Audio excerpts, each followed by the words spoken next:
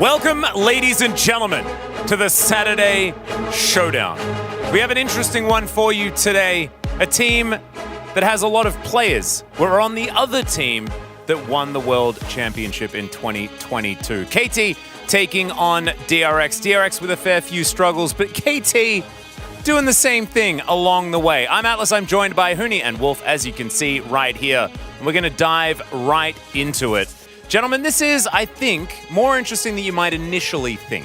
Yeah, I mean, it's a really interesting showdown when you consider three players here on KT, their history with the DRX organization. But I think a lot of what this series is going to be about is whether or not KT can cross the finish line, right? Because you know that KT is the stronger team. You know, you've often joked, Atlas, that it's like flipping a coin every time this team plays. You don't know which KT you're going to get. If you're a DRX fan, you're hoping to come up tails today, but this is the key part here. Def, Pyosik, and Beryl, the protagonists of that 2022 Worlds team drama, facing off against their former organization here in DRX. Yeah, I mean, it is like underdog matchup, but the thing is like the biggest different thing is like I would say with the, let's say there's comparison like a Guangdong Freaks, right? Like we know the Guangdong Freaks actually kind of strong. Like they are better than like most of the Eastern team right now, but it's like today, like KT actually have to prove themselves again that they are solely that they can actually win against the underdog team. Yeah, and immediately after they played against Guangdong, it was the T1 issue that they had as well, that Telecom War was not necessarily kind to KT, and they managed to beat Bro, but I'm pretty sure everyone's managed to do that, including DRX. But let's have a look at KT's schedule here, because the news doesn't get much better from here, right? They have a little bit of respite, I guess, against Nongshim, but Genji, Humble Life Esports, they're going to be tough matchups. The scary thing, too, is if you do happen to lose to DRX, you're going to be on this really downward momentum when you likely lose to Genji. And then who's to say if you lost to DRX, you might lose to Nongshim as well. And then KT is going to drop out of West Side for good at the end of round one, you would imagine. I think Hanwha, definitely a winnable series here for KT Rollster. But as you say, if you drop the ball here, things do not get easier. Yeah, I mean, as I said, like especially last week with 2, like they went actually just 0-2, which is like that was like so critical for them to be able to be on the top side of the Western. So like especially today, they have to finish this week with 2-0 and then make sure it's actually secured. See whether they can do it. Of course, Pyosik having some super plays. I think Pyosik really has been the star of this team, and a big, I mean, if you're an LCK viewer, right, maybe if you were watching Team Liquid last year, you're like, oh, but I mean, Mark is a superstar, we all know it. But in the LCK, Pyosik was always really up and down. He really did epitomize that lack of consistency, but he has kind of been their consistent point. Yeah, I think that Pyosik has really just turned on the aggression here in the LCK, and that was kind of a staple, a hallmark of Pyosik when he was in the LCK in the past before he went to the LCS, but he's doing it on a stronger, more consistent team here. Maybe I'm saying that a bit too early about KT, but a mostly stronger and more consistent team than that 2022 DRX roster. So I'm looking forward to seeing his continued growth here in the LCK. We saw some really great moments from Pyosik. We saw some of the other side of Pyosik as well, but I think playing around him and his aggression, kind of a la Krako back in 2021, 2022, is something that KT should definitely lean into. And Beryl. I mean, you can't, like when you say about when you talk about the KT, this guy, he is the main, you know, like the Beryl, this guy is the Alistar god right now. It's like actually, right now, even though it's like the melee support is not the actually like a lot of the meta, like, it's not like actually set meta, fixed meta, I would say. But he actually pulled out the Alistar with the Kalista, and it's like the potential he's shown to us, like, it was like crazy. He showed us that he's still got it, which I think bothers me more than anything else, just because what happened last year? We have absolutely no idea. And also, what happened with DRX? Well, they managed to win their first series. It was against Bro. It was a grueling 3-gamer, and that's the only game Bro has been able to win all season long. So it really does go to show that DRX are truly struggling. Yeah, they have won 3 games this season, unfortunately. And they have KT today. Again, we talk about downward momentum. If you lose today, Guangdong actually a good team now. So that one feels somewhat hopeless. And even though D+ are struggling, the bar is a little bit higher than the Nongshim that we saw on the previous KT graphic, where they had the upcoming schedule. And then you have the strongest team in the LCK in Genji to finish out the round. So, I mean, if they don't win this one, that Bro win might be the only one they get. Yeah, I mean, could be ends up being just 1-8, but the thing is, like, especially today, I think their main goal has to be at least just to win one game, like, off of the KT. I think still that could be, like, huge takeaway. And still, we still see a lot of momentum from the DRX when they actually especially play against Brion.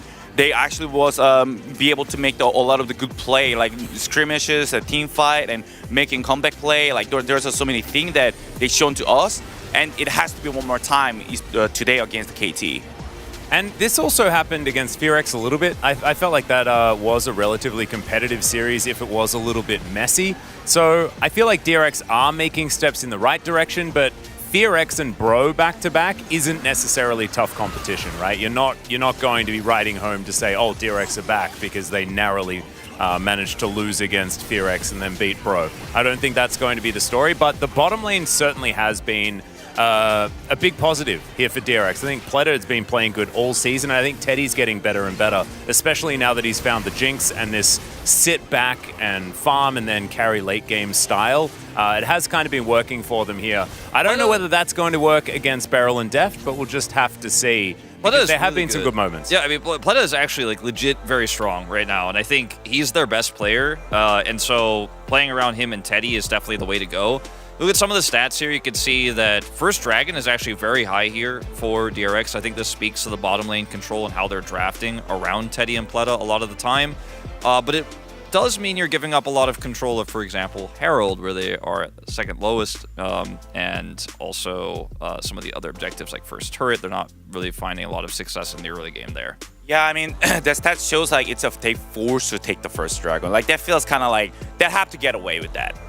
Yeah, they're giving away the grubs and they're taking the Drake if they can get it. Also, combined kills per minute. Number one here for KT. They really are upping the pace here in the LCK, and that is definitely good for the action that we see on our screen. But it's 9th place for DRX, and we'll see whether KT can kind of push DRX into a little bit more of a proactive playstyle, because that's going to be necessary. Having a look at the top side of the map, though, this is where sort of we have to delve into some of the bad news for both of these teams. As you can see, Perfect versus Rascal. This would have been, you know, if we were talking about this a couple of years ago, we're like, man, I mean, Rascal's way too good. How is a rookie supposed to stand up against him? But Rascal hasn't been that guy. I mean, this is why I grabbed this stat, because I wanted to showcase that there is one potential angle here, right? If we do see some of that Rascal Stripe action where he was the only one getting gold leads on KT Rolster back in 2022, ironically now facing off against his old team here, and has this rookie he's up against, Perfect, who's been solo killed 5 times, actually. So Rascal only dying that way once himself, but he's not the solo kill machine breaking Smeb's records like we saw a few years ago. Perfect has 3. I think this matchup could be quite contentious, and I think it's definitely an angle of attack, potentially for DRX. If they want to go red side, maybe they get some counter picks, maybe Rascal gets some advantages. Yeah, I mean, it's understandable for Rascal because since the DRX win con is about the bottom, like they want actually more to be top side to be more consistent, and also the KT Perfect. Like since he's the new key player, like I think it's like really, really aggressive. Like, I think he's taking all the risks that he can actually does, like what Rookie does, and it's like I think the solo kill, the amount is like he's still I would say it's like not bad as like he's still at 3, but it's like getting solo kill. Like I think the consistency like for Perfect has to be more stepped up himself. Yeah, and we do have to clarify that that is not isolated deaths. That's not like he gets ganked. No, that's just solo deaths. It would be a lot if it was isolated deaths, just because he is also left on an island by KT. It's easy 15 plus. Yeah. So we got that one out of the way. Let's have a look at some of the good news for both of these teams, and also something that we just love to talk about. Teddy versus Deft, our 2 most experienced AD carries that we have in the LCK, and also probably 2 of the most experienced AD carries that are playing worldwide at the moment. I mean, there are Utapon, maybe, you know, there's a few others, but these guys have been around for absolutely forever. And as you can see, this dates back to KT versus Jin Air all those years ago. Yeah, I mean, a lot of that matchup strength was about the strength of teams, like Def on the super team KT, then Teddy on T1.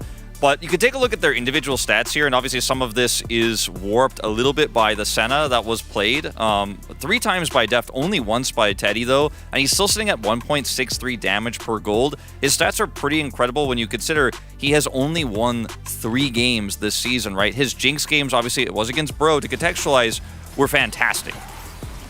Yeah, I mean, it's a whole, everything is like, as I said before, like the win condition is like about the Teddy, about the Plat. Like, I think also they are really playing right now, like they are the best member, like both of them. And I think they are playing actually around the bottom, like consistently really well as well. I think they have to keep it up. But I mean, the opponents are gonna be stronger obviously today, but still they gotta focus on what they are good at it. Over 1,000 DPM on this Jinx as well. I mean, the games go long. They're against Bro, right? Bro aren't necessarily going to challenge the clock too much.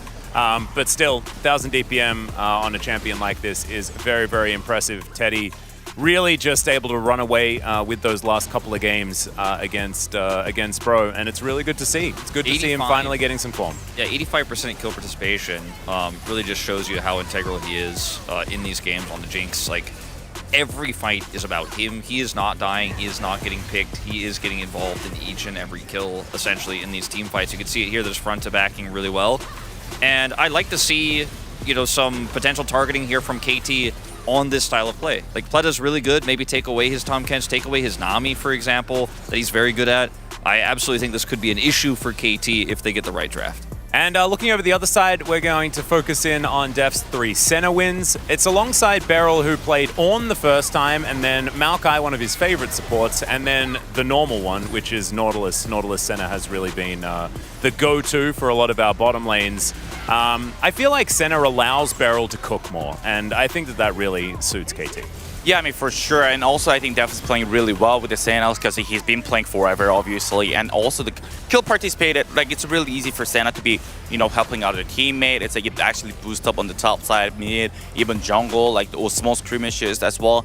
And I mean, it's really crazy with the DPM as well, like with the Senna. Like, obviously, the damage per goal with the Senna is kind of hacked, you know, like it's a little bit, there's a bubble, but still, to be able to put this much DPS with the Senna, I think it's really, really, really crazy. And I think especially when you play Senna, it's just on the stage, you just go 30+ meter, you just have an infinite stack to be able to just auto attack like from screens away.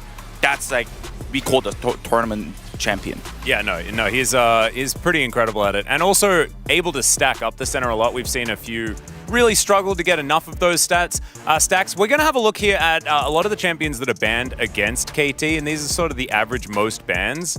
And you can see there's a lot of 80 carries. They really do like to look towards that bottom lane as far as targeting KT. And there's some depth exclusives in here, right? In the Ezreal and the Caitlyn that really stand out. Obviously, the Kalista is very commonly banned. Varus and Lucian very commonly banned. You can also see this Nico that's banned against BDD a lot because he's been playing it a ton for Engage, and with his performances we saw from him even last year, teams are just not willing to allow him to have it. I think that's quite unique that teams have really targeted KT in this way. Same with the Taliyah. But it feels like if you're going to continue to ban like this, you have to pay this tax against KT in draft. That leaves a lot of other strong picks open. Yeah, I mean, which is like also like as we see in the highlight, I think the Kalista especially, it actually opens up the barrel champion pool. Like he can play anything, Hui, Alistar, melee, range, anything. So I think it's gonna be pretty important to ban. No, I would agree. Let's dive into the coach's comments, though, and see what Micro and Hirai had to say about this one. Micro, no matter who our opponent is, we'll be sure to display a good performance. We'll see whether they can get that underway. And Hirai is saying we'll do our best to show a good performance. So not really giving away too much there, Hirai. I probably would have asked for a little bit more of an imaginative statement, but that's fine. Focusing on winning, I guess. Yeah, that's the good old Chun Musup. That's going to come out today. But, you know. That's exactly it. Yeah. I think for DRX, you know, it's tough to make a bold statement, and I think Hirai being very respectful and his as well. You know, he's not going to come out and say we're clear favorites, we're going to dunk on him, right? He just wants to be respectful. I get it. I mean, in order to win, you have to play, you know, you have to focus on your own play, to focus on your own performances. I mean, that's, you know, it's been there forever, so. Well, it's going to continue to be there, Huni, because it is time to get towards the intro. It is time to start our Saturday showdown. Let's get into it.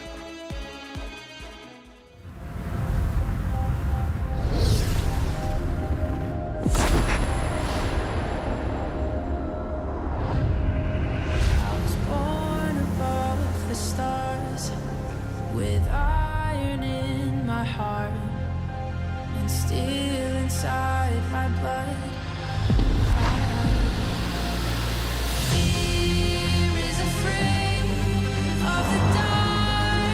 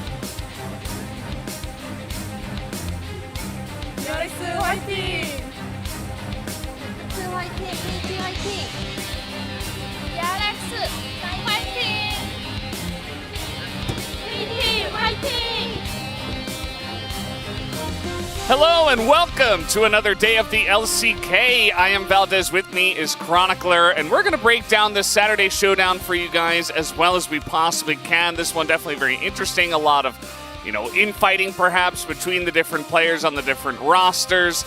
And, we do have a clear favorite in KT, but let's see what DRX have prepared for today. We have seen some teams rise to the occasion. Kwangdong, I think the best example, just a single swap really benefited them. So you can quickly get a momentum shift by just finding what works for you. And I think DRX, we're slowly starting to see some glimpses of what might be synergy adjacent. And I don't know if that's enough against KT. But, KT, they're up and down. Maybe today's a down. Yeah. And then it could be very close. And I'm adding a lot of conditionals because when we look at the actual scores, it's not great, Valdez. Yeah, I mean, if you look at KT's losses, one of them is Kwangdong Freaks, and I think that was the first moment where we were like, hey, KT, they're a bit flippy. What was that? That was crazy. But now we know, we have this extra added information that Kwangdong Freaks is actually a really strong team, and they were caught off guard by Bull coming in, and Kwangdong Freaks definitely overperformed. KT also lost to T1, which makes sense, right? So KT, actually pretty strong, I would say, at this point in time. DRX, though, they need to show us a bit more. And even against T1, they lost the series, but Beryl looked the best we've seen him in, 3 years maybe, individually on that Alistair. So I think that even that they'll take and be pretty happy with. And of course, this is the reason why this is our Saturday showdown. The 2022 World Champion Cinderella story. DRX making it 2 games away from being eliminated in the Gauntlet, going for play-ins, reverse, everything comes together. I came together for this team to get a very unlikely Worlds win. And Pioshik himself said as well, it's weird to go up against DRX, because obviously that team completely fell apart afterwards. Yeah, absolutely. They just split up as Setab the rookie. How will he perform against BDD? Setab, we were looking at solo deaths in the top lane during our pre-show. Setab actually the top in the entire league, and he definitely is struggling to readjust here in the LCK. He was quite strong in Challenger League, but we have seen a lot of our players struggle now this year coming up to the LCK. Yeah, and Setab got POG lost, or I think it was 2022 perhaps, when it was the Aria lineup. So that's way back. He then was still already on DRX, did a good job then, but hasn't really been able to replicate that. And BDD is definitely a fair amount higher because it's BDD and he's really, really good as Teddy. So we actually had some differing opinions on it, which I think is really interesting going into today. I feel like Teddy's week 3, he's slowly been amping up, but strength of schedule does factor into that, and he needs to step it up. As this, I think, is fair. I think this is reasonable, although at the same time, I also can imagine that KT fans will see this and go, oh no, why? Oh, no, why did you do this? Well, it's funny, too, because you look at ours that we did on X at LCK, of course, and, it's fairly one-sided. If you saw the Korean ones in the background, it was like 97%. Yeah, it was even more one-sided to the side of KT. So they have even less belief in DRX's chance at an upset tonight. And I feel like that's pretty interesting insights to the Korean fan base and what they do believe about this team right now. So what you're saying is that DRX win is inevitable? Yes. That's really the only conclusion we can draw, as this team hasn't really come together yet, Valdez. Just hasn't. Yeah. We keep waiting for it, and we're getting to the end of round 1. Keep hoping that we're really going to see them click, and maybe playing towards the bot side of the map is going to be that final piece that they need, but it's individual underperformances of, I think, particularly the solo laners that make it really hard.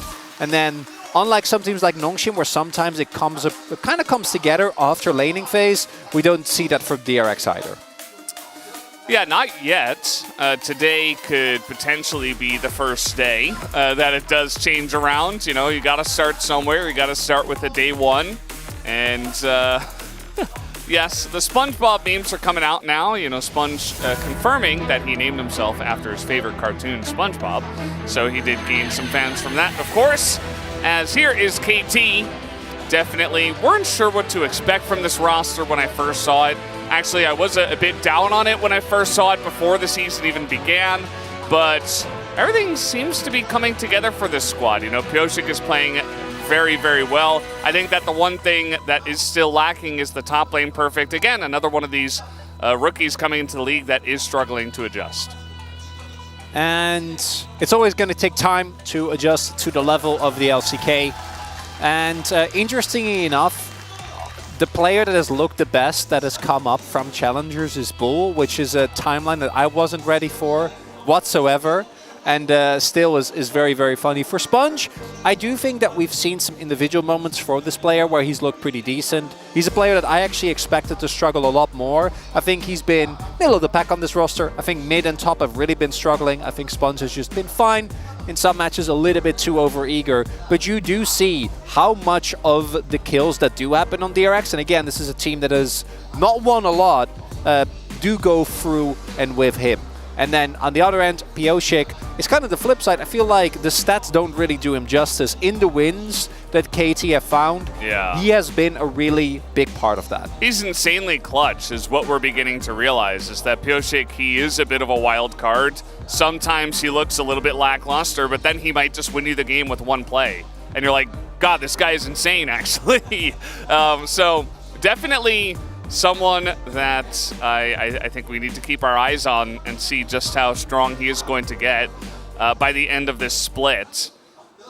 Because he's surrounded by a lot of strong players on the roster as well. The band is back together there on the side of KT, of course, which is a big theme for this Saturday showdown, playing up against old DRX. And one thing I really liked, because KT talks about this a lot in some of their pre-game interviews, was that on one hand, Perfect feels nervous because he's obviously a rookie, right? So he's making a lot more mistakes. He's had some incredible highlights. The Gnar play, I think, is the one that comes to mind. But in general, I think his mental from game to game has been good, where he's able to bounce back reliably after really, really rough games. The Udyr game is, I think, the most one that immediately comes to mind. But at the same time, the rest of his team has also noted that they feel more pressure because they feel like they need to step up a little bit more because their rookies still getting used to the stage, still getting used to LoL Park and playing against LCK tops. And they're slowly getting better and better at dealing with that.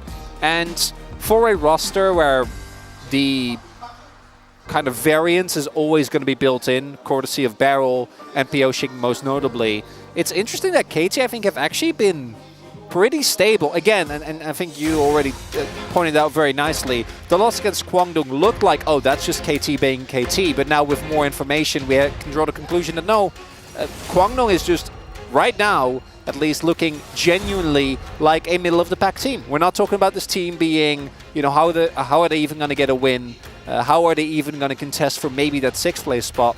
So, for KT, today the expectation should be a quick and clean victory. And given the overwhelming expectation of the fans, that is what everyone is feeling like. And for DRX, it's up to them to play spoiler. Maybe getting a good start in game number 1 could be that turning point to kind of get the pressure to get to KT. Yeah. We're going to start off with a lot of AD carry focused bans here. Also the Taliyah, which has been a BDD comfort pick for quite a while.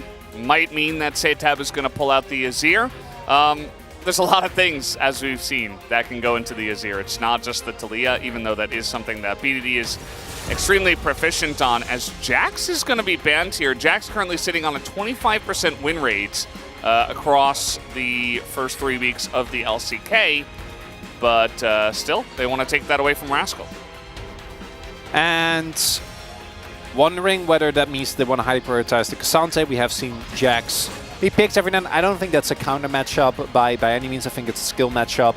But we have seen Perfect really struggle. Udyr is another example. The Rumble, I think, is really, really good. Would like to pick up here. I think Perfect has looked good on that. We also have our Rumble expert on the desk today. So we'll make sure that afterwards we always know how good the Rumble was on a scale of 1 to Huni. Yes. The Senna lock-in I do really like, because I do think that Deft and Barrel, as were mentioned by the space already, utilize this pick really, really well. And freeing up Barrel's creativity is not something that you want when you face him. Yeah. I wouldn't have mind them going for just a later pick onto like a Jinx Tahm Kench, because that is one of the bottom lanes that has worked for them, which, you know, they haven't had a lot of success, but instead they will go for this one. The Nautilus is picked up quite early on. And it's a great setup for the Rumble, of course. You have a lot of CC, you hold people in place, and Rumble just burns them to a crisp. Now, the Tahm Kench is going to come out anyway and be there alongside of the Senna. Not the most exciting pick. Sure, KT's bot lane looks and I'm like, pop, that's the best you can do. Kench, Are they going to slam Azir here? I think they might. I hope not. We do know how we collectively feel about the Azir. This is good though. Sponge has actually been good in the Sejuani. You haven't really given away too much, and you don't fall into the early trap of an Azir, which BDD is gonna counterpick. You know, BDD not our most noteworthy, as the Draven gets locked in. I was going to say our most notable melee player when we have so many other ones, but he can play fine Akali nonetheless. The Draven locked in though. This is a pick that Deft has pulled out in many high-stakes moments, sometimes to great success and sometimes to him just kind of being there and not a whole lot happening. The early laning phase I think is going to be nice, but one of the key issues that you do have, I think, with this Draven lane into specifically Kench is that post-6 it can be really hard to reliably get him snowballing, right? You really want those stacks to cash out, and Kench is always going to be a bit of a pain to deal with in that regard. Yeah, it does feel like almost a risk they didn't quite have to take. Yeah. Is almost how I feel about this pick. And, you know, Deft is pretty good at it, and Draven can get a lot of value, but yeah, I think they could have gone for something a little bit more standard, a little bit more meta, and just kind of ran with it. But instead, we are going to see the Draven. The Akali does get banned away. And so maybe BDD himself wants to pick up the Azir. Could be. Maybe you want to use Pioshik here for the counter pick. There is, of course, also the flex potential. Rumble could also be flexed towards the jungle. And we haven't talked about it at all. But yeah, the Akali ban actually makes a ton of sense given that you're looking to get the Corki here. Corki is a pick that we love to hate on because of how fun and interactive his gameplay gets. And BDD will be able to pick that one up. They make it kind of effortlessly through the draft. And is going to give their comp way more longevity. If you look Draven, if you look Rumble, then it really feels like you need to win in early to mid game. Not going to be the case here, as no really big surprises coming out just yet, as the Aatrox does get locked in here for Rascal, which it's fine. You know, it's there. Obviously, we would not like this, but this is in line with what DRX have been doing previously, giving Sata a pick that he clearly feels the most comfortable on. I would love something aggressive a lot more. This is something that Satap has played in Challengers. He has a Sejuani, and it's a matchup that can actually threaten the backline. So I'm really happy with this. I don't know if it's going to work, but this is a very necessary change in the drafting strategy from me when you look at what DRX have gotten for themselves here. Yeah, absolutely. I like this a lot compared to what it could have been, you know. Poppy. Big Rammus. It is full AD. Yeah, it's so 1v9. Ah, he didn't. They were hinting towards Imagine. Like 4 different players were hinting towards the Rammus. I know, so I I feel know. like a little bit of a... but I'm actually like, look at what they have though. Yeah, but it's Rammus, so, you know. Percentually It's not a great good at pick, the moment. ideally. Valdez. You I wouldn't know. want to pick it. So, I like the Poppy a lot more. I think Poppy is, I think it should be picked more often. It's good not only into like champions that dash or, you know, stuff like that. You have so much disruption. You have so much zone control, and then also you can just knock people away and win team fights just with her Keeper's Verdict. Very strong. Gives a lot of space to the Corki as well to potentially scale up in this game. And we saw yesterday, I believe it was Home Life Esports that used to run the old Corki and Callista combination. This is kind of similar where the Draven, you know, early to mid, you would like them to pop off, and if not, you have the Corki eventually that will scale inevitably to his 3 items. You have an insurance policy, right? If it doesn't work out, if you don't get the Draven fed, gonna get a lot of value out of that. The Poppy pick, I think, is a stroke of genius because barring Teddy in like 35 minutes plus territory, this is effectively a full melee comp, which you have incredible disengage into with that Poppy. We'll see if that's enough for DRX to get a win. Yeah, absolutely. Let's hop onto the rift for game number 1.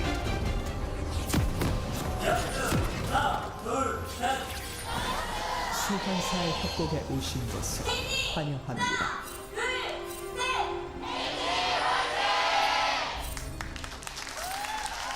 미니언 생성까지 30초 Here we go. Game number 1 of Saturday Showdown. Match 27.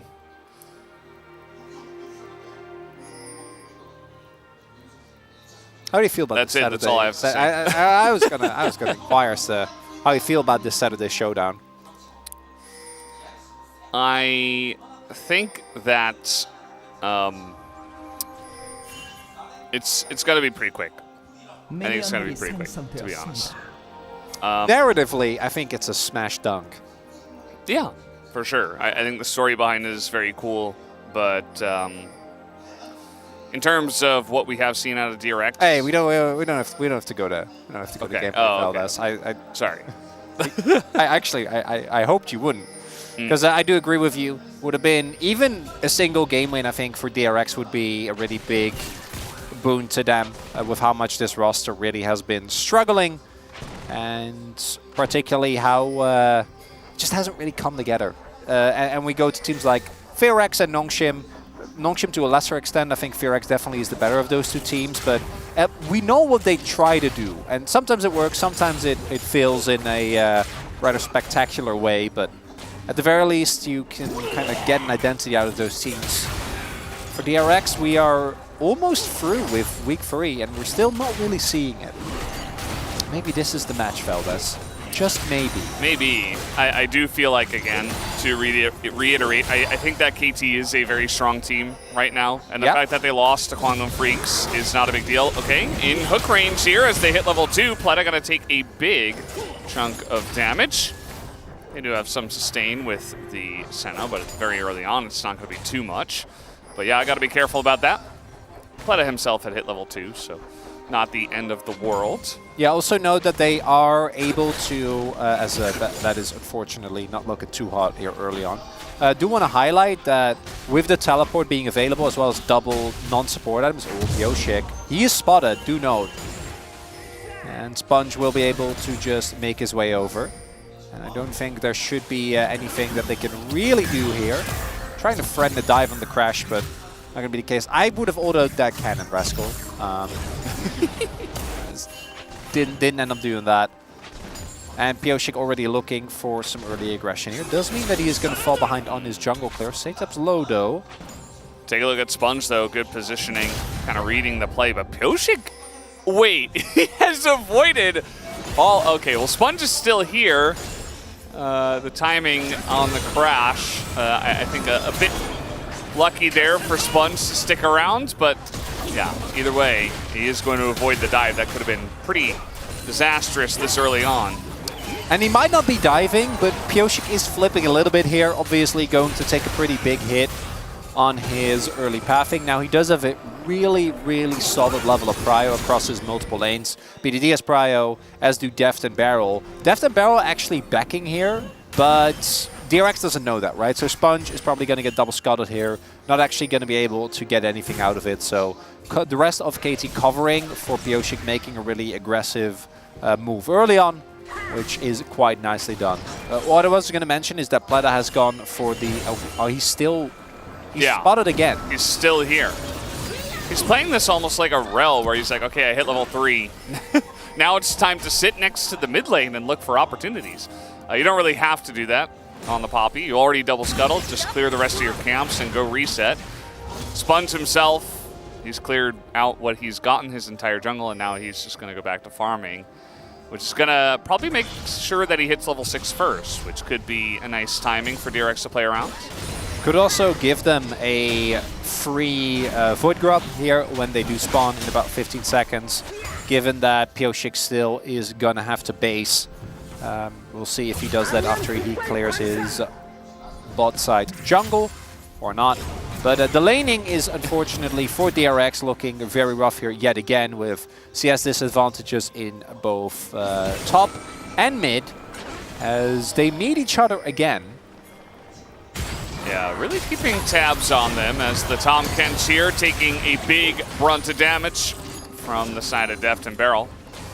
And Pleta just going to have to feel bad about that, I suppose. But the one upside here is that Plata, if he trade, as long as they do some damage to Deft and Barrel, he hasn't backed yet, and he really wants to back and then TP back in with a support item, which is something that we have seen a lot. But Teddy can't really afford to take too much damage, so good that that hook from Barrel doesn't hit. That would have been a bit of a disaster. And as we do see, Sponge was able to utilize the early tempo lead that he did gain by Pioshik being spotted multiple times to get himself an early objective. But that's the most he's going to get because his lanes are not doing so hot. Lane's not feeling great. Pioshik looks like he wants to stick around for all 3 of the Void buffs. Actually, as I say that, he runs away. So it's going to take 1 of those. And now he's looking to the top lane, actually. Equalizer comes down, and I suppose it forces the World Ender. As here's Satab looking to bait in BDD, and Sponge's flash does nothing, and BDD just Valkyries away. Oh, that's unfortunate there from Sponge. I'm not sure if he messed up the Q flash or whether he like just didn't have the range, but without that hitting, you're not going to kill BDD. Doesn't even force the summoner there.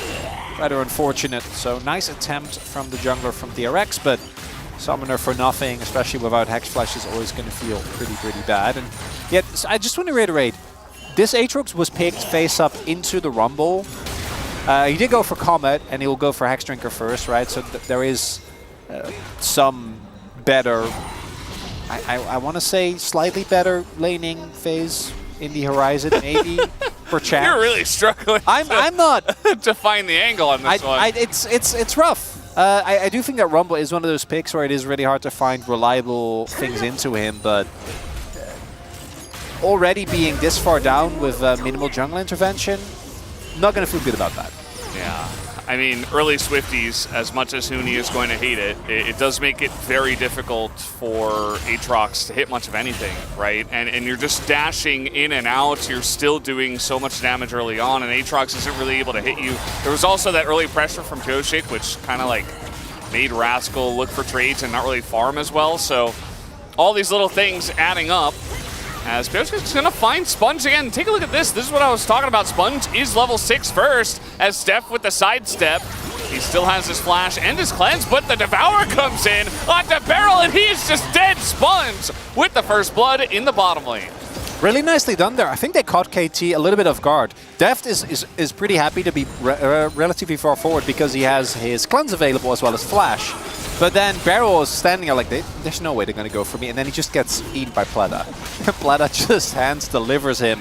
So nice early play here.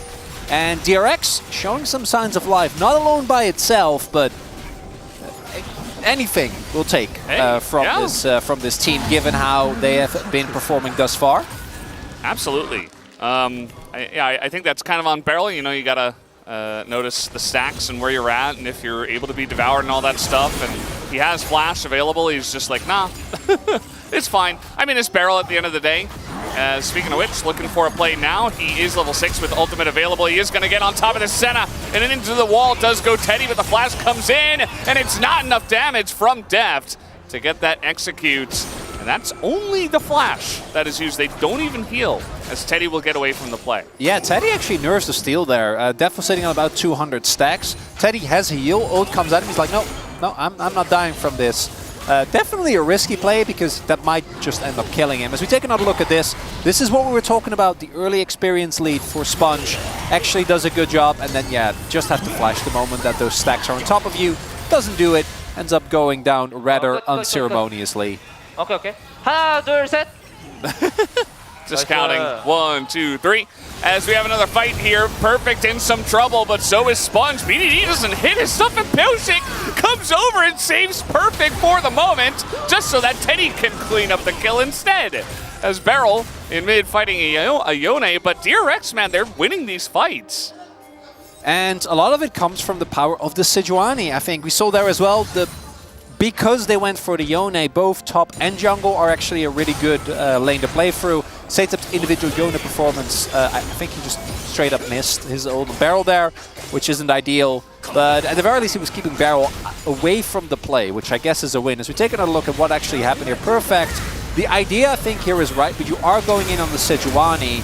Really good ultimate there from Teddy. Actually, I think ends up being the difference maker. And the play there from Perfect by itself not the end of the world, but you need the rest of your team there. And in general, the Rumble is really, really strong, but I think ideally you want to play more towards that bot side and not take too many risks with this Corki, because at this point, Corki just isn't going to offer that much. Even if they would have been there, you're basically relying on Pyosik slamming someone into a wall and then 100-0ing them within that time frame.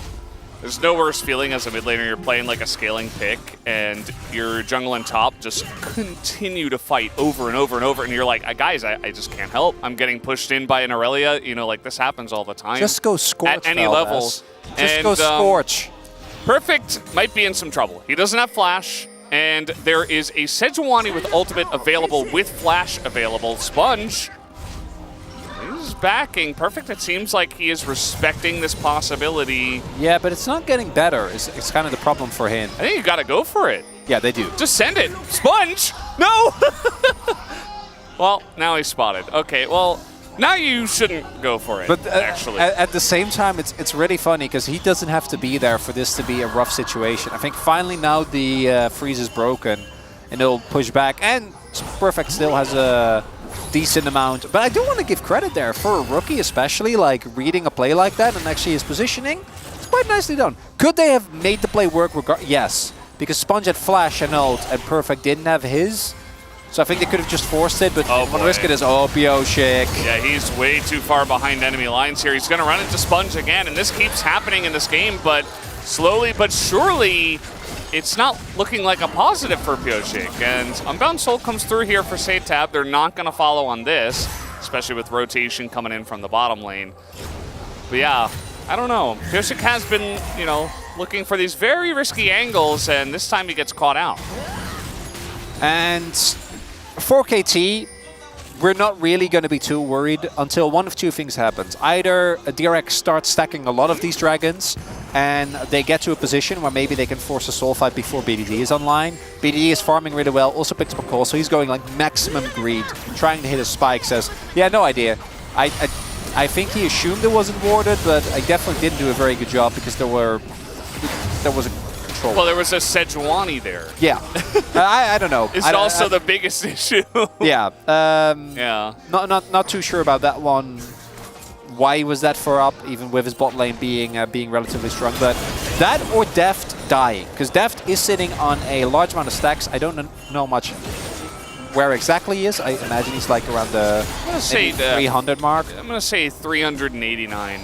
All right, I like that. Yeah. It's a good amount of stacks. Him dying would be really detrimental, I think, to KT's strategy. And on the flip side, if he gets even a single kill, if they find someone with this combination of Perfect, Pyosik, and Barrel, then from that point on you're kind of vibing. This next Drake though going to be really big. We do see a lot of vision control being given to KT here in the river. As you can see, multiple control wards. We'll see if they can find a prior package is available for BDD. I'm pretty sure KT really want to contest this. Yeah, I mean, they should at this point in time, even with just a package to zone, although Sponge is very strong and so is Teddy, so they're coming in here, and you see DRX don't want to give this one up without a fight. TP coming in, and it's a 4 versus 5. Aatrox coming in from the top, and yeah, as you mentioned, package is used very defensively, and they just have to go away. Barrel just trying to peel for his team. He's got a flash out of the chains, and they say, thank you for the leash. We had more people. We will take this dragon. And nicely done there by DRX. We'll see what KT can get. The moment that Rascal starts roaming as a Barrel, good hook. I don't know if you wanted that one. Jonah Strong's getting excited. Yeah, if those chains hit, here comes Satab actually. Could throw in an ult, but instead decides not to. Yeah, this is the one downside that you do have with the Ignite specifically. If you don't follow the roam, your team will be a member down. I think KT got to be happy as Plata makes a relatively big mistake there. Does have to use his flash. That they didn't give up any kills, because a kill or two to Satab or Rascal could have really been very debilitating. Not going to be the case. And at the very least, the gold remains even. This is Infernal though.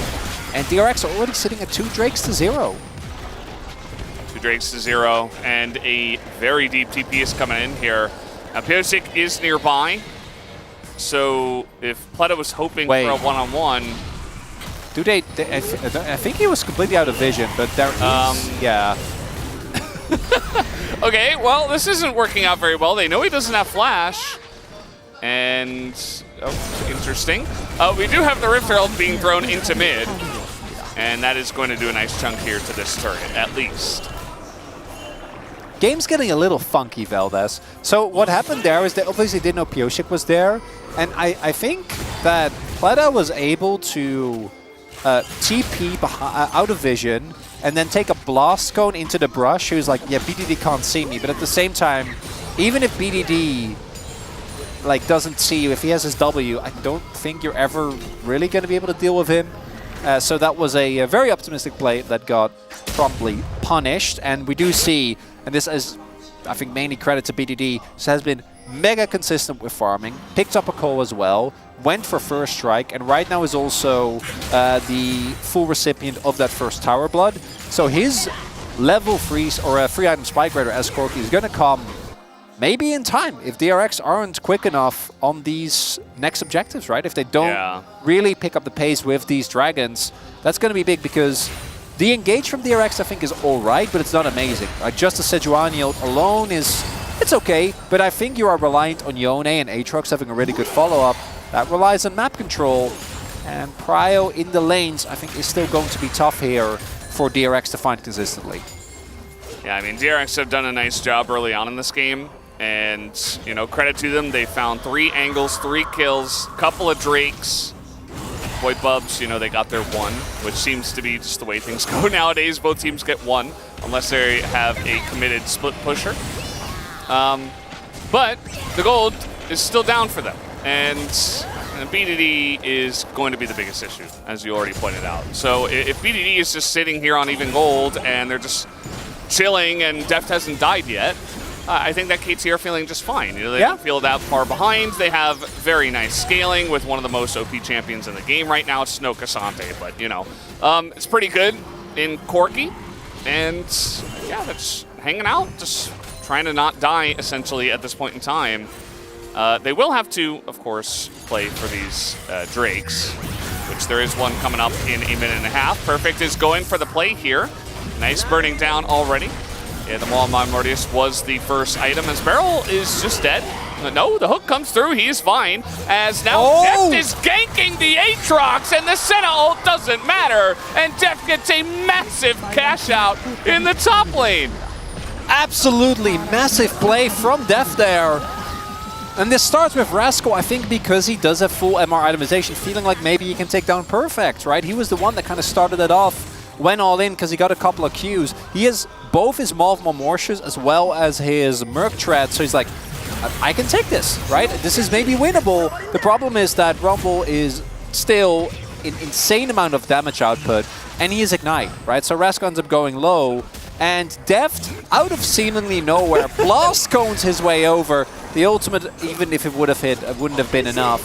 And that is a, if I'm not mistaken, 1,155 cash out, which is why the gold lead went from even to now 2K here for KT. So that's the breakpoint that they've been looking for. Malignance is done now on BDD, and I think the early game from DRX, all things considered, pretty good. But KT, I don't think they were really ever worried. And right now, they're going to be feeling great. Yeah, at this point, you take a look at the gold graph. Look at that. A thick jump down. I don't think there's a lot of champions that can... fell off a cliff. Yeah, that can actually do that. Like, specifically that much gold. Yeah. Because normally it's like if you win like a team fight, it's like a little bit bumpy. No bumps. No bumps. Straight down. And, yeah, I mean, Sitev's not going to steal the drink. So... now they have Deft online. They didn't really before. He was still waiting for the stacks, and he did get the big cash out, obviously. So now he's online in a big way here in the mid game. BDD's still scaling up. And, yeah, I mean, DRX, they're going to have to do something here pretty quickly if they do want to avoid the Corki power spike. But at this point, you know, giving up the Drake. Kill Barrel. Just kill him! You know, that has been their game plan the entire game, and they will this time. They did it! They got it. They killed Beryl. Nicely done. Start Nash? Question mark? They can't, unfortunately. I don't think they actually have the damage available to get through that right now. And their damage is pretty lackluster when it comes to Nash. I think most of it will be like Sponge and Satep. Satep with his Blade of the Rune King. Permafrost, when you get repeated stacks, can actually be pretty alright at getting through the big objectives. But yeah, as long as Corki's alive, I don't think a whole lot's going to happen. And Barrel's just like, yeah, you killed me. Satep, ult available, but they're TPing into this one. They want to go for a play, actually. Ult gonna force the flash out of Pyosik. They immediately turn onto him. But yeah, getting the flash out of Pyosik still going to be pretty valuable there for Satep, as it looks like that TP was denied. It was also Pleta TPing. It's like much less threatening than Rascal is. Good cancel though. Well. You know what? Maybe not. Maybe it is just all about Kench. Generally it is. Ooh, nice play here from Barrel, setting this one up as Draven damage is going to be coming in, but Barrel now getting pretty low, and Rascal is going to take him down. Perfect. Perfect's coming in. He doesn't have Equalizer, though. So they're just going to have to let that one go as Barrel, once again, going to hit the floor. This one was a little bit more valuable. The gold lead actually now has been reduced. DRX is looking a little bit better, and a lot of these kills are going on towards Teddy. And I still don't know how DRX is going to reliably deal with Corki, because again, you do have a decent amount of engage with the Sejuani, but Corki is really hard to reliably get on us. We take a look at this one. This one, well done. A lot of investment, but I don't think KT are really going to mind. Just a nice play from DRX, and Barrel overstepping a little bit. This one, though, feels a little bit more, I think, on the team. Initially it looks, Barrel goes for an aggressive flash in there, which is a cool combo, but I don't think it was even remotely necessary in that specific situation, the way that like Lehens and Execute have shown us, because there wasn't the immediate follow-up that they needed. And these kills have kind of brought DRX back in a position where I think they're going to be feeling a little bit better. It's all about this Dragon, though. If they set that up, DRX can set up some forks later on where they force KT in unfortunate positions. And I love the little... Yeah. The gold dunk, and then immediately we're actually going, oh, back to parity. Slowly climbing. Yeah. We're hiking back up the mountain here for that we base jump DRX. off of? Yeah, I guess so. I really want to see Teddy's stacks and see how well he has done, because yes, the kills and the gold are nice, but the stacks also pretty important. Surely we'll get a look at that eventually. Have you seen the new Mission Impossible? No. Okay, because it's a great movie. I recommend. He's sitting at 70, by the way. Nice. So it's okay. It's not great. They do base jumping after they drive a motorcycle off a cliff, and they jumps off the motorcycle. As you do. As you do, yeah. It's Mission Impossible. Yeah, that's kind of a trademark. Fun movie. I know you're big on movies, Valdez. Yeah. You watched a lot. I like watching good movies. But, I mean, it is a good movie, though. Oh. Okay. Yeah. Maybe I'll watch it then. Watch any of them? Someday.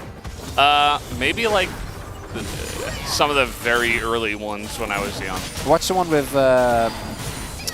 Philip Seymour Hoffman. I don't think so. That one you would love. That one is very good. And the reason why we talk about Mission Impossible is because Corki is about to hit his third item spike. Yeah. And then it'll be Mission Impossible. Yeah. DRX. Exactly. Yeah. Maybe DRX just win though, because I do think. Here we go. He got it. Yep, there's Eclipse, there's Package, and 20 seconds. DRX need either an amazing engage or a big pick. They can't afford to play it slow because they will get whittled down. But we see BDD's waiting, just sitting in base. Just vibing. 24 minutes free item spike without any kills. That's some solid farming right there. Yep, he's doing really well. And now with the package, they should just run straight at the Drake. I don't think you're in any danger of DRX bursting down a Baron at this point. Just trying to posture around mid first, trying to get some poke down. You see a little bit coming down so far, but yeah, I really think they should just go over to the Drake, as maybe Def's going to start that one up by himself. He is over there in the pit as we speak, as the big ones are not hitting, and you know what? DRX are actually going to start up this Baron, as we do have a bit of a skirmish here in mid. BDD still not hitting these missiles. As Satep going to come over the wall. They do know this is happening. Package is used. Rascal is burning pretty low, and the Infernal Drake did go to Deft as, oh! Nearly able to take out Rascal there, but not quite enough. And KT gonna stop this Baron as well. So at the end of the day, KT, they got another Drake, and they're just continuing to scale. And KT really playing it very cool and collected there, simultaneously making sure that they get the dragon. Oh, look at this.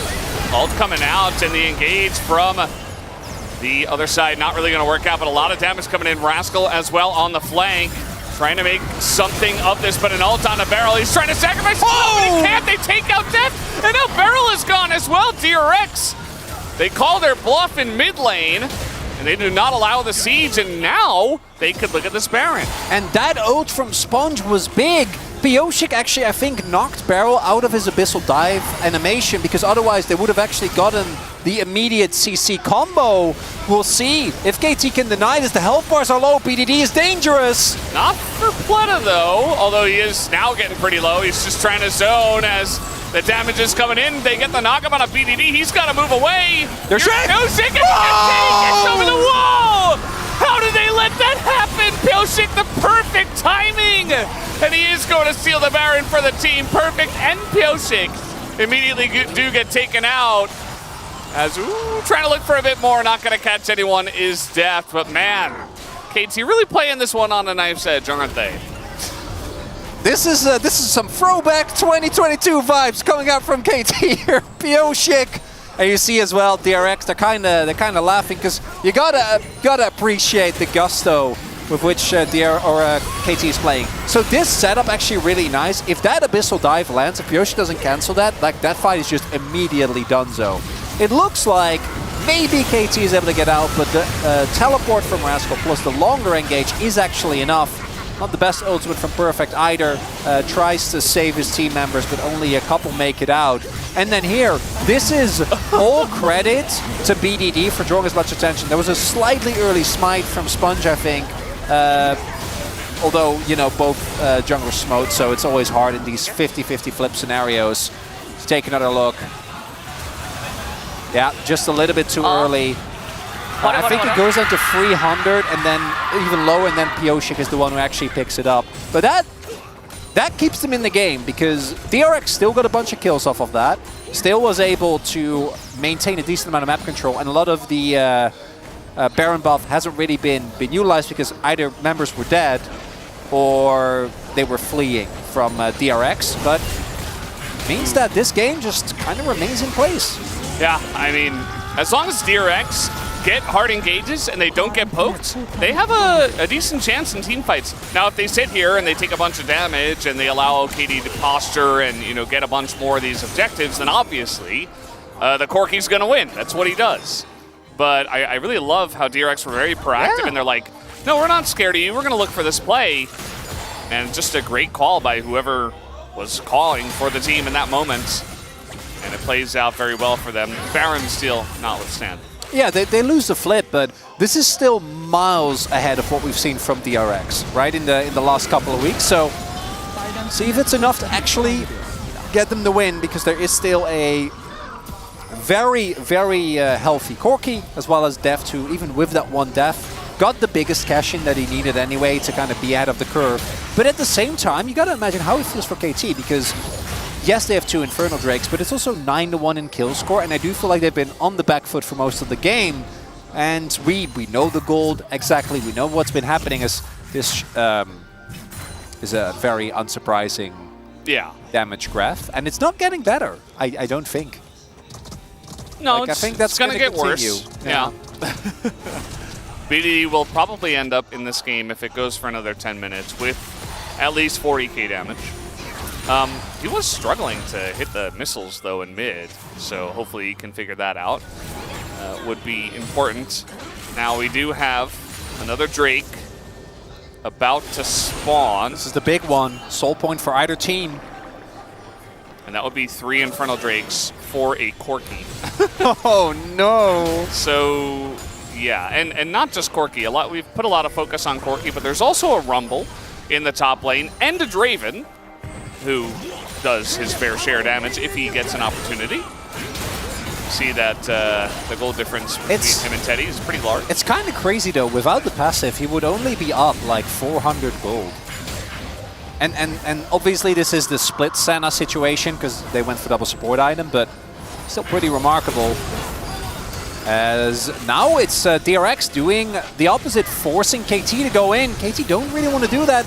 But they do have package. They do have the package, but this is already too low. And KT are not going to be able to get in here on time. Pyosik not going to send the ult, and DRX, a very nice escape. Everybody just runs away. Very smooth. No chances taken. There's no Baron on the map, so they just get in and get out. And no package utilization.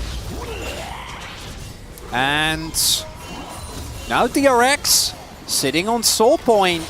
And I do think it's really important to note and repeat what we've done a bunch of times already, is that the Corki is an insurance policy, but it's not enough. No to win a game to knock up! Wait, how did they know they were there? That's insane, but the equalizer is so huge on Apleta. He's taking way too much damage. The flanking, Aatrox is out, but the Yone ultimate is good. Not good enough as KT, they are on the run. And BDD is going to be able to Valkyrie away from Rascal now, who is sitting on a bunch of damage. Beryl going to force his flash away. As DRX, they knew they were there, but still not able to capitalize. I think that they knew that someone was there. If they knew it was 3 people, I'm not so sure whether they go for that. DRX taking some risks in this one. If they have like the Yone ult immediately layered on top of that, I think you win that. Right? If it's just a little cleaner. Now it just was mostly funny. Right? If Yone's there, can you just like imagine a Yone ult on top of that? That would have been possibly game-winning for them instead. Perfect's dead in that case. Yeah, Pyosik again has been really on point with these ultimates, making sure, because if that Aatrox gets a single reset, might also be the end of the health bars of Beryl and Perfect.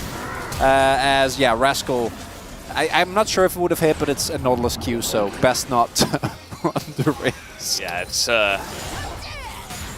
that thing is going to hit a lot of stuff that it probably shouldn't a lot of the time. That is the way of the Nautilus. And now the Baron is available, but DRX, they got that one Infernal Drake, and it's staggered now. It's not, okay, well, we got to fight over the Drake, and the Baron might get stolen. It's like, okay, well, we got 3 minutes before the next Dragon to potentially threaten this Baron. And DRX's position as a team is in a better spot right now than KT. BDD does not have a package. They do not have vision of the Baron. I'm doing a good job of zoning here, playing it very far forward. Just sponge it, say that was enough. Look how fast they go through this with just the 2 of them. Yeah, I mean, they're going to back away from this one, don't flip actually. again.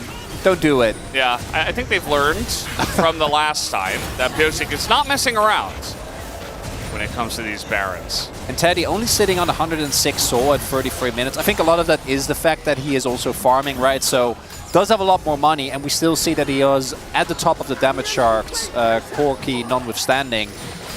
See if that is going to be enough. And KT, they don't have any vision. They don't really want to take any big risks. Yeah, they don't know if it's happening right now. They're pushing. You know, they don't have any clue. And they're going to send in a missile and get some information. Pyosik is over there very early on, as is Beryl. And Perfect is isolated on the right side of this one, gets pushed away. Beryl is all alone. The ult comes through onto the Nautilus. They take out Beryl immediately. And now you just don't have a support. How are you going to get in here? Rascal also on the flanking positions. This might be it for DRX. This is a rough position for KT. They're trying to get out of here. Pleto with the engage. The equalizer not that great, and the double knockup comes through as Poppycopter comes in and he dodges it. And now they don't have it for the rest of the fight. KT, they're up against the wall, and the damage from Corki is pretty negligible. If he can't hit his missiles, they get on onto the Corki. Down he goes, and Perfect is gone as well. And KT are just getting wiped by DRX. Deft gets a kill, but that's all that they're really going to get out of that. Even with Sponge down, with no one there to back Pyosik up, I don't know if he can contest this. They do need to make sure, keep track of where he is, but with that teleport, I think that's going to be the end of it. He just can't walk in. Yeah. Not even Pyosik can steal this one.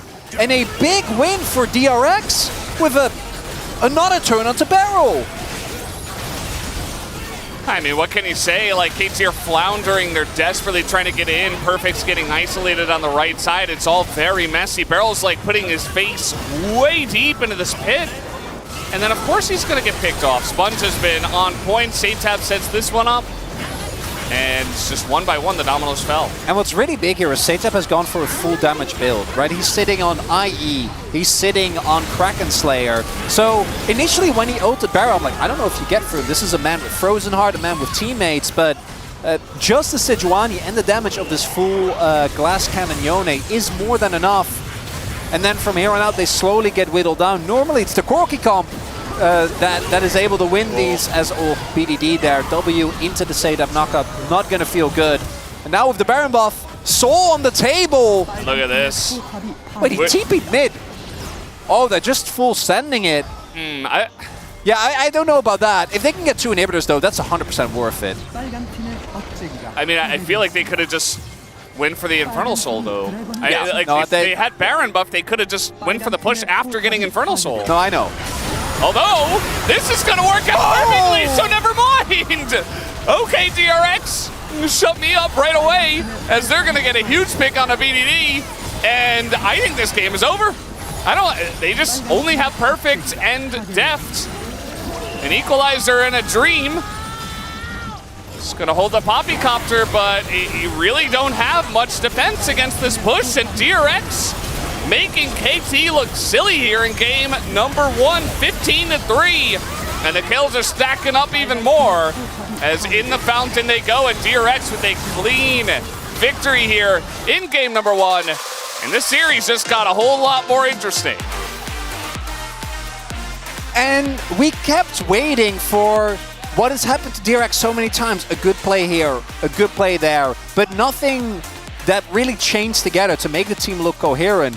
And genuinely, I think everyone just had a good game. We had Sponge being able to hit a ton of these key ultimates. Teddy was untouchable in so many of these fights. Plata, that one Abyssal dives notwithstanding, I think did a really good job on following up. Rascal was able to find the flanks, and it took a couple of weeks, but looks like DRX have finally truly shown up here to the LCK. Yeah, and on the side of KT, I'm not sure what you got to do in the next one. BDD did do a whole lot of damage, but it just felt like any time they went into a team fight, it was just all discombobulated and kind of all over the place. They got caught that one time in mid, and DRX were just always one step ahead of them, like Baron control, objective control, mid lane, flanks that were coming in from Rascal were good. DRX just straight up looked like the better team in this game. And they had a great proactive game plan, they played it out keenly, and they handed Corki a loss. Ticks all the boxes for me, Valdez. Wow, they actually did it. And guys, that was only game number 1 of this best of 3. Let's see what develops afterwards, as we are going to have a quick break and then the space. We'll be right back.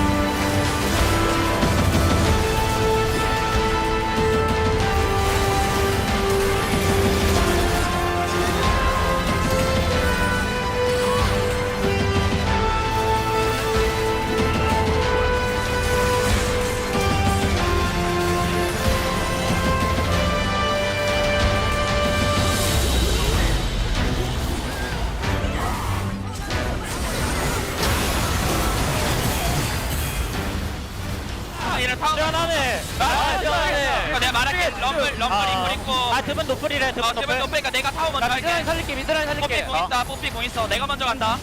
내가 탱해줄게. 말해줄게. 기다려. 드문다가 잡으면 돼. 빠지고 해. 궁 빠지고. 궁 빠지고. 기다려. 나 궁 빠졌다. 나 이번에 걸게. 앞라인 쳐봐. 민호 빼. 해. 나 죽어. 야얘 잡아. 디벤 노플. 타워 돼. 아 밀자 타워 밀자. 다음 판은 잘해보자. 한번 살려자. 네, 나이스요.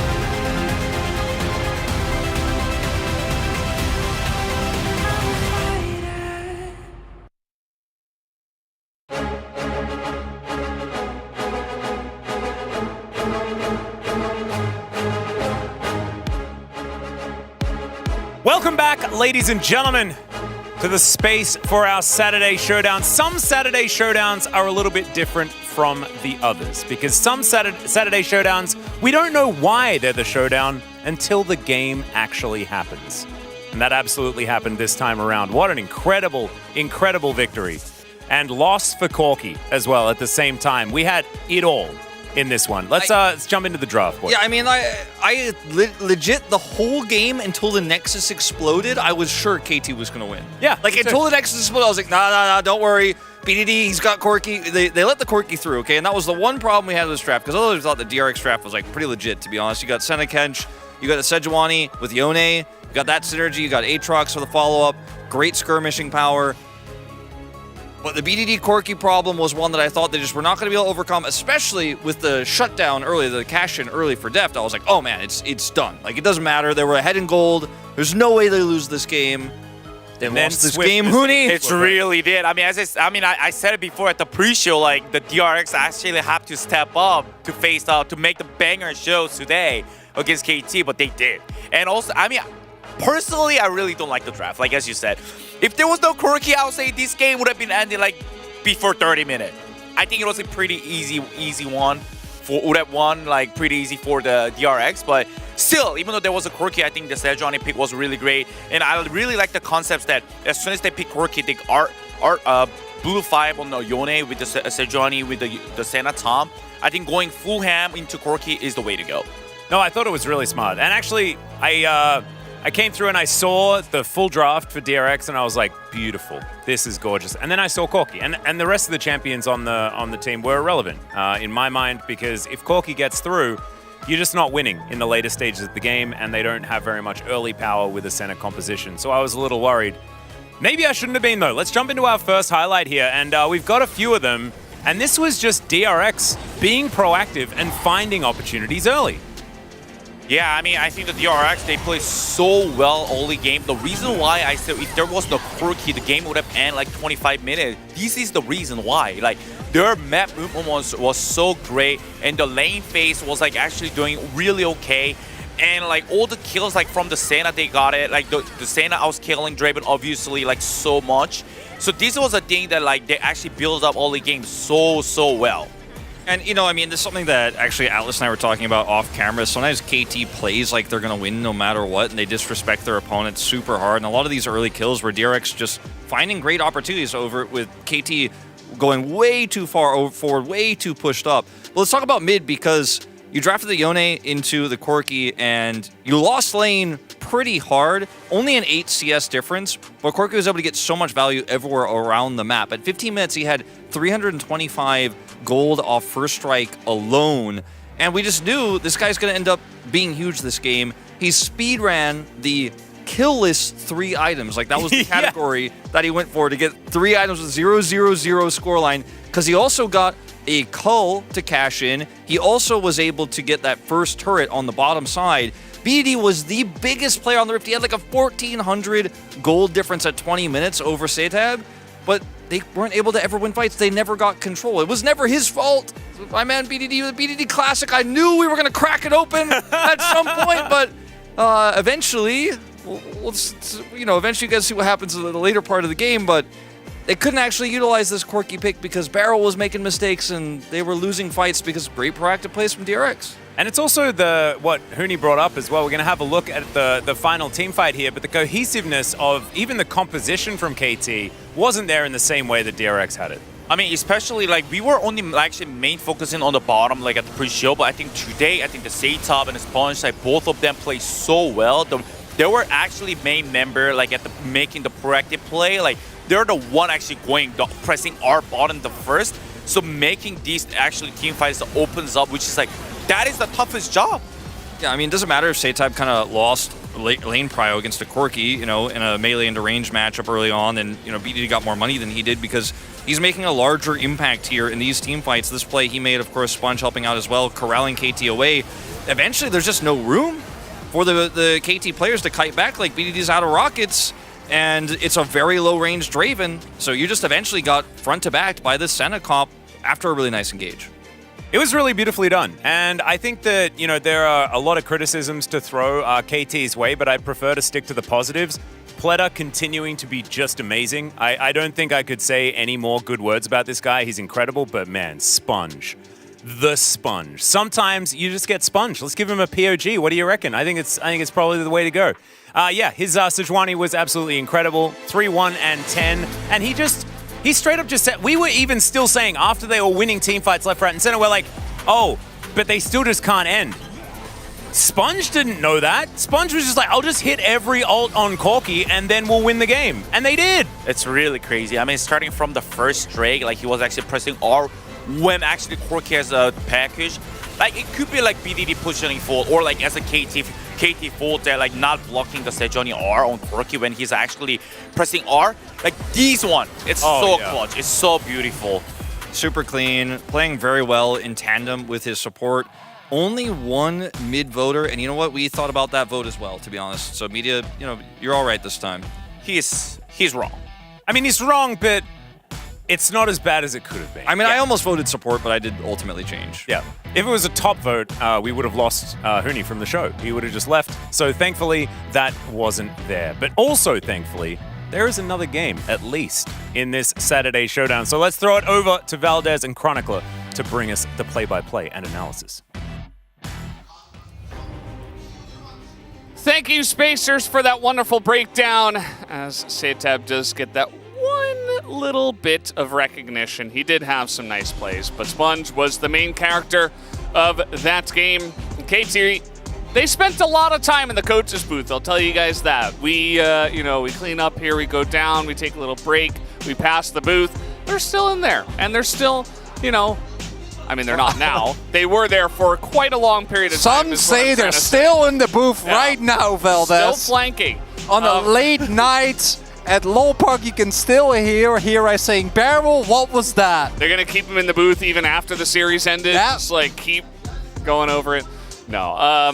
KT, they have selected the blue side, and we'll see if that does work out for them. Again, as Wolf said on the desk, it wasn't really like BD's fault. It wasn't Corki's fault. It was just a team diff that DRX actually played better as a team, and their Wombo combo team fights were just great. I guess it's not technically a Wombo combo, but some of their picks that they had on their turns, on their plays, off of objectives, their objective control, their map control, was objectively just better on the side of DRX, and I think that's the big thing I would look at if I were the KT roster coach.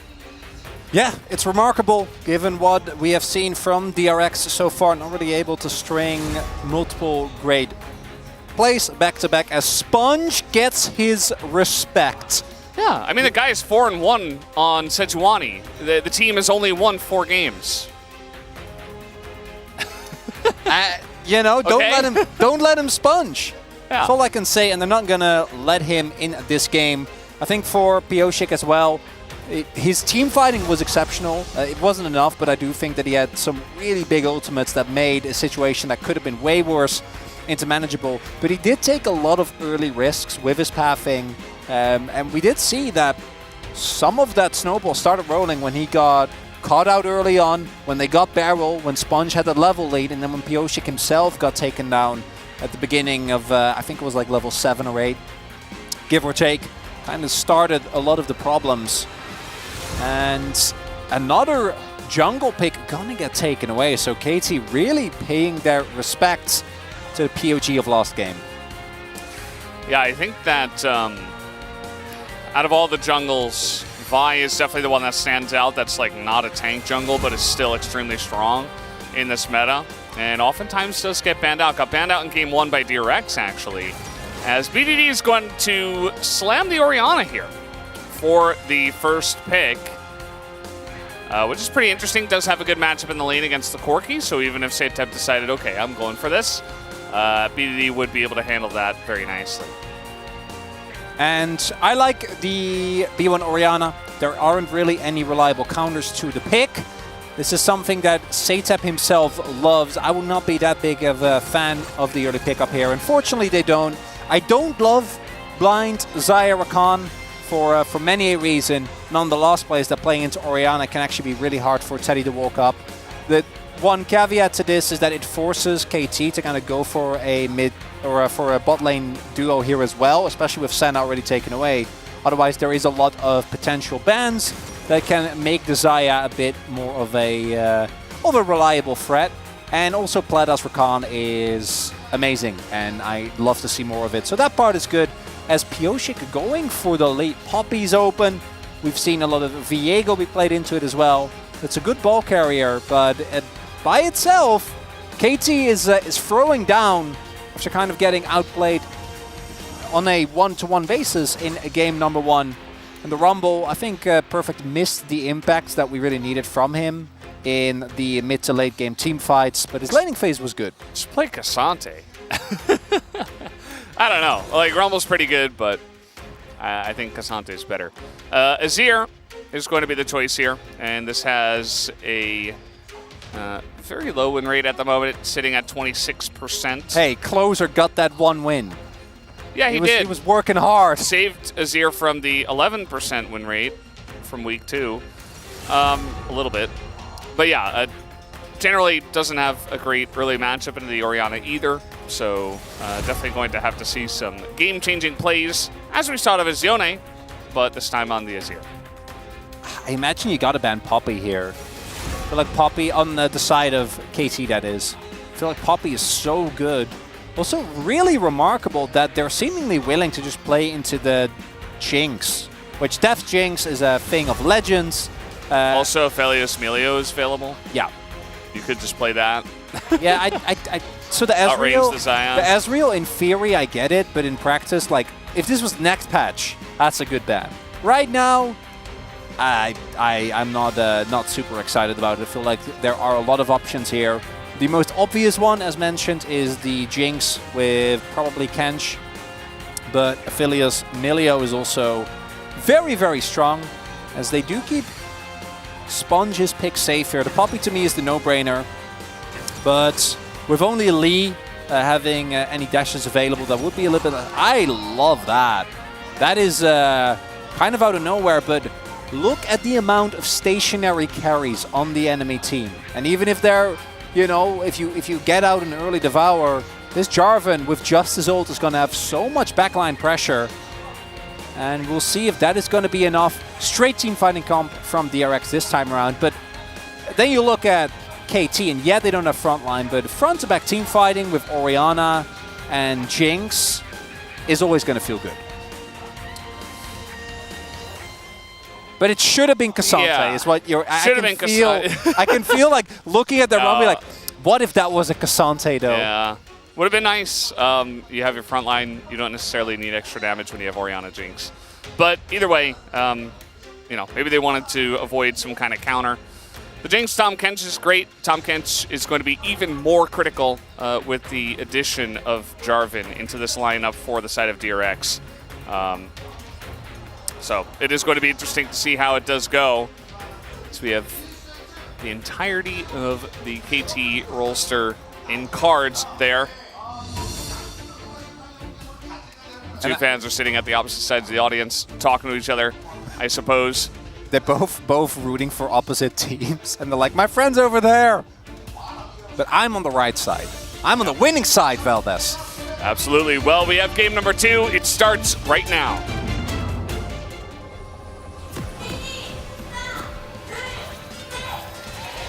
수산사의 협곡에 오신 것을 환영합니다.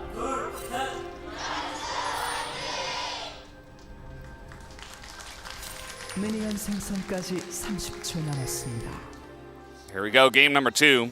Sponge pulling out the Jarvan. We haven't seen a lot of Jarvan. I believe Cuz played it most recently in the match.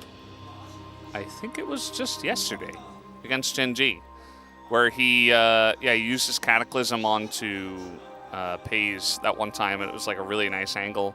They were able to collapse. Very true. I think Jarvan is a very interesting jungle. It's not a tank. Keep in mind that Maokai is open. Maokai is very strong in this meta, but both teams say, no, we don't need this. We need extra engage, or we need extra setup, and they go for these picks instead. Yeah, I would have loved the Maokai for KT in particular. I do think that engage from DRX was a really big reason of why they looked good in the last game. It was the combination of hard engage from Sponge, the follow-up that Plata had available, as well as the obviously, I think pretty solid Yone as well, that came through from Setup with his follow-up. As we do see here early on, as expected, really need to respect the level 1 of Kench.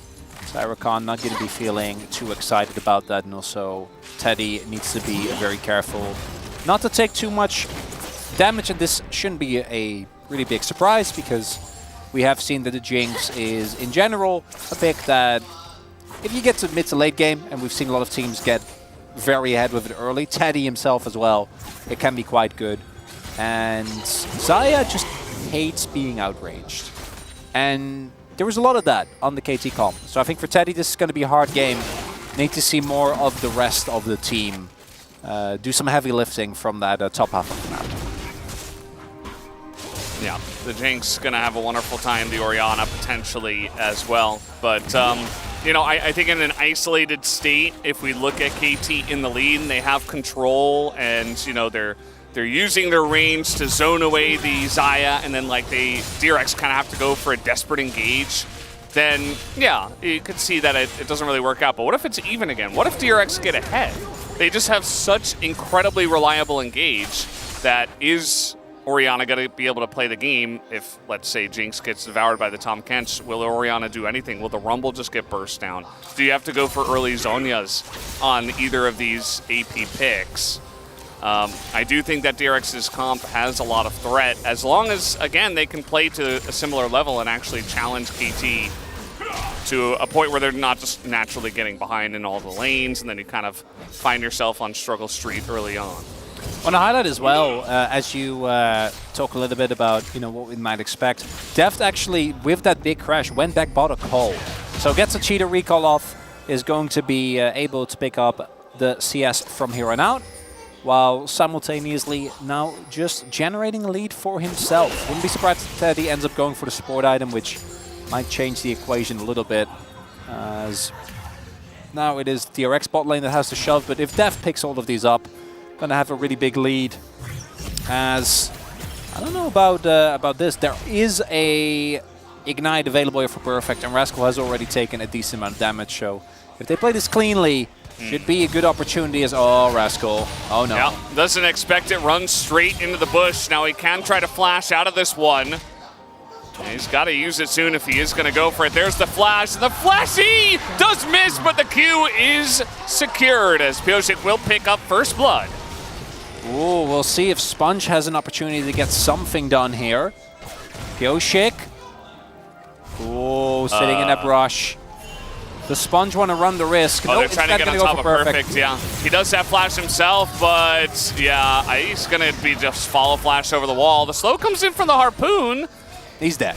As now Tab is going to come over and say hello, and Sponge says no assist for you. No kill either, it's mine. I was the POG of Game 1. Did you even watch? Do you even know? Do you know about the Sponge? They don't know about the Sponge. Pyosik does know about Rascal, as Rascal here doesn't have his W, doesn't have anything available really. And yeah, the Flash E missing was unfortunate, but doesn't really matter. The main thing is that Perfect then, I think, proxies the wave immediately afterwards, while Pyosik is already heading back and ends up going down, which definitely a rookie mistake. You should be expecting the enemy jungler to at the very least respond. And this is actually quite big, as we do have a scuffle in bot lane, but it's Cyrocon. Just a scuffle. It's not more than that. Is that with the assist going over to Rascal, plus the fact that he was able to teleport back immediately to the top lane, the amount of damage that was done to him was fairly mitigated. There would have been an opportunity for Perfect, I think, to completely shut Rascal out of the lane, at least for a lot longer than will be the case now. Yeah, absolutely. Looks like Huni got a hold of Perfect in between games. He has gone for the Sork Pen boots this time around. And, you know, especially when Rascal's going, like, Maw first item. It's like, okay, well, might be good to get rid of some of that MR. And actually just shred through him. Rumble is going to be able to catch up to the Aatrox anyway. You don't necessarily need the extra slow resist or anything like that. They'll still have a really big CS lead on. This is where we do see that early dive from Pyosik working out quite nicely. Perfect is about to hit 7. Rascal just now dinged 6.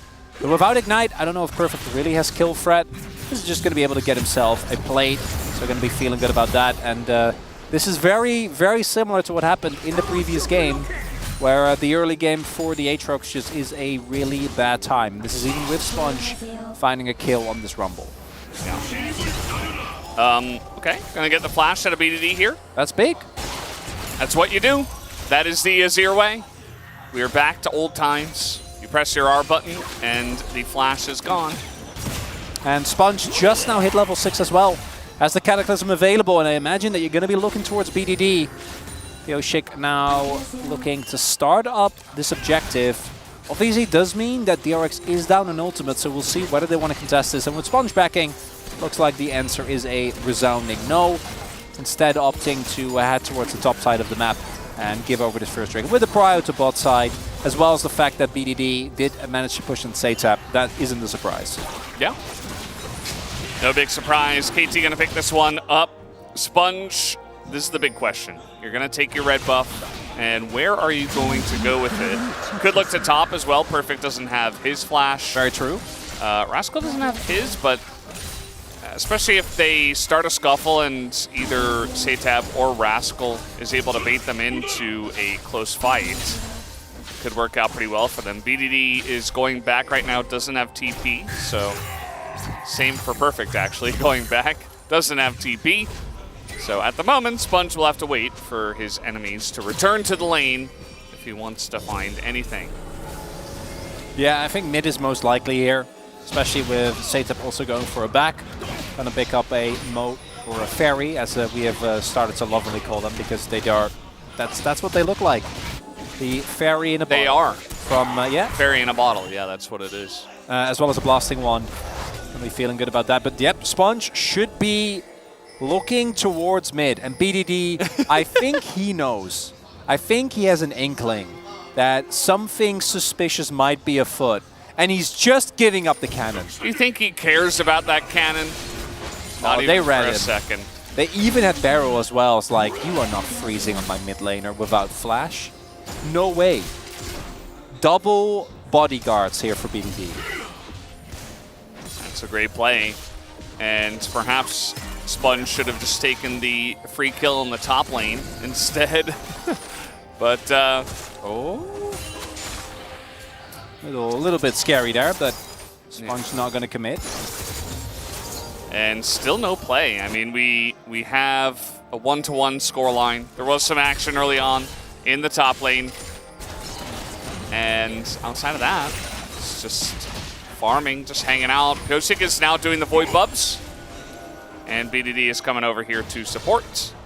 But just going to take one of each spawn and go on his merry way.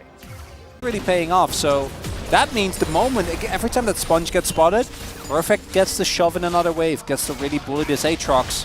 Sitting at a 30 CS lead now, still maintaining that experience lead as well. And these traps from DRX, not quite working out, and that's where all the gold lead is. It's towards the top side. Yeah. And again, I mean, it doesn't feel good to beat Jarvan and just full clear the jungle and not really find an angle. The mid one was sussed out multiple times, and you know, you got to find something with this. You don't just want to sit out and do nothing. I mean, you are sitting on Azir and Xayah and Aatrox, so maybe they're just saying, okay, well, we don't have to force plays. If KT is going to play it very passively, we don't want to run straight into them and potentially mess up the play because of it. So instead, they're just opting to bring us into a very nice little lull state. And that, it's somewhat reminiscent to last game, although I would call the KT comp is way better when it comes to scaling than it was last time around. But the idea is the same in that DRX have a really well scaling comp. It's just about the range as the Shockwave. Very nice Shockwave as Beryl going to force a flash in the aftermath as the rocket sailing wide. I don't believe that would have killed Satan, but Deft just trying to help out. You see Deft is down a level, needs to really get the XP from this gigantic wave that's down in the bottom lane. And now Teddy in kind of an awkward spot here. He does use the Ghost, but now there's some help coming over the Featherstorm as well as they're trying to take down Beryl, but he is not going to go down. And in fact, it's Pleta who's given over as a kill, as DRX going a bit too far on that one. That's rough. Pleta also holding the flash to kill, going over to Deft specifically is a best case scenario there. And good TP, ensuring that the play goes the way of KT. First the win in mid, then the win towards the bottom half of the map. And Deft already was going to be ahead naturally because he himself went for Cole, whereas Teddy did not. You can see that right now as well. Deft already with his boots finished. Gonna be feeling good here on this Jinx right from the get-go. And it's hard to play into what DRX have, but Kench is gonna make you feel a lot better as... Oh, Sponge! Oh, hello. Sponge not afraid of anything. Maybe he should have been as he gets kicked into the Tahm Kench. And now he's going to flash to the wall and flag and drag out. He's got some support from Pyosik flashing that one. And now Satab's going to be caught as well. The Q and the follow-up will come through from Pyosik. And he picks up 2 kills, well-deserved. As DRX, once again, going a bit too far. I thought they had put their foot on the brake, but apparently not. Exactly the opposite. And this time around, it's KT that is winning these skirmishes left and right. Very nicely done there, Sponge. He got the rep buff, but I don't think anyone's going to be calling that one worth. With him ending up going down and baiting one of his teammates into death as well. There's with a really nice flash to make sure that that Jarvan does end up going down, and that's the second Drake as well. Oh boy, what's going on over here? Gets spat out on top of some chompers as now Sponge just going to try to save his team. That's 2 Drakes going the way of KT and a Hextech Rift. And this game does not look anything like game number 1 so far. No, and what I imagine is that here I said, stop falling for the shenanigans, play safe. And really, that's kind of what KT is doing. They're not the ones making proactive moves, they're responding. Teddy oversteps, we have the immediate follow-up. Our red is getting invaded, that's fine. We will make sure that we go and make a counterplay as here. A lot of damage just goes into the wrong target. I think if Plata flashes here, then before the auto from Deft can connect, then maybe they'll be fine. As here, they're taking the fight, but their Xayah isn't anywhere near, right? So what happens is, as Beryl does a really nice over the wall preemptively to make sure that Sponge can't go that direction, they're going to be down a member for the entirety of this fight. This is a 4 versus 4. They might have the damage, maybe trade, but it isn't the case. And Beryl hand delivers a tasty snack, and then Plata ends up making it out with Sponge. Probably should have just trusted the fact that his teammate is a Rakan. Instead, tries to help and makes matters worse. And it's not over, but it is looking pretty close to it. With bounties down on the map, Herald is going to go to KT, and DRX their composition. If you lose control of the mid game, this does really fall apart very quickly. And look at who the people are that are fed, most notably Deft. He's going to be feeling good. Yeah, they're absolutely going to be feeling amazing about this position. I still think that DRX's comp have wombo combo potential where they could, if KT make a mistake, you know, if they get up out of position, DRX could find some angles, but again, it would rely on KT to make a mistake, and I think that DRX have not been nearly as, okay, they're going to deny this as they're pushing in mid, not nearly as clean as game number 1 on the side of DRX, but I'm still not willing to count them out. They did kind of make me a bit of a believer after game number 1, and it's not all so bad. A lot of the gold is going on to the Lee Sin as well, you know, if we just ignore the 2 kills on Jinx for now. I like great, very selective looking. Very selective. We have to in this game, though. Yeah, of course. And, you know, I think that there is still going to be an opportunity if somebody on the side of KT does go down. But again, flash is all available. They are going to use the Cataclysm here, but doesn't even have to flash because Tahm Kench is right there. So that is something we're going to be seeing probably a lot. Sponge trying to get some cooldowns, but only trades ults. And Beryl not going to be feeling too bad about that one. That's his job this game. See Jinx, eat Jinx. That's it. That's all he needs to do. Every time that Deft is threatened, make sure that he gets to play the video game And for DRX, these type of risky plays are what you gotta be looking towards. Yeah, they're gonna get the flash out of this, and now SafeTap comes over. That's a nice little pick off onto BDD. Just like that, BDD, he was actually just entirely baited by Rascal. Because Rascal, he did look very silly in that trade. I'm like, what is he doing? And then you look at the mini-map, and it's like, oh, 3 people on the top side. And the timing of this is perfect, too, because they get the turret, and there's no other objectives. So KT are like, well, I guess we will take this blue buff. You know, like, they don't really get anything in the trade at the end of it all. They get the blue buff? Maybe? We'll see. As a dive on Rascal here. He doesn't have his ultimate. Yeah, I think good choice to abandon. Does mean that this inner is being threatened. And the blue buff does end up going through. We haven't talked about the Hex Gate or the Hex Stack Drake rather yet. But that is a lot of CS being given or being fed into the turret. And these are the moments that DRX need to find. These type of creative plays. Lettuce was level 6. Yeah. To get their way back into this game, and unfortunately for BD, with 2 people, maybe you can upplay it. 3 people there, basically not going to happen. But this is, I think, the breaking point, one way or another. Either DRX get this dragon, and then I do think they have a good shot of remaining relevant in this game, or we see KT winning a fight, go to a very early soul point, and it's all going to stand or fall by can Deft auto attack in this fight. Is Rascal going to somehow wrap around? Is Plata going to get onto the back line? How much value can they get from this Devour? Yeah, I think as DRX, you might want to play how Kwangna Freaks played yesterday. Just get a very wide concave, don't get hit by anything, and look for a flank. As Pleta, he is on a ward, and a rocket's going to come in. That's a huge amount of damage already onto Teddy. Not very fun for him to play into this comp, as now Pyosik just going to put Sponge in the bin. Down he goes, and SafeTap is getting pretty low himself as well. Perfect, he wants the kill. Flashes come out, and he will have it. As Teddy underneath the turret will go down. They trade the 1, but this dragon is going the way of KT Rolster in a big team fight win. And so looking for a bit more. Pyosik on the chase here. Flash forward from Deft, and he will take down both of them in the double kill. Now sitting on 4 kills. And we said it was going to go one way or another, and it went the one way, the KT way, as Plata immediately gets found. And then it's the equalizer here that causes the scatter, and Pyosik that solidifies the fight.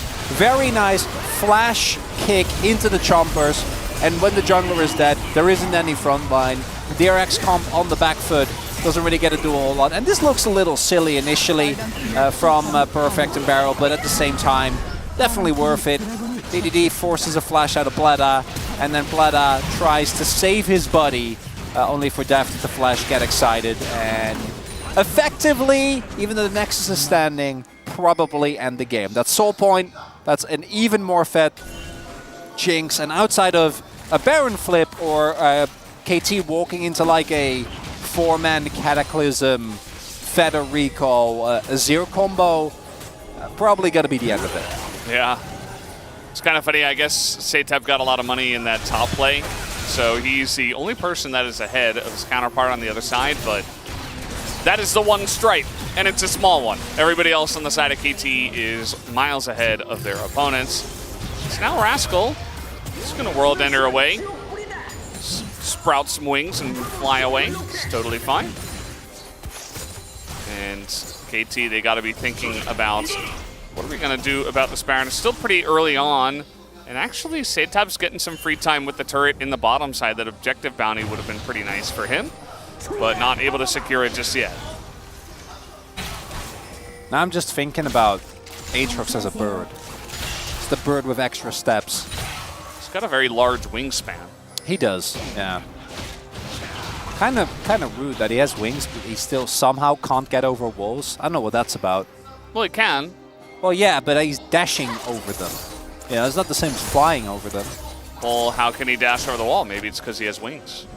But he can dash over the wall when he doesn't have his wings. I mean, they're there. He just doesn't flare them out. I mean, I guess. Kind of. Yeah, but that's... How would you get any positive, like, upwards movement without having them actually out? That's a good question. Yeah, I don't know. I don't have the answer to that one. At this point in Veldas, I was Maybe it's his hoping- sword. I was Maybe his hoping. sword is so large that he just uses it for that upward lift. He like throws it upwards and then has himself. He's actually Yeah. not heavy at all. It's like a just giant his sword. kite. Yeah. Yeah. You know what? There could be some if he holds it the right way. If he has like magical strength. I know now how big. Everyone that's seen the cinematic knows how big Aatrox is. Yeah. So makes sense to me. This is canon. Yeah, that sounds Yeah. good. I'm okay with that. Makes sense.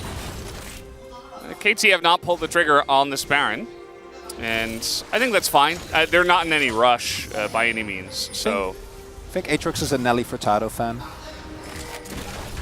why? Because I'm like a bird, the song. 빨간 팀의 포탑이 파괴되었습니다. I'd say probably not, no. But I guess don't judge a book by their cover as well, so maybe he is. We don't know what Aatrox gets up to when he's not waging war. Maybe he is. We should have asked him. Does anyone in our chat even know who that is? That artist? It's a very good question, Valdez. I prefer not to answer that. I'm sure chat is just no smile now. That's the way it goes. Deft has not only So a Tom Kench, but a Tom Kench with Knight's Vow. the gold lead is not that bad, you know. When Yeah. looking at DRX, their position right now. If you're coping, you could look at that one number and say, hey, You got to cope earlier, so you're Valdez. saying there's a chance. Oh, it's not necessarily a bad thing. Yeah, and Barrel also seems to really operate on a game-by-game basis.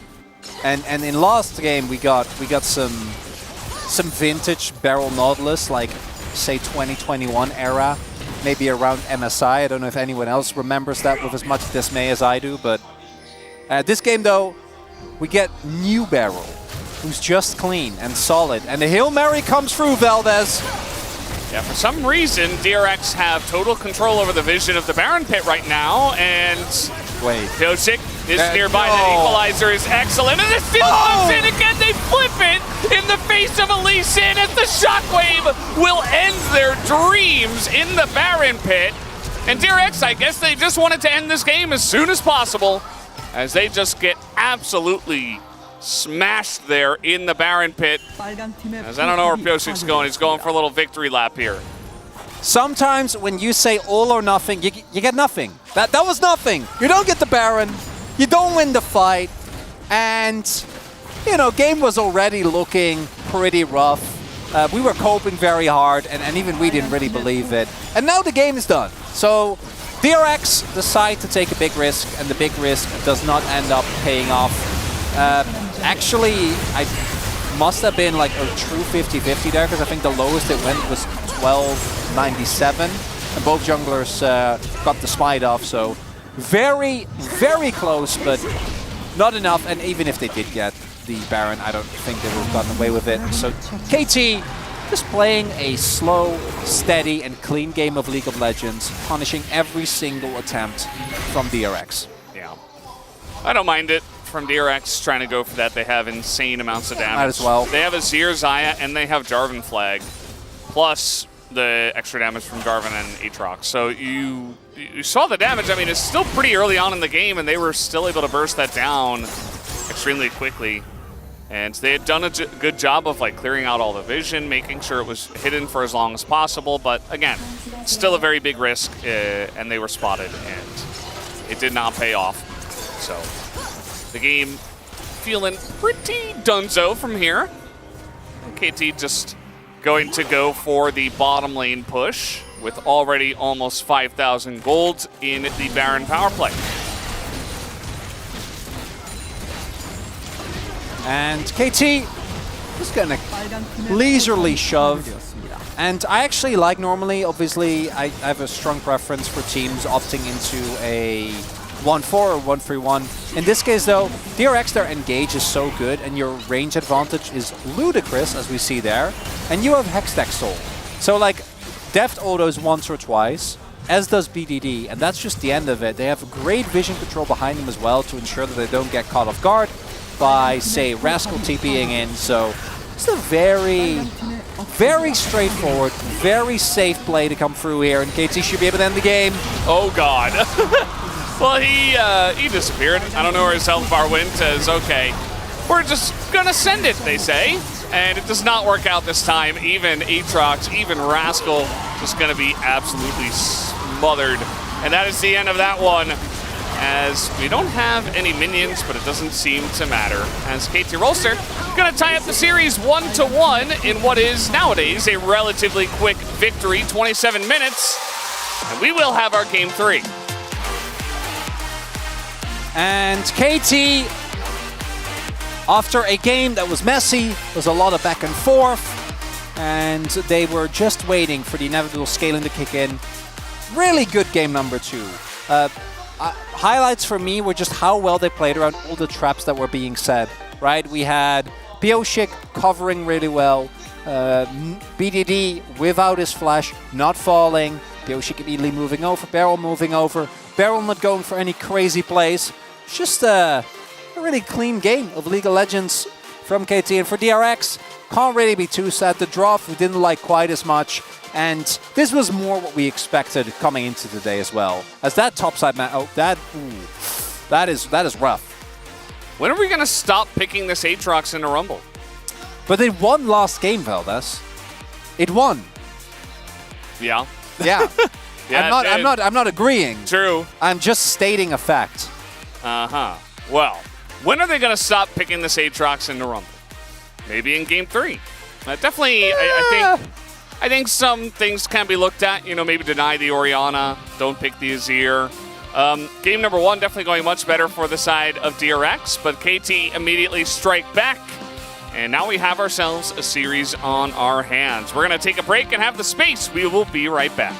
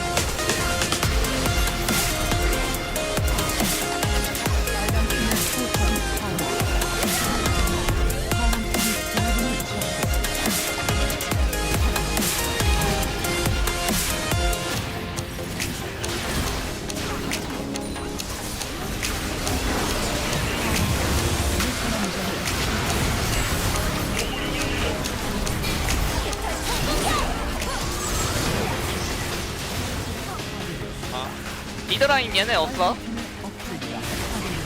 나 걸릴까 볼게 계속. 이거가 타top. 나이스 나이스. 타워 쳐봐 타워 쳐봐. 말 잡고. 스차이 봐줘. 굿바이.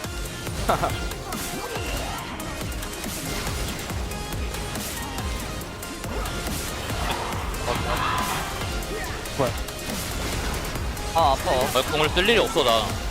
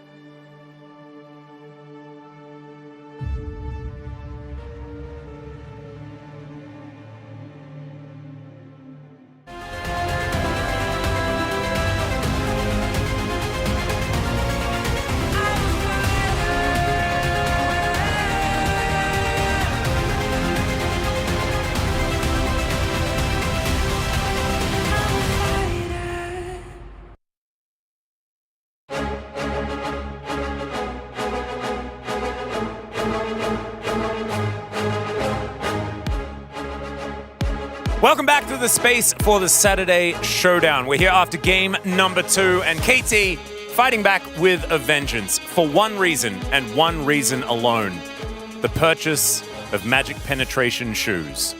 Right, Hooney? If anyone builds a swiftness with the Rumble, I can't root for them. It's just not possible.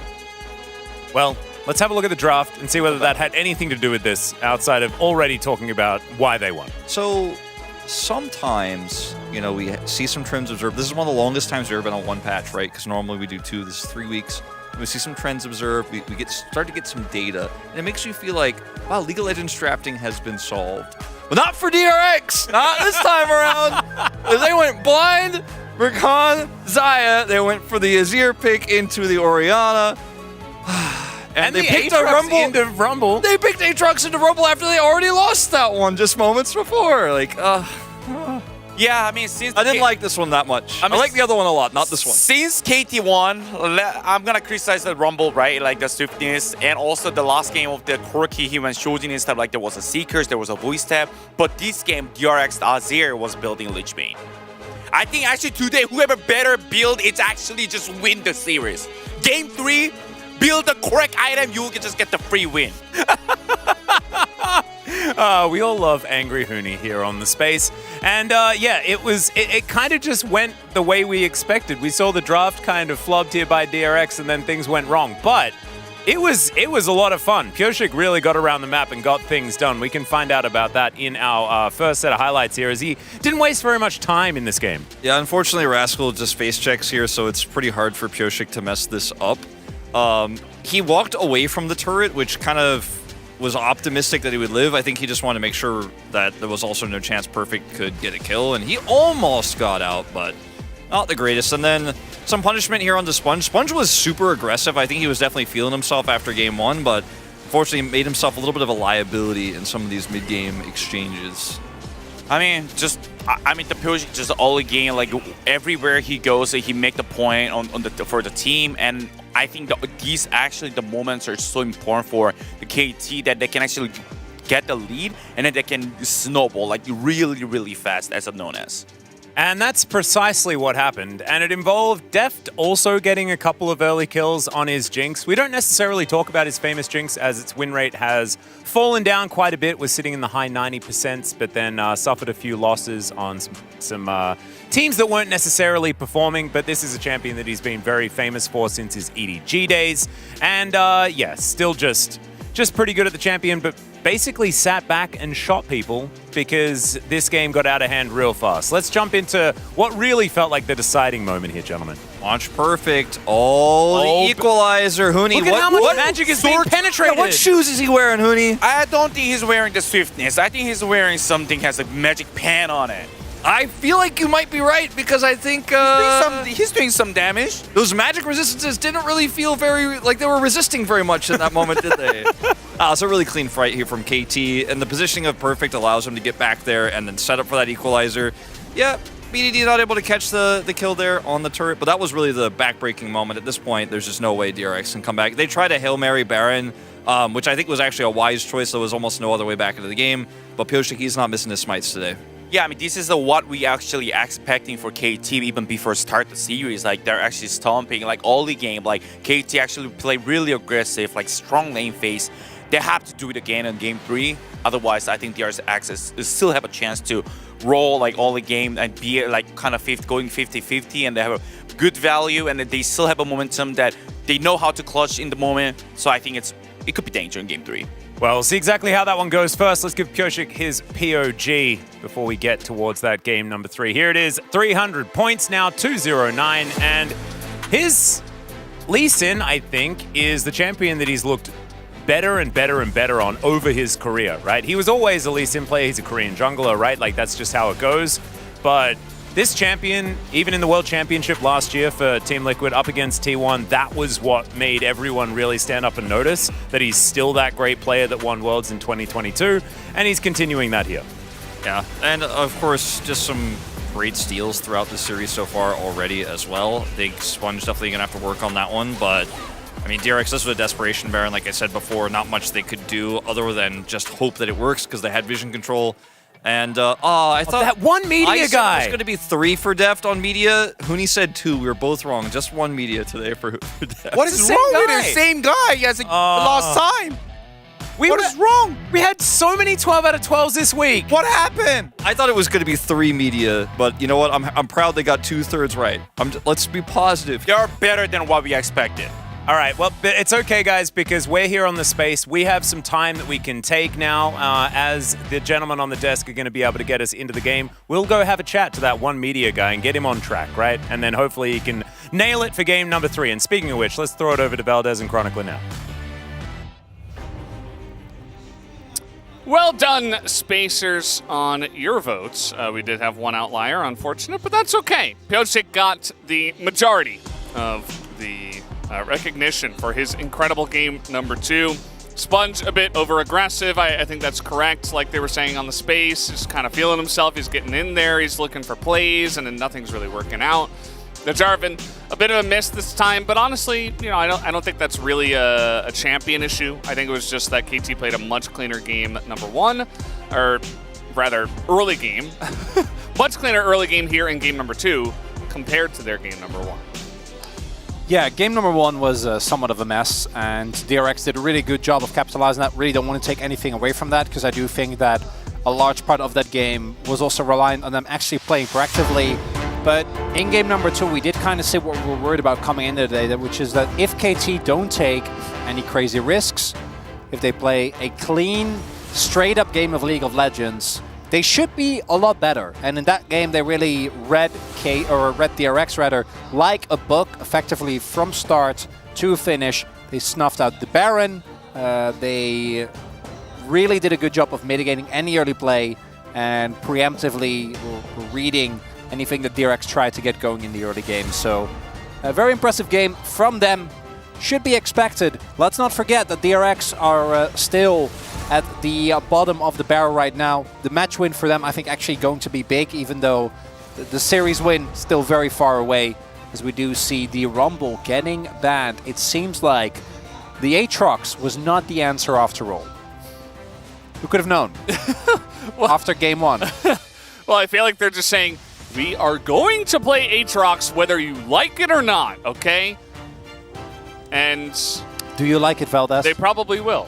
I do think that we could see some Cassante action this game. But he's generally been like kind of a second rotation pick, and so maybe gets banned out again. Rakan is taken away, and it is Senna that Teddy's going to be playing. But that's a ban that helps DRX, because now they can't pick Xayah Rakan. Yes. Big questionable there. They have been denied. KT. Yeah, they've been denied Xayah Rakan. Oh no. Whatever will they do? As Orianna gets locked in again, BDD had a really clean game on this last game. Wasn't at the forefront, but Orianna doesn't really need to be. If everything goes well, she just trucks along. Hits a couple of big ultimates in mid to late and decimates the opponents. What is Plata going to play? This isn't very exciting, but Sir Thomas. We have had a lot of Kenj wins. I'm not sure what his win rate is at the moment, but do think he is looking great. Even though I personally would be a much bigger fan of holding off and waiting.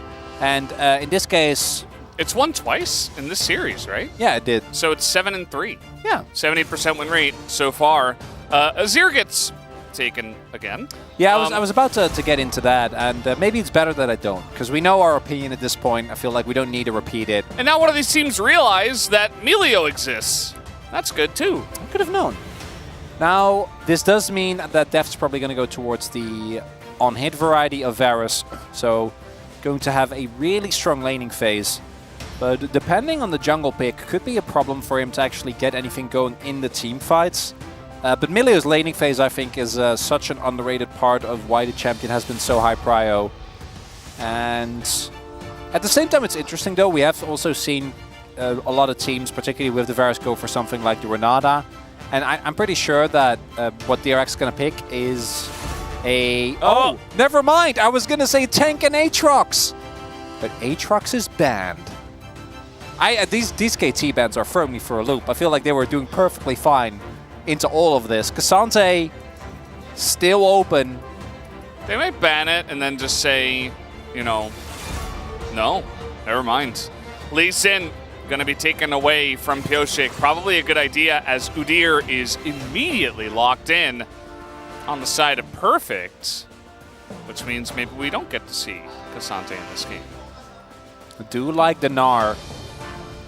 Gnar is another one of those picks that has been slowly coming up, and the more I see of it, the more I'm like, isn't he just really good again? Like, yeah. Isn't he actually just great? I feel like we've seen so many high-impact Gnar plays by Perfect. Even Dundon had one, which is still somewhat mind-boggling to me. As Maokai taken away, Rel taken away, Sejuani taken away, so he's going to have to be something proactive here for Sponge. His tank jungler's no longer available. Poppy could be an option here, but I do think that into what KT roster have so far, the Poppy just isn't going to feel that great, right? Look at the limited amount of dashes. Look at the fact that actually getting on top of people as Poppy into Emilio can be quite hard. Will this Pyosik lock in here as his... It's Barrel, guys. Never trust Barrel. Something that works well with the Orianna. Viego is fine. You don't necessarily want to go full dive if you're the only one that's going to be diving, and, you know, so you don't really want to pick like a Nocturne in this situation. So I think the Viego is all right in this case. Yeah, the one thing I am worried about, Veldas, is looking at these comps. I dare you to find a hard engage of any type. Well, there's some soft engage. Yeah, I know. That's not what I'm looking for. Does that count? So basically, that to me can be one of two things. Either the team that gets ahead early really becomes extremely overbearing, because hard engage are one of the best ways, right? Like these type of snap engages to get your way back into a game when you've lost control. Or this is like a 45-minute game, because either team is just going to be sitting down looking at each other. Hell like, yeah. You go first. Saturday Showdown. We got Saturday Show. That is a great Teemo. This is amazing. I love this. Sometimes simplicity is the best. It does the job, Valdez. Kill the enemy. Yes. I thought KT stood for... I've seen a variety of copy pastas. That one, though, that one might overtake. That's a classic. That's a good Instant. one. Yeah. Kill the enemy. Nothing else I can add. I mean, that's simplicity, just Valdez. It's poetry. It's truly. Poetry. Yep. Well, guys, we're ready to hop out of the rift for game number 3.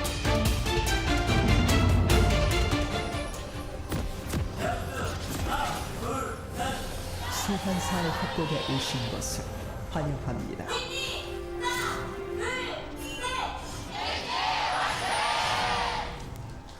미니언 생성까지 30초 남았습니다. Here we go. Third game so far today. Tom Kent 2-0. Will he be 3-0? Will DRX pull off the upset?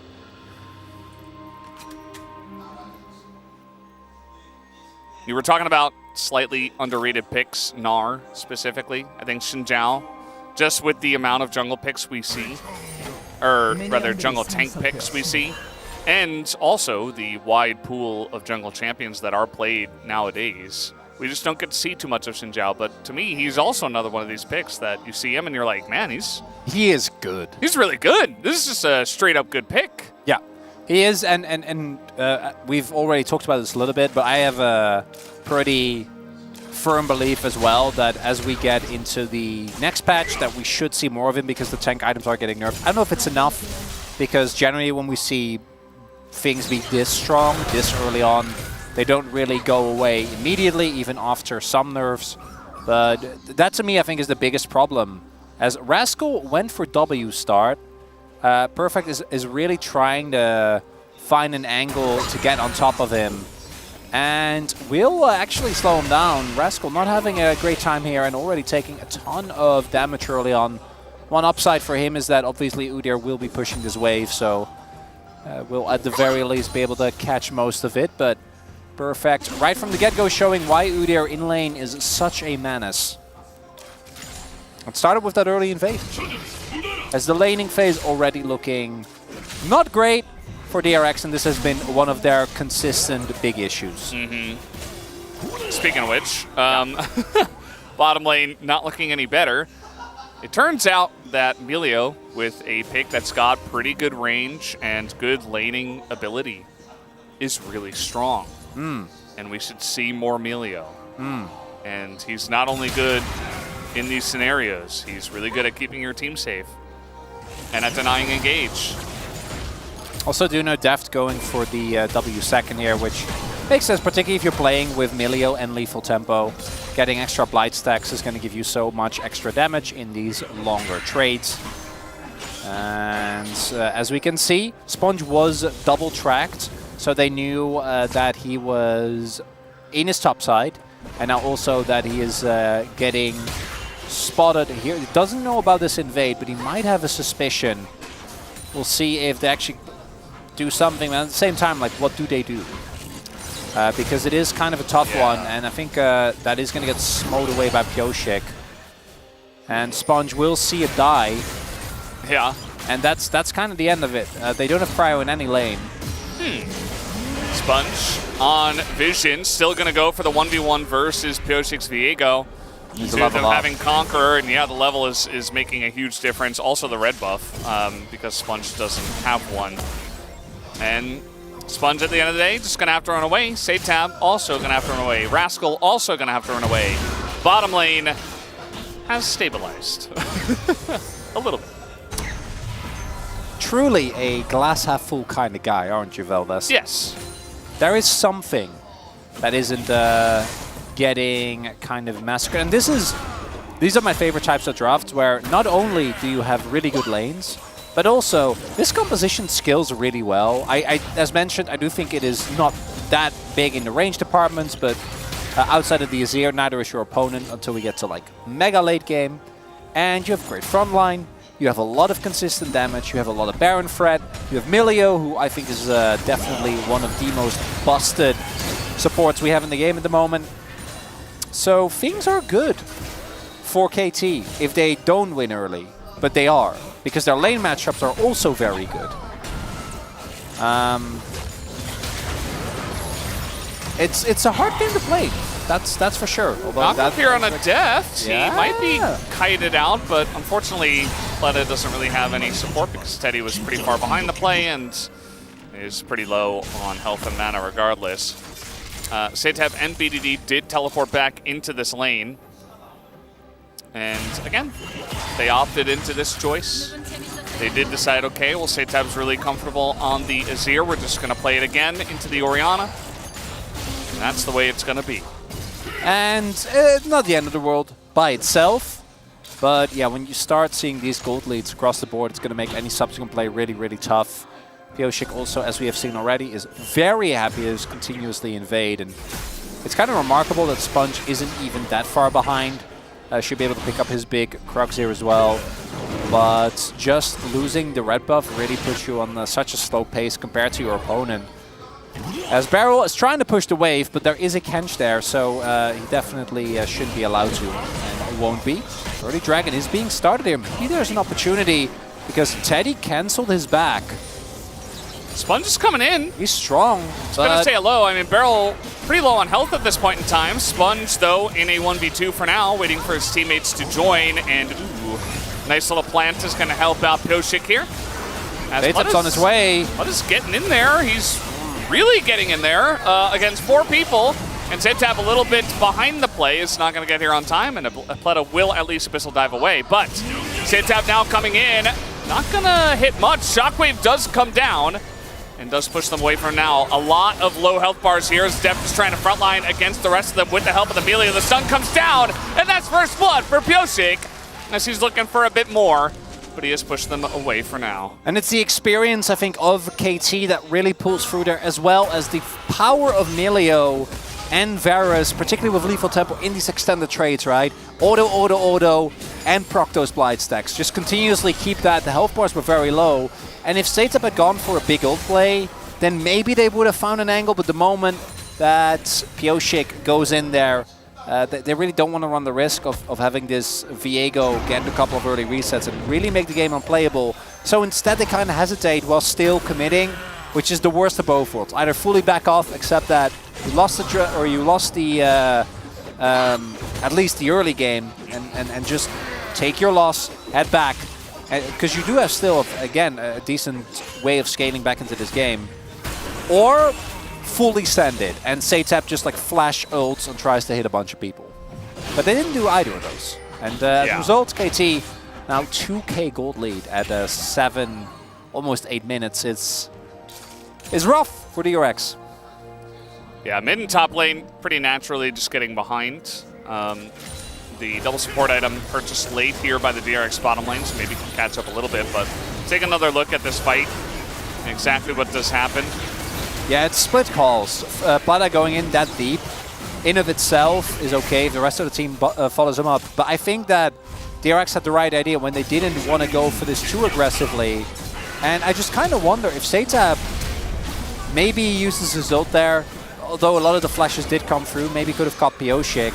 And then you also see Plata very clearly is not a part of this. So if your Kench is backing, you need to back off. The rest of the team can't walk up like that. And it is a very big punish, as we do see Perfect also using some of that good old, definitely not Tiger form to hurt Rascal. Yeah. Definitely not. No. Absolutely. No way.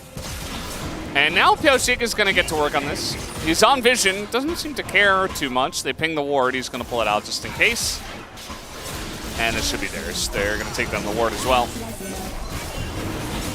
And this is such a good, very simple example of what priority gets you in League of Legends. Because you have the early laning phase, meaning you can get first to every single objective. You can set up. And your opponent is going to always have to catch the wave and then respond. So either they give up the wave and try with you knowing where they are, knowing what's happening, and an experience lead. And if they back off, then, or if you back off rather, then they also don't get to catch all their minions. But then if they don't respond well, if they make any mistakes, then you just continuously get away with free objectives and plates. Yeah. And you see, like, they're trying to take trades and heal it up, Artedi and Plata, but eventually run out of mana, and it does become pretty rough. So Deft is just having a really fun time down there in that bottom lane. Sponge has not gotten a Void Buff yet. He would love to at least pick up one. But he's looking to go top. They're trying to actually gank an Udyr. Oh, I don't know about that. That's a tough ask. He's level 9.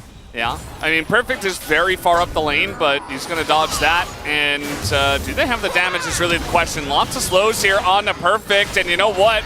Maybe, perhaps, they have finally done it, as he is healing up quite a lot. But at the end of the day, if you have that much time in a 2v1, you will just go down no matter who you are.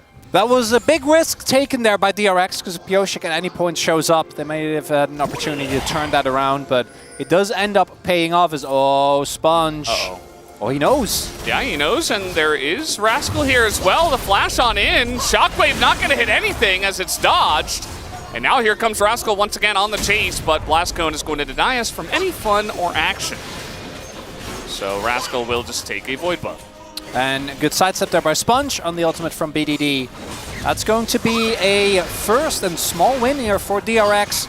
Not only getting the kill towards the top side, I think obviously Udyr always tanky, but he also was already sitting on plated steel cap, so your Xin Zhao and Gnar need a lot of time to pull through. Perfect being that far up, unfortunately not going to be allowed. Pioshik was in the area, but I think he was already pathing away by the time they actually saw that Sponge was there. But very important, because if DRX lose full control, I want to again reiterate, with the lack of engage on either team, that is going to really cost you. A Sponge is just doing it again. Just gank Udyr. Has nobody tried this before? Somewhat feels like that, but yeah, they're trying to get on in here. Rascal's getting pretty low.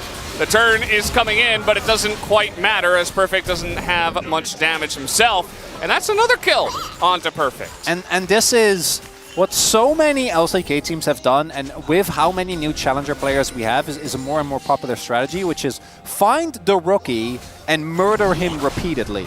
Now, we'll see if that is going to go unpunished. We saw maybe an attempt at a dive, with Pioshik instead just going to take the jungle and leave it at that. And they will instead be happy with just picking up a bunch of blades. But I gotta say, it's a good strategy, Veldas. It tracks. This is the inexperience of a lot of these players can be a really big weakness if it is exploited. In the 1v1, I think we've seen so many of these challenger players just do great, but they do fall for traps a lot easier than our more experienced LCK players. This old trade there. Yeah. Remember when Tom Kent's just had Devour on like a 18-second I can't cooldown? believe that was in the game. And he had insane, you know, map-wide, basically, roam. Like his Abyssal Voyage, especially at higher levels, was just... Yeah, I can't believe that go was anywhere. But I gotta say, with those two ganks working out and Rascal now being in a good spot, even with the early game going the way that it did, genuinely DRX's chances aren't too bad. This is a really big threat in the side lane. He's back. Oh, he wouldn't. He wouldn't do it again to him. I mean, Surely he would. Surely he would. He should. But this time around, Perfect's like, no, no. I'm not falling for this again. As he shouldn't. But the damage is already done. Udyr is now behind. Gnar, we know, particularly once Triforce is done, becomes really obnoxious in this matchup, but especially once you finish your cleaver, the matchup becomes really hard to play out for Udyr. And unlike some other games where, you know, kill rookie then gets answered by something else, wasn't that much that KT was able to get on the other end of the map. Yeah. There wasn't any other Drake that was spawning. It is coming up now. 10 seconds. As looks like Sponge wants to start this one off, but Pyosik is going to get away in the mist. And DRX making a big play for this Drake here. They say this one is ours. Even Rascal running all the way down the river. KT Rolster thinking about fighting for this one still. They really shouldn't, but I didn't know if they've spotted Rascal yet. Doesn't seem like they have. Well, they're going to go for the fight afterwards as the shockwave is pretty big. As Save Time doesn't do much, but the follow-up here from Rascal could be big in the 5v4 as getting low is Pyosik a 3-man. Root as in goes BDD, he's going to go down. And now Rascal just trying to go 1v3 in this situation. Deft is kind of going madman right now as Pyosik is going to go down, and Deft, he is going to get Nard into the wall, and that is a big win in the fight here for DRX. Oh, and KT, they see the Nard and still decide to commit there. I think they had a couple of opportunities to back off. Yes, the gold lead not really growing because of the fact that the first turbot goes over to the Udyr and he shoves in another wave. But I really think that the moment that you see this Gnar on the wave, they ping him even, that should be the end of it. We actually see the chain stop Satab mid-dash, which is why his ultimate doesn't end up doing anything. But just leave here.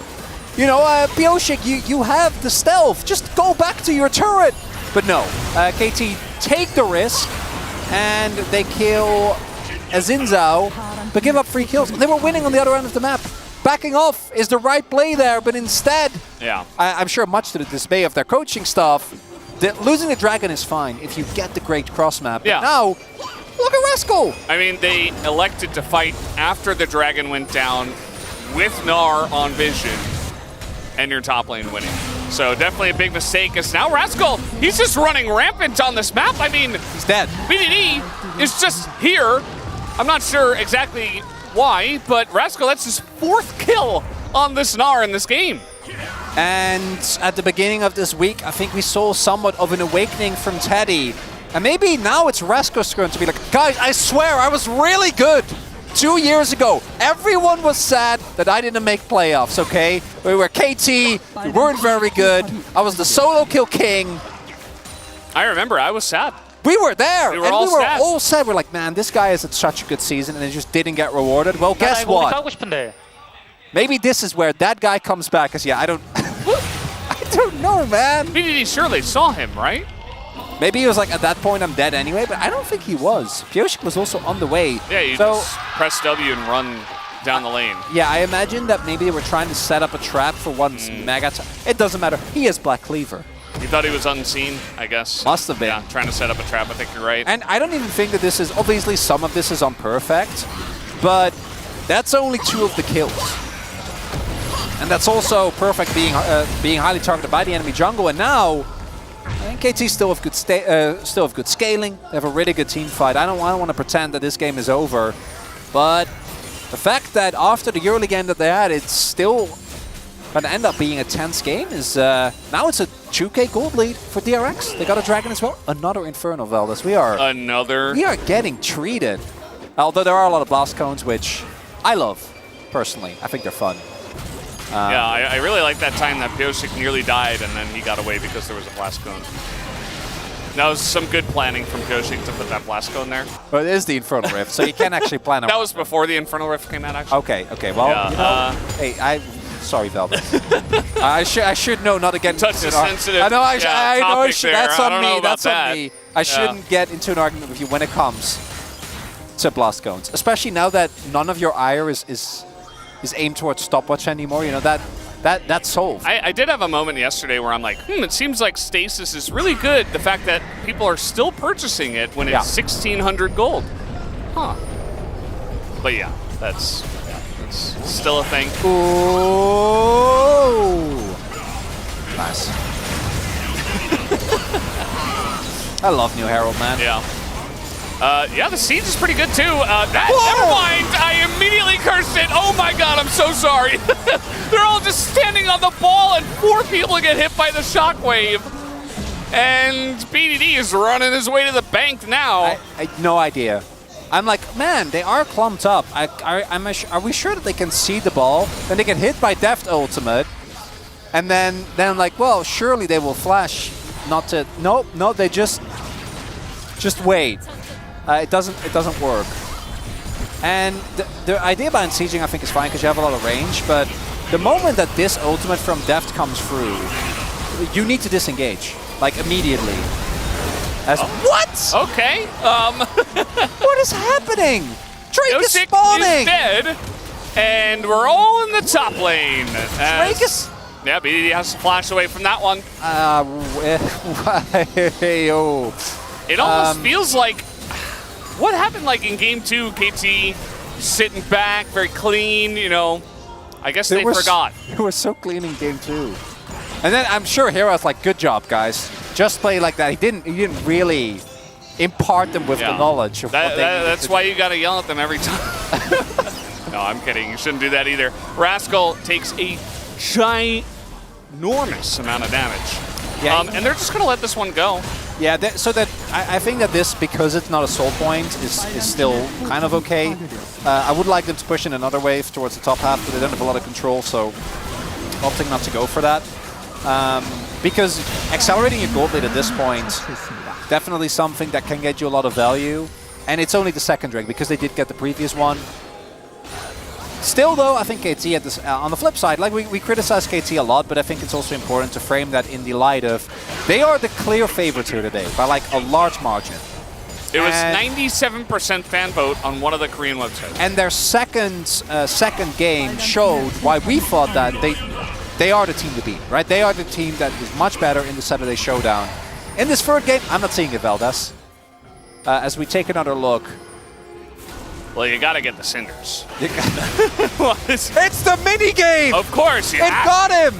You don't have a choice. Not even blast cone. He nearly gets away with another blast cone. Are they? We're doing Baron. They know this, right? Look at the damage. And they're slow on this. Pyosik doesn't have vision. That might just be it. Zoning him away. Yep, Gnar over the wall. That should be enough damage as Ball over the wall. He's getting in. No! He's it again. The third time today. How does he keep doing this? And how does he get away with it as well? DRX with 2 people not able to zone him away. He can't keep getting away with this. Oh man, I feel for DRX. That really felt like, out of the Baron flips we've seen today, that one felt like that was the good one. But the defense squadron of Rascal and Plata can't actually keep away the jungler, and then from that point on, obviously, it's just a 50-50, right? And Pyosik, he's been in high pressure situations where he's won and lost 50-50, so regular season game in week 3, it's not going to phase him. Like, so they have a lot of damage here with the Azir and the Xinjiao and the Senna. TP comes in, he gets knocked on the wall, but it's just barely not enough damage. And that's the. I think that. Yeah, that Sponge should have smited that. It was already at I think 1K. Yeah. So there was definitely an opportunity there. Inexperience really showing. And at the same time, I think if Pleta holds the chomp for like maybe half a second, you get one more piece of CC off on that Viego. How many times? It's 3, Deft. It's 3. That's how many times he's stolen the Baron today. And that, look at the camps as well for DRX. That isn't game-breaking, or it shouldn't be, but it might feel that way to them. As, again, the objective flip doesn't go their way. Got that one, though. That's a win, Valdez. The red buff objective flip. Pyosik just hanging around, being annoying. I think he's trying to show himself as much as possible for a mental edge, you know? That is a KT Gold graph that we're seeing right there, though. Yeah. I do appreciate their commitment to... We're on the roller coaster. Yeah. That's just what's happening today. What type of roller coaster would they be? I imagine wooden, right? It's got to be as rickety as possible. As rickety as possible. Absolutely. What's your favorite type? I don't go on roller coasters. Ah, okay. I'm scared of heights. I love wooden roller coasters, personally. Big fan. Well, I know about this one, though. this one we're kind of used to by now. I'll go on this one from time to time. You know, sometimes against my will. The KT is always fun to watch, I suppose. Sponge, just being poked, essentially. Singular shockwave onto him. Rascal, I mean, he was pretty strong, but still not really able to chunk Perfect down in the 1v1. Yeah, he still needs more time, and I think we're seeing that as well. Doesn't really have the ability to very quickly get through this health bar. In the mid lane, it can be tough as well, as we do see here. Perfect is also itemizing up until this point into just straight up full armor, and does make it hard for Rascal, even with the cleaver, to carve his way through that. And as mentioned, I don't think that this is a game-breaking point. I think that the draft from DRX still scales quite nicely. And with the complete lack of engage that we have on either of these teams, I think this is going to be a long game, Vels. As you point out very nicely, Lichbane here again for Satap, and I really wish with the amount... We need a Huni wellness check. Yeah, we need a Huni well. Maybe we can get a camera on the space. You know, I imagine he's just draped over the couch looking miserable. Because a lot of what Satap is going to be doing here, realistically, he's just not even... no, it's just Wolf. And I think Wolf is... Wolf is maybe okay. Wolf is sinking into the ground. Someone save him. Someone save Wolf. He's not okay. God. What was that? That was really scary. Ooh. Okay. He's just experiencing the roller coaster, okay? As this might be a game-breaking point here if KT can win this fight and get themselves to the Infernal Soul. It's a big one, and both teams are treating it as such. They're trying to deal damage to an Udyr, though. That's not a good idea. Perfect is still at full health. Poke coming down a little bit. Oh, Rascal, that Maganar is timing out. Yeah. He has taken this personally against Perfect, and Perfect does get chunked out quite a bit, but he's Udyr, so I don't think he cares. As it might just be another flip. Perfect trying to create some space. This dragon is getting low. In goes Save Tap. He hits one person, and it does go to DRX actually, and a massive shockwave again this time from BDD. But take a look at Rascal on the backside, chunking out a couple of people. Unfortunately for him, he is alone. And take a look at that. Melio, pretty good. Wait, does go down. the Cinders! The Cinders. Pretty nice. For chance? He's getting over the wall. I think Perfect can now escort him out of here as, oh, he's able to get out. And doesn't, maybe they want to go on Rascal here as he goes in Mininar, but yeah, he's just going to walk this one out. So by the end of it, basically even trade. It's favorable for KT, but they do lose the dragon. Yes. Rascal? Okay, Vilnius. Okay. It's a roller coaster. as we do take a look, and I understand the willingness from KT to go for this fight, given that the Magnar is timed out, so that's a large part of the front line and the team fight threat gone. Satep is going to go in here to try and get both Deft and Barrel, but isn't really actually able to trap everyone. Good flash from Deft there.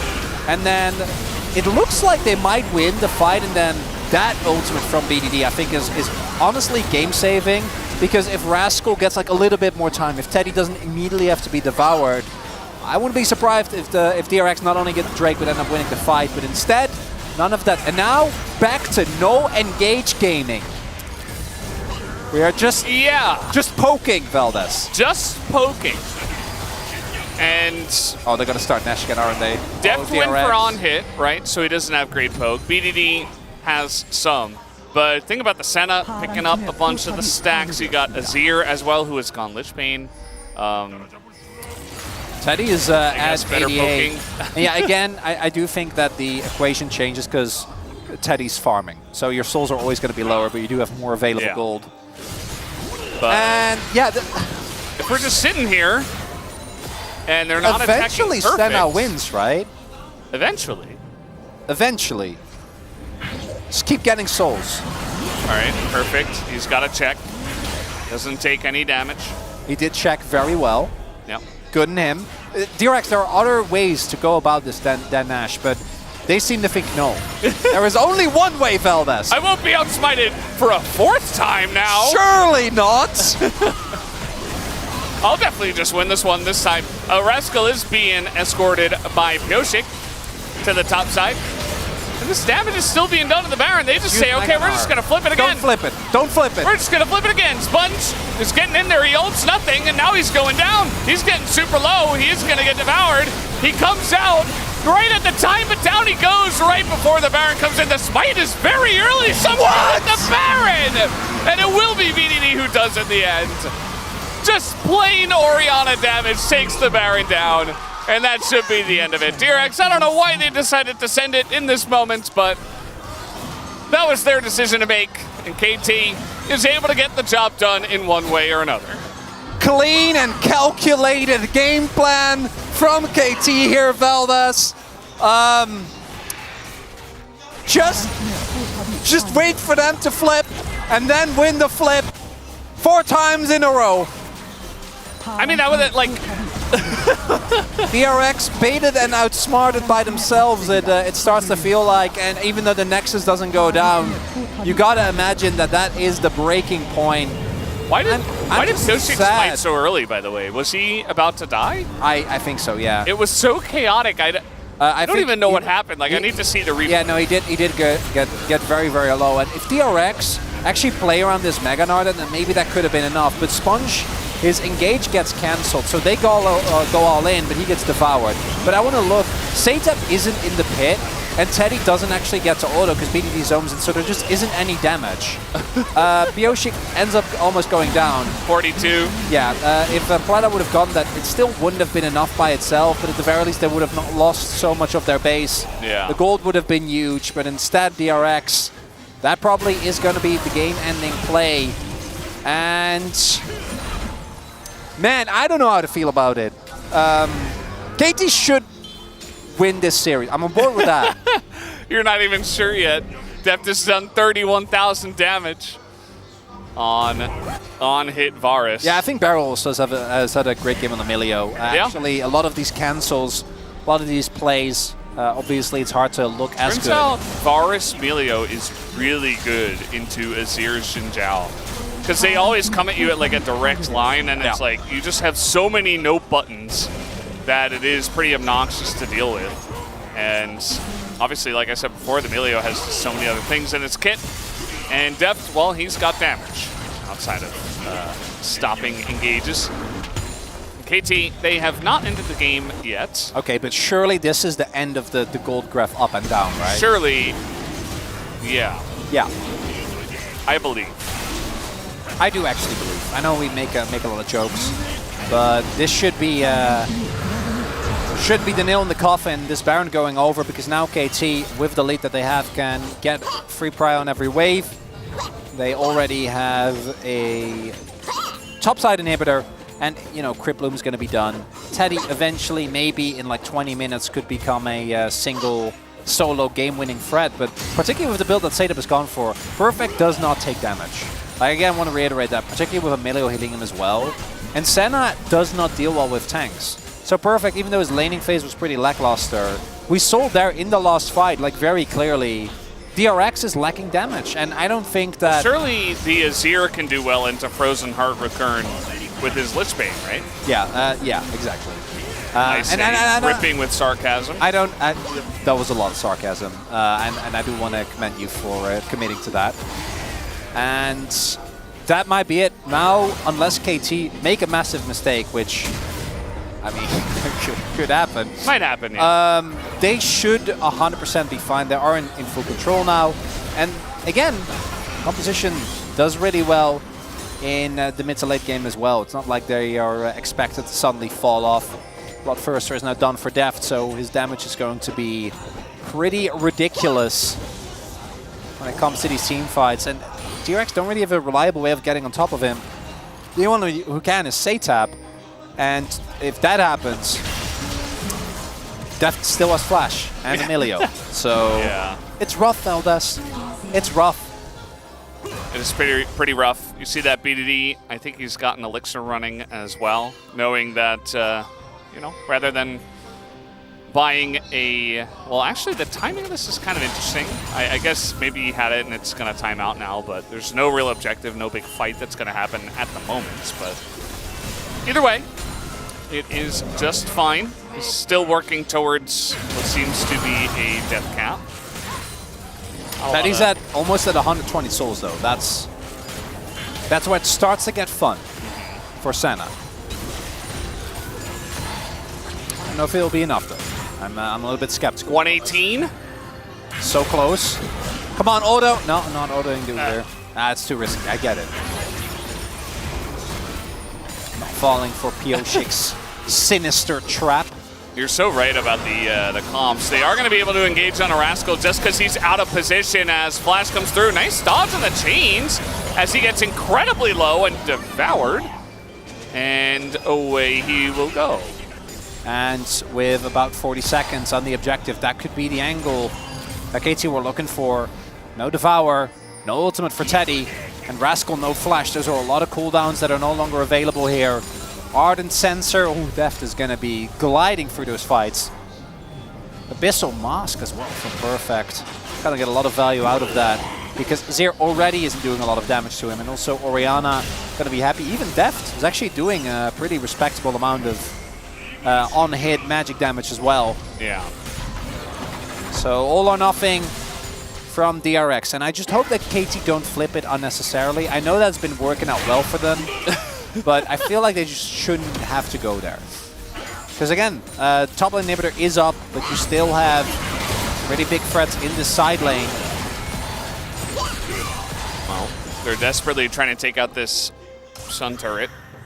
And DRX are defending it pretty well. The Baron is available. Could try to go for that. They might just wait for this Infernal Drake and just say, okay, we'll just go for the Drake, and if you want the Baron, that's fine because we get Infernal Soul and we win the game. Almost definitely. A lot of caveats when you're talking about KT at this point in time, especially because what I wanted to say before is that you were exactly right, Chronicler. Nobody can engage. No. So we're just sitting here. Yeah. Watching them farm. At the same time, though, what KT do is they send 4 people to Baron, and 1 person solos Dragon. And DRX need to respond. They have very little map control, whereas KT has a lot. So there is an opportunity for DRX to reliably try and... Oh, look at that. Perfect. He'll take damage, right? Any second now. Oh, no, that's another shield. From the Orianna. No, that's no. Oh, there we go. Look at that. Oh, God. Look at this. Oh, he got Sponge. That's an ult out of him and the chains. They're moving. It forces all of DRX back, and Rascal has to try to peel for the team, but he can't quite get away from the team as down he will go. As somebody had to be the sacrifice. As Deft is basically just a fountain laser in his own right. Kosik having a fun moment as Gnar, but then he'll just back off that one. They should just go ahead and take this Infernal Soul. There you go. And you just have someone stand guard, everyone threaten, and someone can solo this Dragon. That's gonna get you Soul. And then from Soul, you move over to the Baron Pit. Like Sponge, is he gonna be the hero? But it wouldn't even get the Soul, right? And it looks like that is going to get taken away as, yeah, Deft is... And this again, like, who actually threatens Deft in this composition from DRX? Not anybody that can deal with a flash. No. So, like you mentioned before, if it's Satab who sends it, it's not really going to work out. As, ooh, getting engaged upon very swiftly. Satab just diving out of there, but Sponge is going to be left to the Wolves, and down he will go. TP is coming in. And I'm not sure this is going to work out very well for Rascal. Has to get devoured, as now they're just on the run here. In goes Pyosik. He is going to be booped away. GA still. Yep, that he does, as they're just having their way. Some of the members of DRX just escorting them into the base. But again, not enough lockdown, so they're just going to run at the Baron instead. Just do Baron. SKT from this point, there isn't anything that DRX can do. Objective isn't going to get given up. You see the teleport from Satab. They are very aware. Try and get as much shove as humanly possible. Rascal doing the same thing. Clear out all these waves. I don't know about Pleta. Although he does have, you know, was a Hollow Radiance? Yes. AP Sunfire Cape, so, or I guess MR Sunfire Cape. Rascal is Gnar. Is that enough? I'm willing to say probably not, but we'll see. Oh, Blast Cone 1. No, they're just too fast. Wait. Blast Cone 2? No. Surely. Why don't you hit the blast? Okay, it doesn't matter. Just going to take him down. Pyosik will get yet another kill. I do think KT are playing it very leisurely as well. They're like, yeah, we just shove the waves. And, yeah, we got inevitability on our side. They do. Well, kind of. They have Infernal Soul and Elder. Yeah. I hope they don't wait for Elder, but at this point, I'm not so sure of Eldas. They might want to really keep it low risk. They maybe, you know, like 30 minutes into that game, they just heard Hirai in their minds going, play it safe. Yeah. Don't take risks. You're better than these guys. And that's what we're seeing right now. I mean, this is basically like a Challengers game, so an Elder Flip would be pretty fine. Would make sense. But KT are also going to move in. They're going to take out the inhibitor. They get that done with their Baron buff, just grouping up as 5. And then they're all going to back. Yeah. Jay's now done for Deft, making it even harder to reliably get through him. Pyosik still has his available. There is Elixir for BDD. He has a stopwatch as well. Perfect is an impenetrable wall. And no one on DRX actually going to be able to get through him. It's just not looking realistic right now. DRX are going to need a miracle team fight. That's really the only way, because as we see, there will be one more. And they need to get both BDD and Deft in one fell swoop. Is it the Mega Gnar? Almost 150 stacks here. Yep, no, that's going to be a lockdown. Chains come down onto Sponge once again. Rascal on the side, relatively tanky himself, but not nearly as tanky as Perfect. As BDD just waiting for his moment. And that's the second inhibitor to go down. Just going to do it old-fashioned way. Take down all the inhibitors, and then move in with your super minions. As they are going to land that stun here on the Sponge. Perfect, looking for the angle. Going to force that Devour early on. Deft is taking a ton of damage himself, but he nearly takes out Satab. Oh! And that'll do it. Nice snipe from Deft to just put the final nail in the coffin. Pleta in a lot of trouble as well. And Deft is just doing way too much damage. Penta Angle still alive, but BDD is going to put an end to that. As he does take the kill onto Sponge. And I don't think Teddy was going to come out. Look at the damage! Mountain anyway. There's no damage. Oh, you almost got the GA! Oh, wait. No, doesn't matter. In goes Barrel. Trying to give the kill to Deft, and he does. Nicely done, as Deft will go legendary at the very end, and KT will finally pick up the victory with a 2-1 score. And we saw some dejected faces there, most notably from Sponge, and I again want to reiterate, I feel like the flips not going their way, I don't think that was the core issue. I think the core issue was opting into the flips many a time. KT, I don't know if this is the way that they wanted the Saturday Showdown to go, but they got the win. Clean 2-1.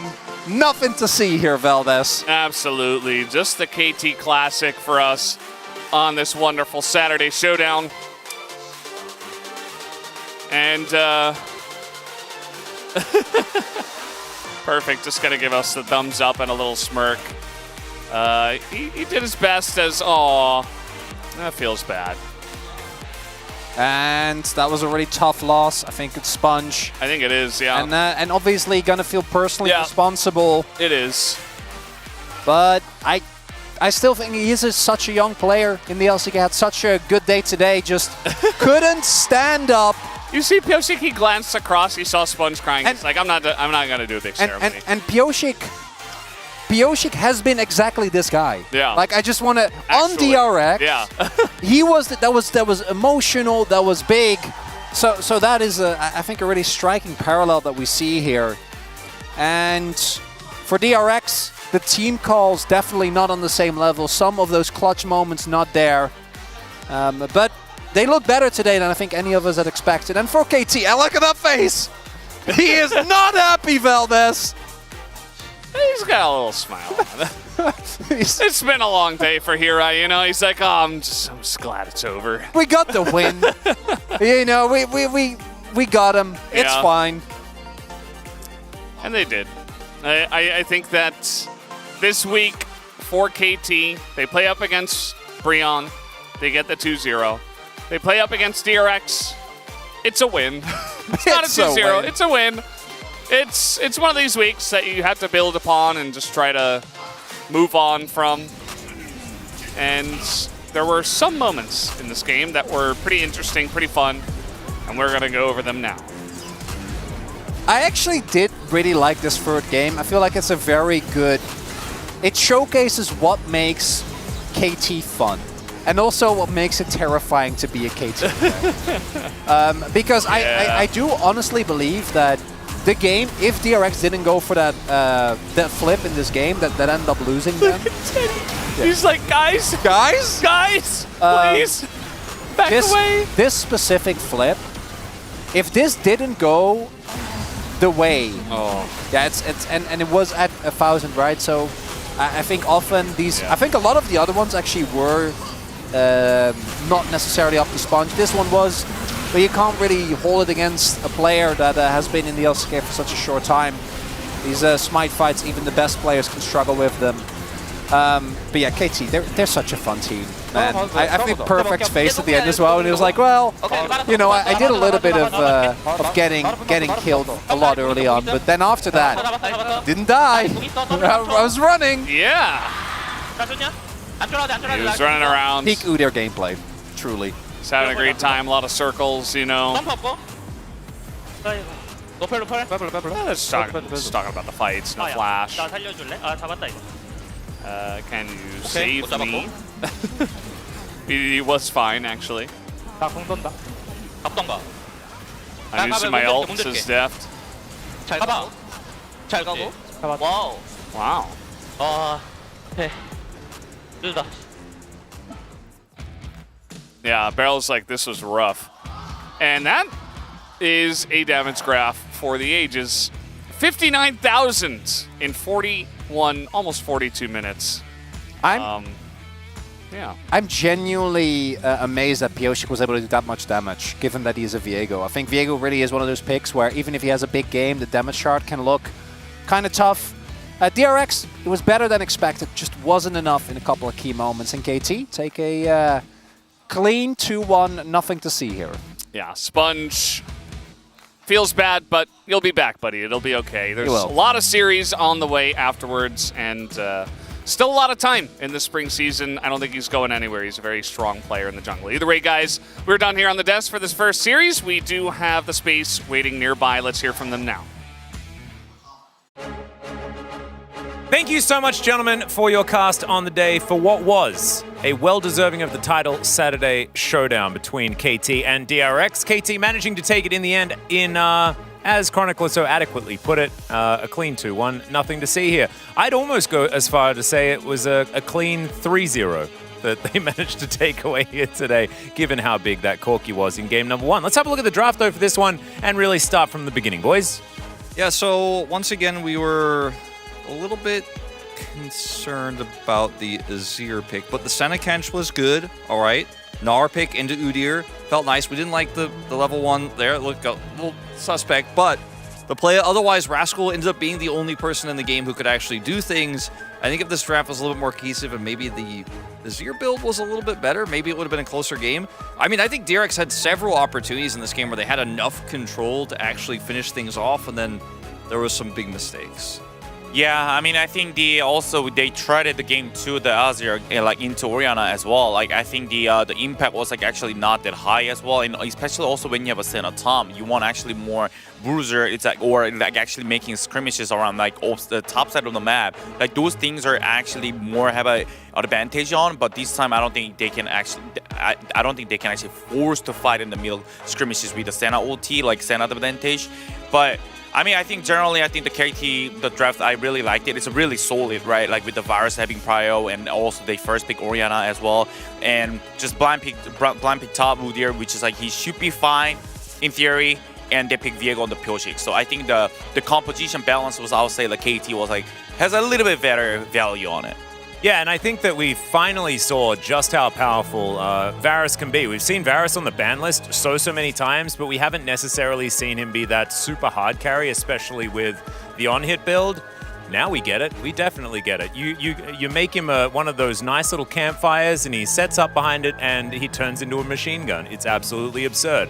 But he wasn't like that at the very beginning of the game. We're going to dive into our first highlight here around the Drake, where KT really started to sink their teeth in. Yeah, I mean, if you look at the gold at this point in time as well, it was a pretty significant lead in lane alone for KT despite the deficit, right? It was a pretty good start for them. And then this fight does happen where a lot of stuff doesn't go right. Like, for example, the Emperor's Divide isn't amazing, right? But they're able to get BDD because he's cut off from the rest of the squad here. And Pyoshik, he is playing with reckless abandon in this game. And he will be punished for it. And this was just super disjointed, unfortunately, at this point in time at the game for KT Rolster. And this is where DRX actually, from behind, were able to actually take a massive lead. And this is where we started to think, okay, like, DRX actually going to get the upset. Yeah, I mean, both team compositions, like, it's really good as, like, just disengaging, like, make sure just zone control. But the thing is, like, these time DRX had a favor on the spot that they were actually at the Dragon Pit, and they were with the one actually starting off, and then they make the enemy team to come to them, and then that's how they kind of got, like, edge on it. I think the fight was, like, really turned well for DRX there. It worked out very well, but we have to go back to what we saw after the game, which was Sponge not feeling very happy about the whole situation, and I think that this moment right here might have a lot to do with it. Yeah, I mean, we often say it's all over but the crying, and here it felt like for DRX maybe it could have been, but once again Pyoshik actually is able to steal away his objective, and KT win the ensuing fight with Deft. Having that massive range, it's just fish in a barrel for him, unfortunately, on retreat plays like this, and then a second moment here, Huni.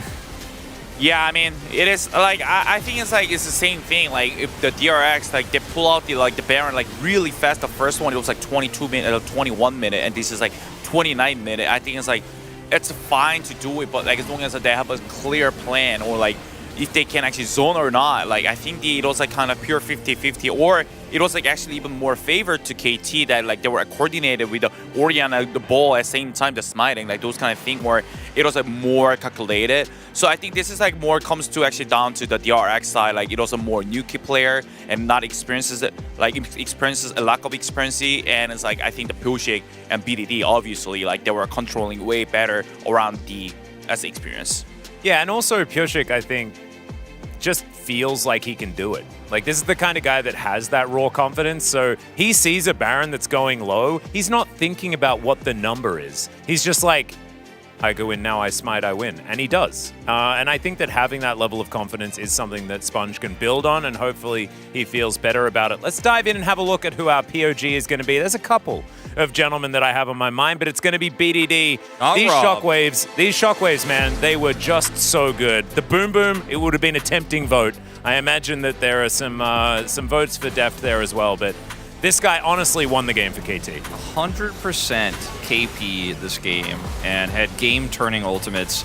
We weren't super happy with his early game performance, but he ended up having some really nice mid-game fights that brought them back in. Just these two major ultimates are why KT even had a chance to have that argument or that conversation about Deft scaling and the Varus and what it could do in the late game. Yeah, he got massively outdamaged by the Varus, who will definitely pick up some votes, which are deserved. But I think BDD's heroics and his clutch plays here, as he often gets, saved the game for KT.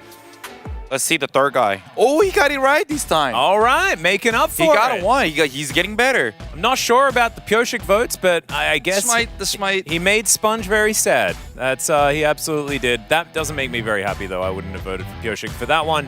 BDD, absolutely amazing stuff on his Orianna, so very well deserved. And Deft did some boom boom, and I think that that's totally fine as well. So incredible stuff here for KT, but not necessarily the cleanliness of performance that we really wanted to see out of a team that does have a rough schedule coming up. Yeah, it is not going to get easier from here for KT. I really do think this is a series that you're going to be very upset with walking back. You know, Pioshik had the grin to the crowd because he wants to play it up to the fans and stuff like that, but you're going to know Hirai is not happy, this roster is not happy, BDD didn't look happy. I think this team really needs to buckle down, or other teams like Guangdong Freaks, for example, will pass them in the standings. I mean, I was gonna say, like, if the opponents was Guangdong Freaks, I think they would have lost a 2-day series. Like, that was the how performance were really poor. I mean, that's just like sometimes the KT thing. Like, they are playing kind of good against a strong team, but when they're facing kind of weaker team, they also kind of get weaker. So I think that's kind of, they have to find their balance, where the consistency that they are gonna be facing the Guangdong Freaks as well and strong team as well. So they should try their best. Yeah, and they've already lost to the Guangdong Freaks, so they've already ticked that box, right? And so even a Nongshim that they do have coming up, they're gonna have to be careful because, like you say, I feel like they just play to the strength of their opponent. It's just every series from KT looks like this. It looks like it could go either way, and they either clinch it or they don't. And in this case, they managed to clinch it, and thankfully it was our Saturday Showdown as well, which made it a whole lot more entertaining, but maybe, if you're a KT fan, a little bit too much so. And after this, we do have T1 versus Bro, and we'll see whether T1 can maybe teach KT about how to win a clean 2-0, or maybe Bro can catch back up, but I'm not entirely sure. Bought enough time, though. Let's throw it over to Dear for the interview translation. Thank you very much, guys. This is Dear for the POG interview translation, joined by Pioshik and BDD on the side of KT Roster. Congratulations! In today's Saturday Showdown, as the three players of the team were meeting your former team, you must have had a different mindset today. So how do you feel? We won 2-1. But I feel like there are moments where I can regret, but in the end we were able to win, so I'm happy about that. And BDD? Yeah, so there were a lot of disappointing moments in today's match, but we were able to win today. And Sponge, we really saw how fearless he is as a rookie, and he really chased you down in Game 1. So what was the strategic plan for Game 2, Pioshik? In Game 1, of course, I knew that I was going against a rookie, and I really wanted to grasp the game and control the game, but it didn't go as well as I planned. But I felt like, if I just go straight on with in a team fight, we're able to win. So I believe that strategy really worked after Game 1. And lately, tank jungle and tanky builds are pretty common, but your Lee Sin came straight from the wild with the perfect Lee Sin play by you. So are Carnivore jungler still viable? Yeah, I believe that tank jungles are actually more in meta than damage junglers, but I find tank junglers kind of boring, so that's probably why I ended up playing damage junglers. And Pyoshik, you are the god of Smite. We collected some highlights of your objective steals that you succeeded in today. This was your first one. And again. And your third one right here. And we heard from Dev just how many times are you stealing from them?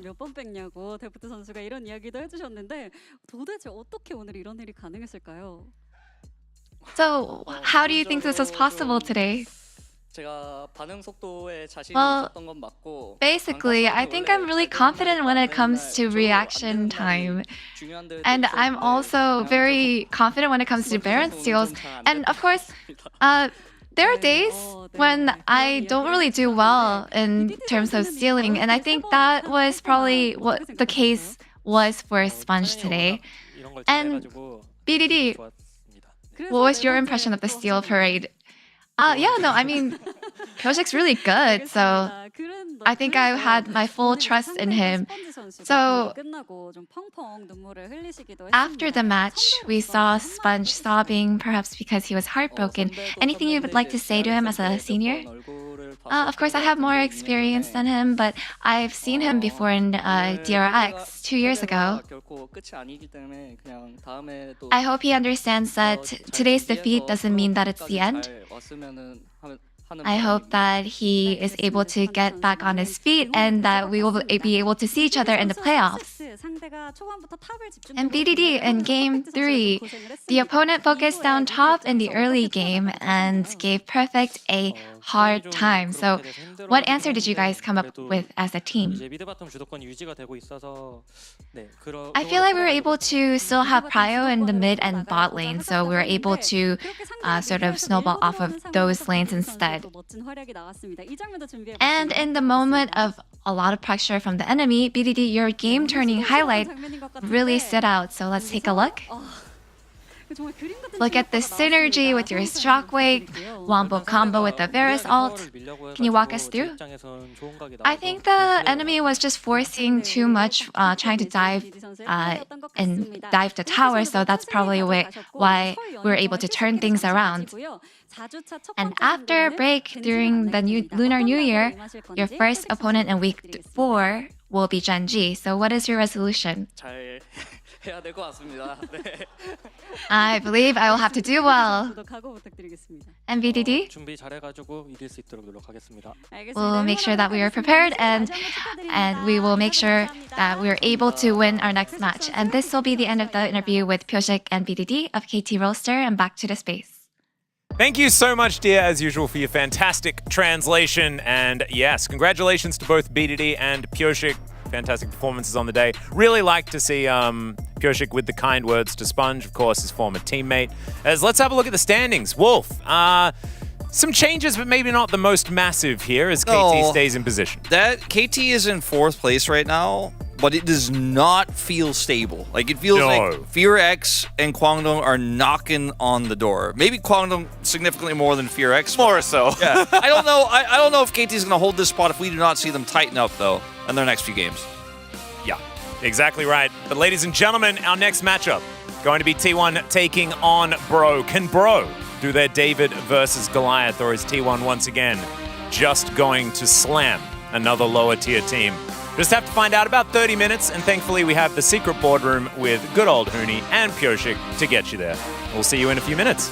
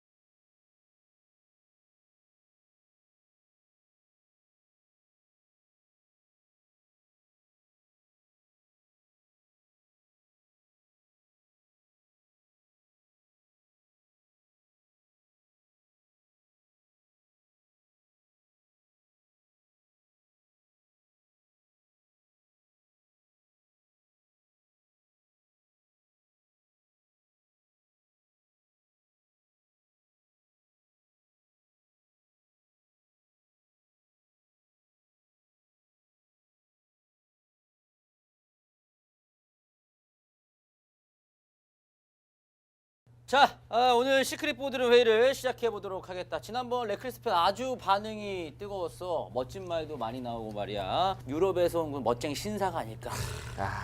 정말 그런 저는 또 얘기들이 많더라고. 제 심금을 너무 울려버려서요. 집에 가서 또 따로 울었습니다.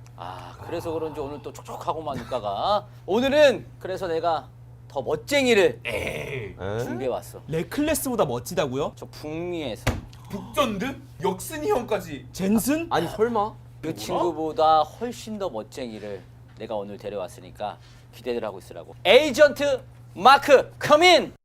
해막. 안녕하세요. 와우, 월드 챔피언 마크.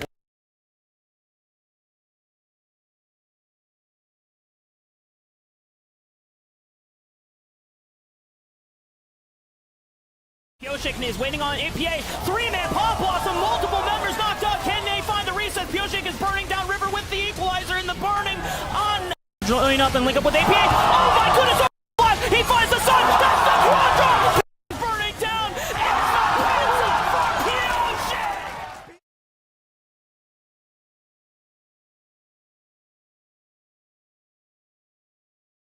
안녕하세요. 북미에서 1년 동안 정말 열심히 노력한 마크입니다. 안녕하세요. 아니, 한국말을 잘하는데. Today we rose to broadcast and I retire. Hi, I'm Mark. 또 에이전트 방콕들이 마크가 나와서 굉장히 놀라고 있을 텐데, 야, 네. 자동으로 나와야 될 거 아니야? 내가 뭐 짚어줘야 돼? LA 뭐 하는 거야? 지금 LCS에서 오셨는데 지금 마크님이. 준비됐어? 내 담당이니까 제가 한번 읊어드리겠습니다. 그래. 본명 홍창현. 홍창현이구만. Date of birth 2000년 3월 12일. 3월 12일. 좋은 날 태어났네. 2000년. 가지고 올 줄 알아? 3월 12일 무슨 날이지? 좋은 날이 아니야 그럼? 좋은 날이지. 좋은 날이지. 출생. 이거는 국장님께서 좋아하실 것 같습니다. 인천광역시 부평구 삼산동. 너 인천 출신이야? 네, 저 인천 출신. 인천 삼산동에서 태어났어? 네. 또 내가 또 인천 사람은 또 확실하게 챙기는 거야. 저 어쩐지 이게 처음 봤을 때부터 좀 호감도 느껴지고. 엄청나지. 약간 국장님 닮았다는 생각이 들어가지고. 역시 또 표정 관리 잘해. 칭찬이야. 칭찬이. 약간 움찔해 보였어. 데뷔 2019년 12월 DRX에서 첫 프로 데뷔. 알지. 커리어는 사실 이거 있으면 그냥 말할 게 없어요. 뭐지? 2022 월드 챔피언십 우승. 박수 한번 치라고. 이거는 드라마틱한 그 우승의 주역이잖아. 다들 알고 있잖아. 드라마의 그 시작을 알린 노래가 있잖아. 저 아직도 그거 흥얼거려요. 해봐. Don't ever say it's over if I'm fading. I'm racing to the moonlight and I'm speeding. I'm heading to the 좋은데? stars. Ready to go far. Start walking. 아니 이거 우리 아이돌 그룹 하나 이거 결성해야 되는 거 아닌가 이 정도? 국장님도 참. 저는 프로게임 할게요. 피처링만. 피처링만이요? 자. 노래 흥얼거리고 그럴 시간 아니잖아 지금. 좋아하셨잖아. 자, 소개는 어느 정도 된 것 같으니까 우리 에이전트 마크 정말 어렵게 모셨단 말이야. 에이전트 마크의 이야기를 한번 들어보도록 하지. 우리가 2022년도 월주 우승에 대해서 참 감격하고 이제 모두가 그 감동을 이제 와 대단하다 진짜 DRX 드라마틱한 우승 대단하다 이러고 있었는데 갑자기 그 기사가 떴어. 근데 저도 진짜 그거 보고 제 눈을 의심했습니다. 아니 어떻게 이런 일이? 표식이 팀 리퀴드로 향하게 됐다. 근데 리퀴드가 돈이 좀 많긴 해요. 아니 그래도 그렇지. 여러 가지 오퍼들이 있었을 거 아니야. 제가 사실 북미에서 처음 제의 온 게 사실 플라이 퀘스트였었거든요. 큰일 날 뻔했네. 아니 무빙이 좋은데? 그러니까. 미래선이 좋아. 나는 한국 아니면은 차라리 올 한 해를 쉬겠다라는 말을 했어요. 그 에이전트님한테. 그래서 이제 그 자리를 그 프린스 선수가 가져갔지만 그럼에도 뭔가 한국에서 계속 할 데가 없는 것 같은 거예요. 그래서 마음을 굳게 먹었죠. 이거 그냥 방송해야겠다. 1년 동안 어쩔 수 없다.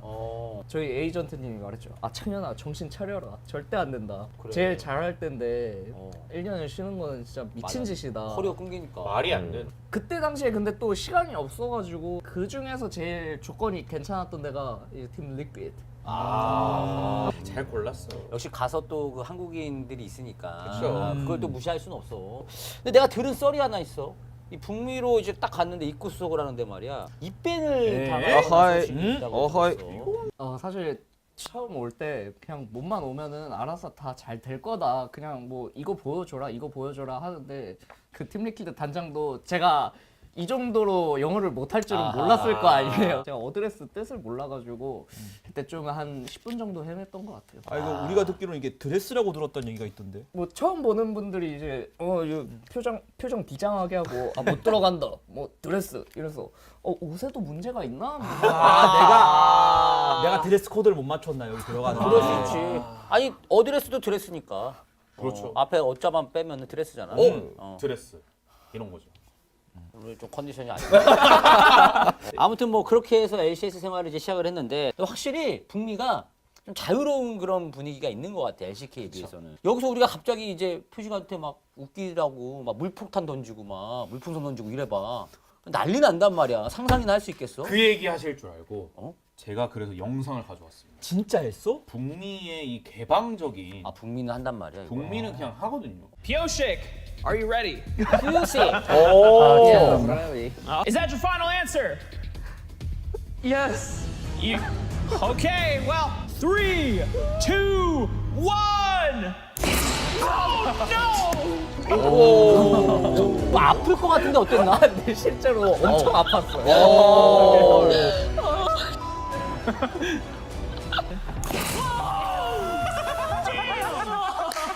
Thank you very much, Emily. And here we 이것도 have. 뭐야? 좀 즐긴 거네 이거는. 도발 퍼포먼스. 이런 거는 재밌었어요 또. Give it. Hit him. 세다 세. Rory might like Attack on Titan, but Pioshik like. 확실히 자유가 좀 느껴지잖아, 확실히. 그럼 이제 두 리그를 이제 LCK랑 이제 북미를 좀 겪어봤는데 확실히 그 차이가 좀 있나? 확실한 차이가 있는 것 같긴 해요. 제가 느꼈을 때. 뭔가 체계적이었어요, 되게. 보통 한국에 스크림 1시잖아요. 그러면 12시 한 50분까지 모여가지고 이제 비몽사몽한 채로 하는데 북미 때는 이제 12시에 스크림이었는데 10시 반에 다 같이 모여서 뭐 운동을 하든 뭐가 됐든 그냥 뭔가 다 같이 하는 그런 게 되게 많았던 것 같아요. 근데 이런 거 배울 만한데? LCS를 배우자는 건가 지금? 체계적이라는 표현을 쓰니까 그럼 어떻게 흡수해야 되지 않겠어? 근데 또 알잖아. LCS를 흡수하자고?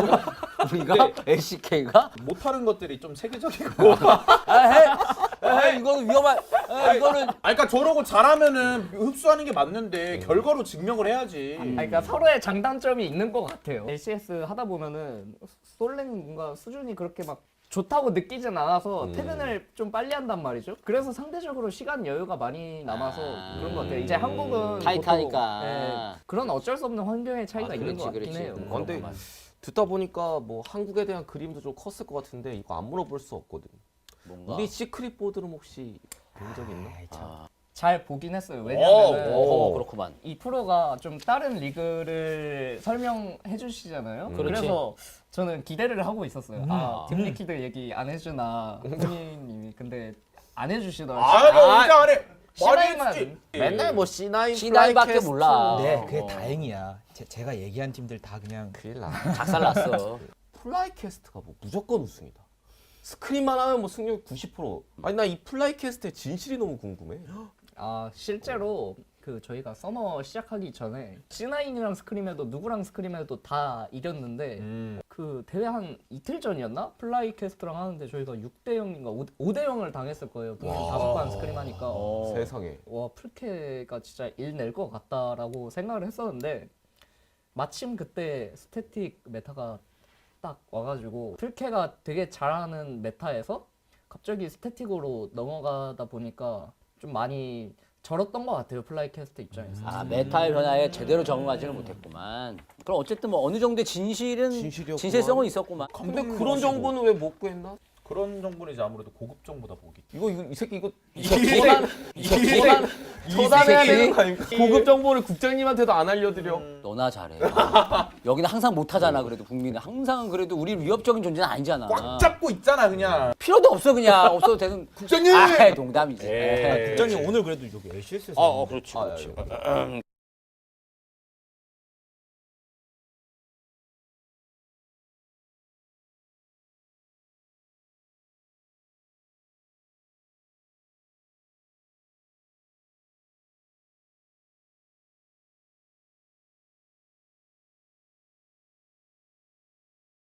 얘가 은근 관종이에요.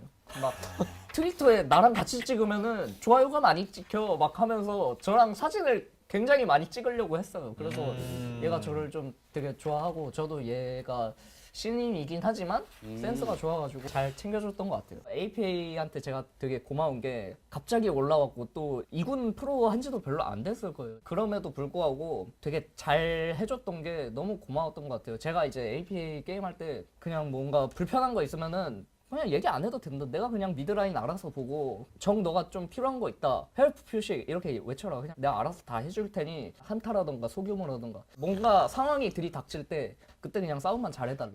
Help mid. Okay, I go. We dive. Go, go. We dive? Okay, I understand. 야, 저도 저런 정글러만 있었으면. 진짜 의지할 수 있는 정글러네. 그러니까 이제 월즈를 진출할 수 있었고 뭔가 한숨 돌린 느낌. 그리고 APA 덕분에 갈 수 있었다까지도. 이렇게 사려심이 깊은. 이래서 한국에서 결국 월즈가 열리지 않았습니까? 그 최강을 달렸던 T1을 벼랑 끝까지 몰아세웠던 표식의 리신. 이 장면 이거. 이거 신이라고 불리는 이 페이커를 상대로. 여기 샷웨이키어 주면서 음파 맞추고 아니 이게 하면서 와 기다렸다가 바로 음파. 그리고 여기서 조냐를 또 씹어주고. 그리고 봐봐. 사실 저 때 우리가 또 맞다. 표식은 여전하구나. 우리가 딱 이런 생각을 했었잖아. 어때 뭐 본인의 활약상을 좀 다시 보니까 솔직히 좀 직접 막 이렇게 활약하고 나면 좀 찾아보고 그러지 않아? 나도. 찾아보긴 하는데 근데 저 경기 진 게 너무 아쉬워서 이긴 경기였으면 더 봤을 텐데. 그때 얘 졌어도 보긴 했어. 근데 좀 아쉬움이 보면서 많이 남았던 경기였던 것 같아요. 그러니까 그런 또 아쉬움도 있고 사실 또 나아가서는 또 이제 그 무대 자체에 대한 아쉬움도 분명 있었을 거 아니야. 당시 떨어지고 난데 진짜 아쉬워하는 모습이 많았는데 좀 그 당시 이제 연습이나 준비를 하면서 어디까지 좀 목표를 보고 있었던 거야? 솔직히 개인적인 목표로는 8강까지만 갈 수 있으면 너무 그냥 행복하다. 진짜 최소 2승이라도 하고 싶다라는 개인적인 생각을 했었던 것 같아요, 이 당시. 그런데 어쨌든 뭐 거기까지는 뭐 올라가지 못했으니까. 제가 또 일을 너무 잘한 바람에 어쩔 수 없었어요. 아무튼 저렇게 해서 이제 월즈가 뭐 아쉽게 마무리가 되고 팀 리퀴드 생활도 이제 마무리하고 다시 또 이적을 하게 됐어. 이 이적도 굉장한 화제였다. 와, 드라마지 이것도. 드라마를 함께 썼던 데프트 벨과 함께 KT로 이적을 하면서 우리가 또 그렇게 보고 싶었던 표식을 LCK에서 다시 보게 됐어. 한국에는 계속 이제 오고 싶었던 거야? 오고는 싶었는데 저기 캐니언 나오고 뭐 피넛도 나온다 하니까 여기저기 이제 정글 핫한 매물들이 다 나온다. 물론 제 개인적인 생각은 난 저 사람들보다 잘하는데 라는 자신감이 있었지만 당연히 이제 시장 평가는 제가 후순위일 수밖에 없었고 LCS 쪽에 미국을 또 다녀왔으니까 휴식을 휴식이다. 이럴 거나 북미는 더 이상 없다. 북미는 더 이상 없다보다는 이 한국 시장을 볼 때쯤이면 북미 시장이 닫힌다. 작년에는 원래 그래. 작년에는 좀 운이 좋았던 것 같아요, 제가. 그래서 뭔가 이번에도 한국 갈 데가 없다. 그래서 이제 올해도 쉴까라고 했지만 이제 KT에서 저를 좀 좋게 봐주셨던 것 같아요. 그래서 혁규 형 뭐 오고 저 오고 건이 형 오고 이렇게 해서 완성이 됐던 것 같아요. 아니 이게 데프트 선수 인터뷰 들어보니까 그 북미 갔다 온 후에 영어가 막 자연스럽게 입으로 막 튀어나온다고 하는데 실제로 우리 아까 들어올 때 또 약간 정말 열심히 노력한 마크입니다. 진짜 무의식에 나온 경우도 있는데 스크림 초반에 다 어색하고 그냥 분위기 재밌게 하려고 뽀비 here 막 뭐 my bad 한 3일차까지는 그랬는데 이제 딱 현실 직시를 한 거죠. 한국에서 역시 이러면 안 되겠구나 하고 그냥 다시 진중해야겠다. 초반에는 어쨌든 좀 뭐 아주 어색한 선수도 있고. 근데 이런 선수가 있으면 팀 분위기 좋습니다. 그럼 그런 거 필요해. 유난 역할을 해줘야 돼. 어쨌든 뭐 우리가 여러 가지 좀 이야기를 듣긴 했지만이 현재 우리 LCS 이야기를 좀 들어보자고. 에이전트 마크가 작년까지 LCS에 있던 선수야. 롤드컵도 갔다. 따끈따끈한 소식. 김이 아직도 나 아직. 이게 참 에이전트 마크가 팀 리퀴드를 롤드컵으로 올린 이후에 또 떠나게 됐잖아. 현재의 TL 좀 어떨 것 같나?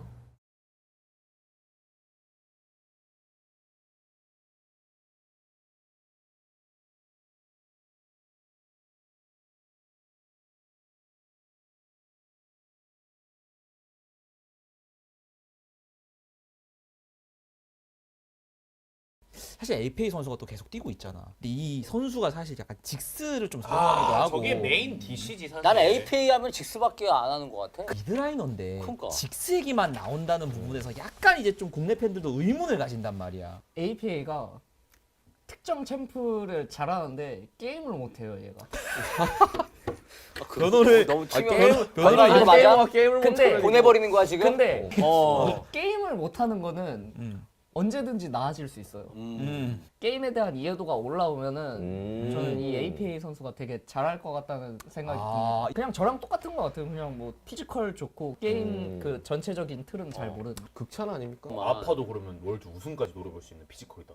북미 페이커 될 수 있다. 북미는 선수 굉장히 난처한 굉장히 난처한 국민은 아파를 놓치면 안 된다. 일단 그거에 가장 가까운 선수는 솔직히 조조 편인 것 같아요. 지금 당장 지금 당장은 팀 리퀴드가 2번 경기를 치렀는데 자기 전에 봤단 말이에요. 뭔가 잘 굴려놓고 여전히 좀 잘리는 게 요네한테 그냥 완전 끼고 있는 거 아니야? 이거? 요네 바이한테 지금 버티지 못하고 있는 거야 이미 그냥.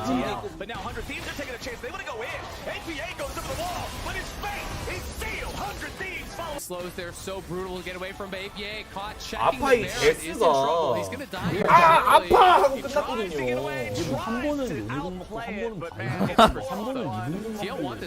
다른 선수랑 여전히 또 직스를 하고 있다는 이 부분만 사실 고치면은 진짜 다 이길 수 있단 말이에요. 제가 있을 때도 제가 스프링 8등을 했잖아요. 15번 지표가 1등이었어요. 1등.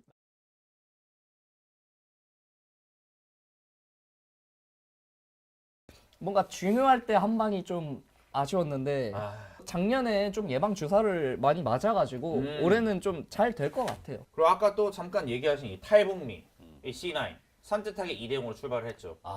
여전하고만 C9. 요원 마크도 얘기했던 것처럼 탈북미의 가장 1등 주역 조조편. 와.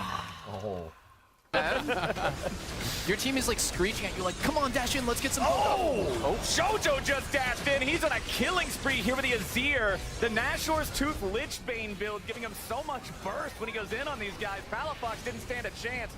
Now Dokla just trying to see if there's anything left to do, but they force him back so easily. Blabber and Fudge still on top of the Baron. Remember the Contracts is around. That is what C9 is trying to prevent. They do not want to give this away with a steal. Dokla brought back. Blabber going on a killing spree. And now Contracts cannot get close enough. They bring Blabber back in the pit. Contracts goes in, but he shuffled right back out. Contracts really wanted to go in there, but C9.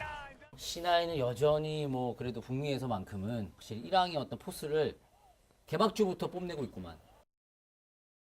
어쨌든 오늘 또 LCS에 대한 또 재밌는 이야기도 많이 들려서 너무 고맙고 오늘 이렇게 나와서 또 이야기 나눠보니까 어떤가. 맨날 또 우리 시크릿 보드룸의 광팬 아니야? 그죠. 근데 직접 출연했으면 뭐 소원성취한 거 아닌가? 뭔가 이렇게 나와서 처음엔 좀 어색했는데 얘기하다 보니까 신나지? 네, 좀 신나고 상대적으로 이제 한국 사람들 LCS 좀 잘 안 챙겨볼 것 같은데라고 생각을 했는데 뭔가 공감대가 있는 것 같아서 되게 좋았던 것 같아요. 은근히 한국에 북미 팬 많아. 어쨌든 또 표식이 워낙 재밌는 이야기를 오늘 많이 해줘서 너무 고맙고 사실 지금 시즌 중이란 말이야.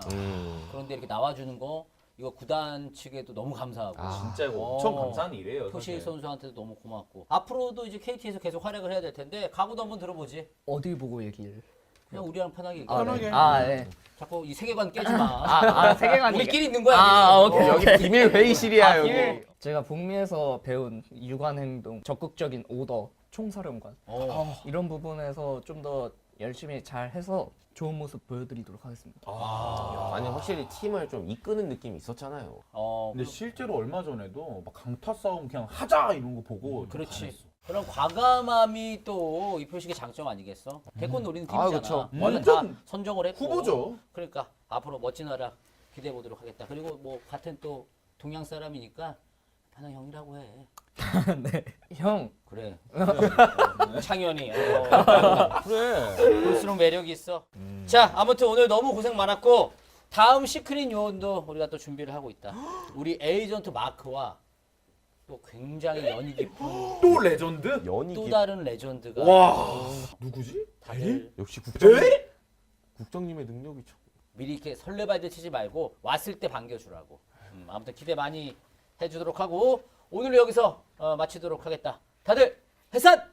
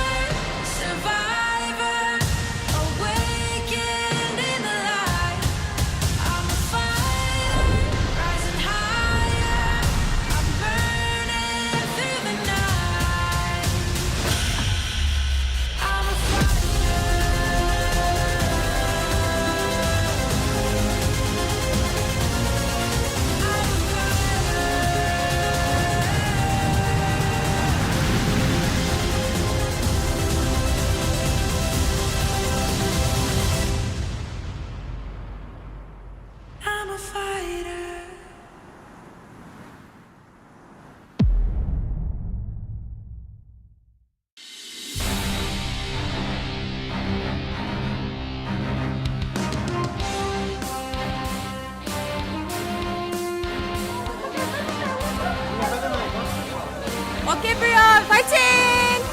마리 선수 데뷔 3주년 축하드리고 오늘 경기 파이팅! 파이팅! 오케이 브리온 화이팅! 이와 화이팅!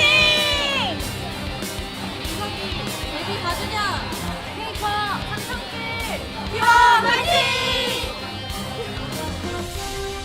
Hello and welcome back to the LCK. We're here for the second match of the night. We already finished our Saturday showdown in typical KT fashion. We went all the way to 3 games, but it was a clean 2-1, nothing to see there with KT in the victory. Now we have T1 up against OK Brion. And this one, Chronicler, it's not Saturday showdown. It is not Saturday showdown, and I don't think it should be. This is, on paper, perhaps an even bigger mismatch than Gen.G and Bro, because as much credit as I think Gen.G deserves, they are known to take it a little bit slow. At times, you know, they take it easy. They don't really go in all out from lane. T1, no. No, if they're winning, they're beating you in 22 minutes. And looking at what we have right here, do note that the only loss that T1 did have was against Gen.G. Outside of that, they've looked pretty much unstoppable, and also that was in week 1 versus a Brion who is very much here on a very rough trajectory so far. The only win they got, one win, was against DRX, who are 9th. Yes. And not only that, OK Brion have come in today with some new players, which we will get into in just a moment as we move into our points of the match. First, 0-5 winless Bro versus T1 onwards to a 5-win streak. Bro is implementing changes. Will they reveal their potential against, of course, the T1 roster? And T1, as you mentioned, they're very good at squashing teams on the east side of the bracket, not just teams like Bro who don't have much luck, but pretty much anyone who is on the east side of the bracket at this point. T1 are very good at making quick work of them. Yeah, the T1 really is the epitome for you have to be this tall to survive. I don't know. This is yeah, Faker is going for 3,000 kills, and Karis has just not been that good. Is unsteady. He is unsteady, yeah. Yes. There was a time where Karis wasn't steady, but did have a lot of high highs back in, you know, when he was on Hanwha, back on Gen.G, and this is the big reveal of the day. Samver and Palu in the starting lineup. I actually love that they try new stuff. I think that clearly even for, you know, Brion GigaChat standards, it's just not looking great. However, pulling up to players that even in challengers are, you know, middle of the pack, against T1 is definitely something that you'd expect to backfire, at least to a certain extent. And I think will also might make it hard to evaluate what we're going to see here. Yeah, we have an interview with them right now. Let's take a look at that and see what they had to say. 안녕하세요. 저는 OK저축은행 브리온 원거리 딜러를 맡게 된 샘버 이승용입니다. 저는 OK저축은행 브리온의 서포터를 맡게 된 폴루 오동규라고 합니다. 오늘 LCK 첫 데뷔전을 하게 됐는데 연습 기간은 짧았지만 긴장하지 않고 오늘 경기 잘 해보겠습니다. 이렇게 LCK 데뷔전을 하게 되어가지고 준비한 만큼 열심히 잘 보여드려 노력하고 좋은 경험이 될 것 같아서 열심히 잘 해보겠습니다. 저희의 강점은 일단 안정적으로 성장하는 스타일을 좀 선호하는 장점인 것 같습니다. 저는 일단 라인전부터 일단 상대한테 쫄지 않고 자기 할 거를 잘 할 수 있는 게 가장 중요하다고 생각합니다. 첫 데뷔전이 T1이라 되게 긴장 많이 했는데 긴장하지 않고 잘 해보겠습니다. 이렇게 좋은 기회 온 만큼 좋은 모습 보이려고 노력하겠습니다. So there you have it, coming in with a good mindset, just going to play their best, do what they have to do. And by the way, Gideon is also back in the lineup. He's so tall! Look at him! Yeah, I don't know what it is about these challenger players. I don't know what they're feeding them down there, but he's so much taller than everyone. Come in here and they're absolute units in one way or another, and Palu is no different. We'll see if that advantage will help them out in this game, Chronicler. Yeah, you have a better angle, you have a better field of view for playing League of Legends. You can look over the top of your monitor at your opponents and intimidate them. For a stare down. Yeah. No, the reality is, as they were saying, we're very nervous playing against T1. Playing against T1 is a rite of passage for anyone, given the pedigree of the org. And they're being called up after Brian has really been struggling, and this is, if that was against, you know, DRX or Nongshim, I think as a challenger bot lane, you'd be like, we know what we're getting ourselves into. This might be manageable. Against these players, unfortunately, it might not be. As T1, they've taken some liberties in drafts, but when it comes to gameplay, particularly pushing leads, they are without peers, perhaps, within the LCK. Yeah, these guys, they look pretty nice, but they are brutal when it comes to playing League of Legends. They will ruin your day.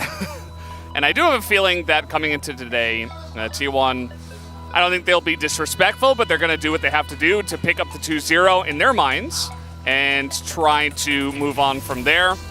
I am curious how the laning phase is going to go in that bot lane, see what Samver and Palu can actually do. And let's see if Gideon, after a short stint out of the lineup, what he can do as he comes back in.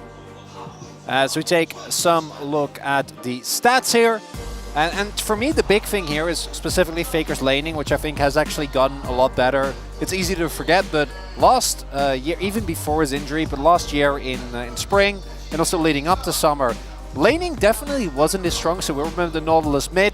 I think that that's the biggest improvement that he specifically has made over from last year to this year, and one of the reasons why T1 have looked even more aggressive than they have in the past. A lot of that will also be the fact that he's played a lot of Orianna as well as Nico, both of which are very lane-dominant champions. For Karis, I don't discuss as much because there's been a lot of struggling, and there is also the still very pervasive strategy of the lower tier teams to pick Azir and hope it works out. It's just reliance on comfort in a meta where Azir is not having a lot of luck, and a lot of the teams that are still picking him, I would say, to this day, are teams that are on the east side of the bracket and are just not having a lot of luck in general. So, yeah, we might see him play it again today. I think that would be a mistake, especially against Faker, but, you know, can't stop them if that is what they want to do, if they want to continue playing Azir. And we'll see what Brian are going to do, how they're going to change up their strategy with the draft, now that they have 2 new players here. And, you know, the Brian Challenger teams, they're fine. They're pretty decent. I think this year they're having a better time than they did last year around. As we do take a look here, Samver actually a good amount older than his counterpart, but did not play for Challengers up until this year. Paulo we already saw, I think, come in last year, maybe spring or summer, I don't remember exactly, but was already on the Challengers roster, which wasn't necessarily going amazing. But we have seen some changes. Brian do look a lot better in Challengers. And, you know, it's Challengers, LCK. Is there really? Yeah, there is a difference. It's quite large, in fact, as we have seen a lot of players that in Challengers look great, have not been able to make that jump. We have seen one that made that jump, Bull. Yeah, which I still don't get. It was also get. an AD carry, and he came up and made a difference. He actually did. That's still my favorite part of this spring's timeline. Absolutely mind-boggling to me that Bull, of all players, is doing as good as he is, and we'll see if Samver and Paulo are able to have a similar level of performance. Gonna ban away the Nautilus. Yeah. Which... I wonder if they want to like prioritize an Orianna and are expecting the Senna to come out. That would be my main read on this, as Gideon's Lee also going to get banned away. Unsurprisingly, the Lucian is going to not be given to T1 because it makes the early laning phase very unfun. Orianna would be the other big one here. It's going to be the Kalista instead. T1 have very often just opted into a B1 Orianna. Milio is another one that I think our top tier teams rate a lot higher than some of our middle to lower of the pack. It's just going to be the Orianna. No surprises there.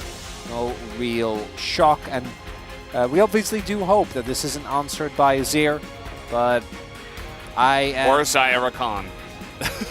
Yeah, I'm not feeling too great about it. The Senna does actually get picked up, so in that light, the Nautilus makes sense. And I will not speak, because if I speak, it will be pretty... Caitlyn? Caitlyn Lux responds to the Senna. as Carry is shaking his head. Probably about something else, I would imagine.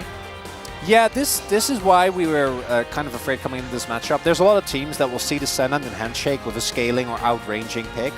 Lux Caitlyn does outscale, but it's also one of the most impressive lanes that basically doesn't allow you to make any mistakes. So Samver and Polu in their first game going up against the Caitlyn Lux of Guma and Carrier. That's not going to be a very fun time. I assume, or we assume, that the Ornn is going to go with the Senna, but obviously we don't know for a fact that that's going to be the case, but it is the most likely. The Ornn is very good in the bottom side into Zyra Khan, if we, you know, the Senna Ornn combination.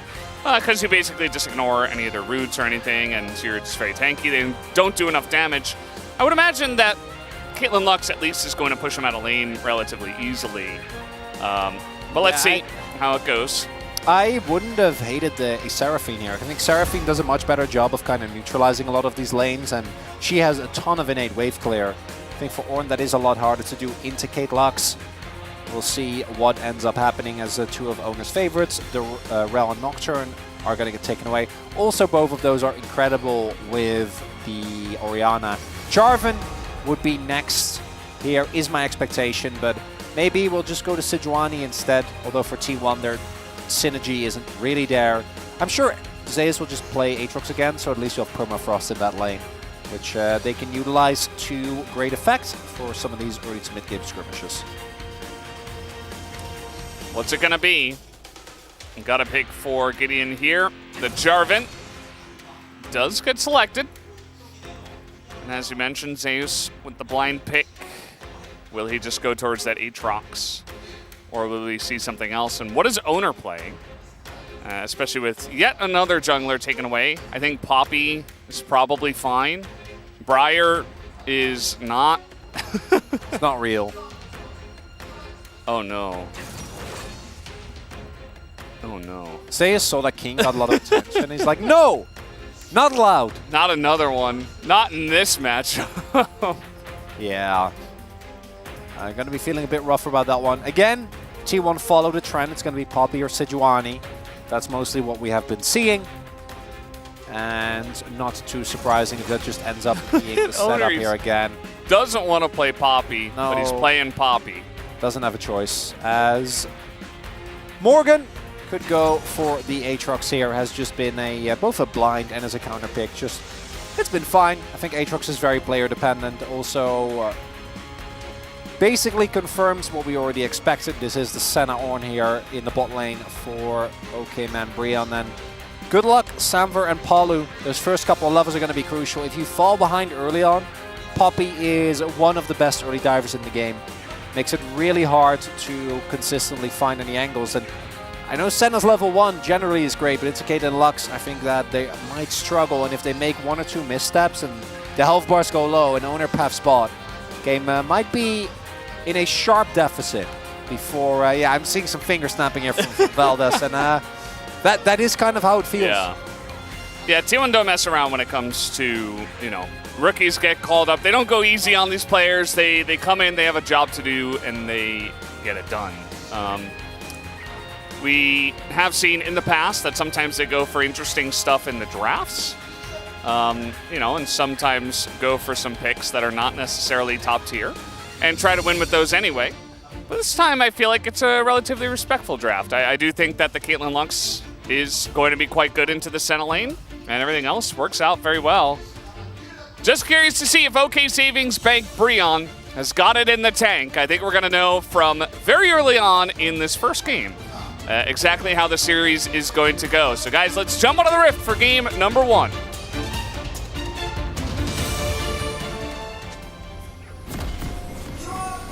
소환사의 협곡에 오신 것을 환영합니다. 미니언 생성까지 30초 남았습니다. Valdez, I just want to make sure. Did I hear some disparaging comments towards AD Cannon? In what you were like, oh yeah, sometimes T1 take risks. Are you trash talking Terminus Cannon? Yes. Oh, I can't believe you would do this. Unacceptable. Yes. I would. I almost forgotten about that. Yeah, I just had to remind everyone that it did happen. That's not the only example, but No, there's more, but that was my favorite one, personally. yeah. Faker's just gonna say hello here. Gideon by himself. Of course, he just wanted to come in here and put down a ward, and that he will. Owner gonna go to his Raptors probably, as you do. Poppy pretty fast at clearing the jungle as well with her AoE capabilities. And Gideon's gonna get some help here actually from Morgan. So nice little leash there. I do worry, you know, again, I wasn't sad about the Cassante because I don't think he's strong.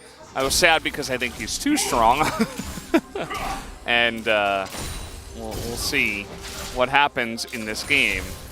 Zeus generally one to show off with some flashy picks, especially his Yone, which he is very famous for at this point.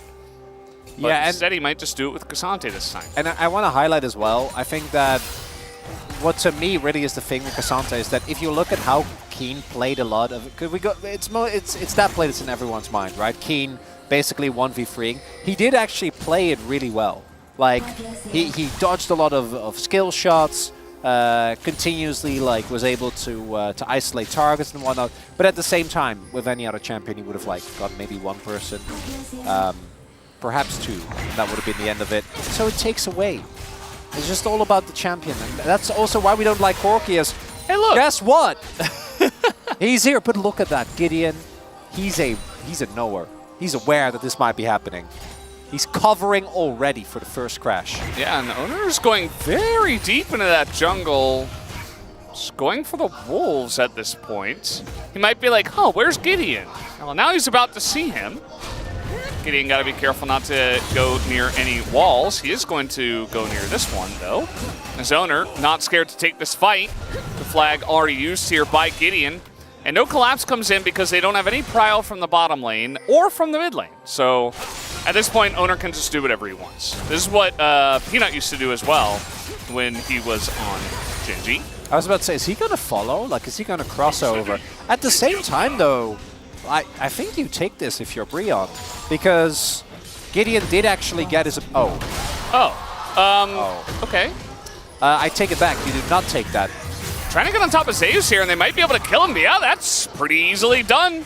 As Gideon immediately from the Wolves just ran straight to the top lane and is able to take him out. So there's an upside here. Palu does have TP.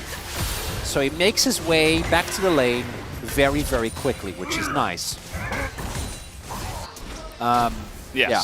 I don't know what happened. I'm sure we're going to see a replay, but that is unfortunately not what you want to have happen, because I think Gideon actually did a good job, both zoning off owner, gets his wolf, and then makes his way towards the top side where he punishes a proxying Zeus. As, owner, no. They know, though. Yeah, Gideon knows he is here. As now Karis is able to come on over. Owner still level 3, and he is able to taxi onto the Azir and push himself out of the jungle. Just trying to put on as much pressure as possible. He's not going to win that smite fight either. I mean, Owner is spending a lot of time. His top side has been up from the get-go, right? Like, this is actually going to be a lot of lost gold. He also still needs to back, so Gideon actually pulling out ahead here in the 1v1. Now, the good thing about this for T1 is that with them knowing where Gideon is, the play working out isn't really a necessity because of what is happening in the bot lane. We're currently looking at about double the CS picked up. As we take another look at this. And yeah, you're a level down, and Keria might get hit by the knockup, but you will also get rooted and promptly die. As really nicely done here actually by Gideon. If he doesn't hit the flag and drag, I don't know if they can 100 to 0 CC chain him. So good job on that. It's Veldus, we're 3 plates down almost at 5 minutes 30. I was worried about this with the Ornn.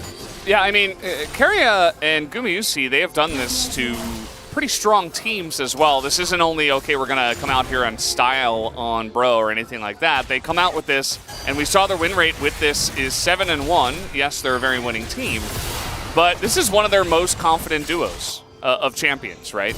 That they have brought in, as now trying to make a play on the Faker, but no Emperor's Divide is used. Yeah, I think Cars tried to psych out Faker, force him to flash, and then they can do a follow-up gank. But Faker is ice cold, does not choose to use it. I mean, you can always wait until the animation starts and then you flash. So, and he just didn't. Yeah, this is why I would have really liked to see something with more wave clear. I think there are picks that you can go for that can. And Seraphine is the most notable one, but there's plenty of other ones that actually get to do a good job at clearing the wave from range, so that this doesn't happen. Like, you'll still get bullied, it'll still be a tough laning phase, but... Okay. There we go. Faker forced to flash himself. Root does come down. There's a trap underneath him as well. That's the end. Apollo again.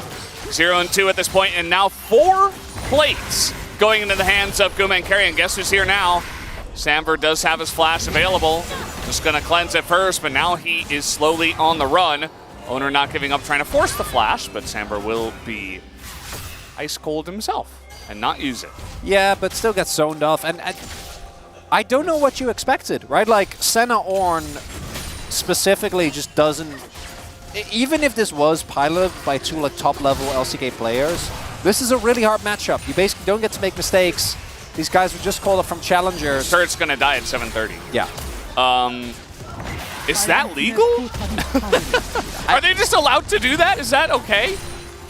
This is what you opted into. I think to a certain extent at least. Uh-oh. Here we go over here. That's a long wall to drag him over. But now Gideon's here once again. Zeus a little bit more fed at this point in terms of items, but it's not going to matter as he will be taken out as well. So Paulo's 0 and 2, but so is Zeus. And Gideon is actually playing well, right? He's observing this early, absorbing rather this early pressure. As we take another look at this, yeah. That's what the combo does. That's how it works. Try to deny the full CC with his W, but didn't actually end up getting it. And then here, it's good punish, right? Gideon was already making his way over, so I think this gank works out no matter what, unless Zeus somehow gets to really utilize his ghost towards the top, maybe some alcove gaming, but instead, he looks for Morgan, who is 2 and 0. And if it wasn't for the state of the bot lane, I'd be like, okay, bro, looking good. You know what's going to happen instead? Is Guma and Carrier are going to rotate to the other end of the map. Yeah. And they're going to do the exact same thing with this turret. Yeah, of course. I don't know if you really want to dive. I mean, no need to. Yeah, like it just feels risky. Like you could just keep them here under the turret and get more plates instead. As oh, he might go down. Okay, Palu thankfully gets in front of that. But yeah, Samver's not even level 6 yet, so yeah. And reality is he doesn't die, but he also doesn't get to do anything. Yeah. This has to back off. He's going to miss out on a ton of XP. Oh no. Well, that's the binding to come in. Ignite used on Icaria. Don't think he cares too much about that. As no, he he's is not looking giving for up. More. Yep. Might as well. Flash comes through for Palu. As, again, he will live, just like Samver, but again, that turret's going down. Yeah, this might be some of the highest amounts of plates take. We might be on some record tracks here, Veldas. I'm not going to lie with this Caitlyn Lux. But bro, we're going to get the dragon. Yeah, they're cross-mapping well, but... yeah. Well, it's not going to go down just yet, but on the next wave it will. As you do see that Samver has gone mid now. And that's something you can do on the Senna. You don't have to stay in this lane with the Ornn. But Guma will be given this entire plate, or turret rather. And yeah, now that's 2 turrets with all the plates gone already at 10 minutes. It's a 4,000 gold lead in the bot lane, Veldas. Yes. It's 10 minutes in. 4,000. Yeah. And guess what? Now they're going to run mid and do the same thing. Of course. You should. Guma running towards mid as fast as he possibly can.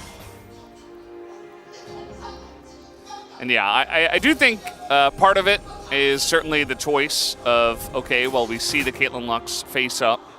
But we had a, yeah, everybody's oohing and awing about Gumayusi's gold. Very true, he is very far ahead. Makes sense.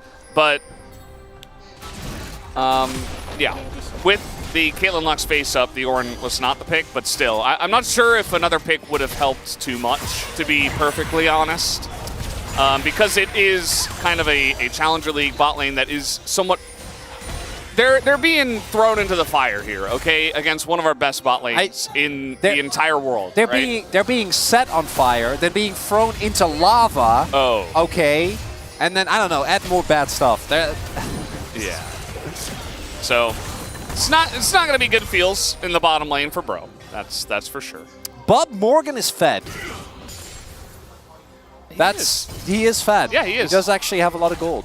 Owner could just, yeah. Oh, look at that. That was pretty slick. I like that. With the knock-up, just denying the flash away. Also the shockwave coming through. But Kars does get away anyway at the end of it all. Samver and Palu are once again matching them in mid. As it feels like nobody else can really match them, though. So it's kind of like lose-lose situation. Like, what is an Aatrox going to do into this Yeah, game? nothing. You know? So if somebody has to match them. It has to be the duo.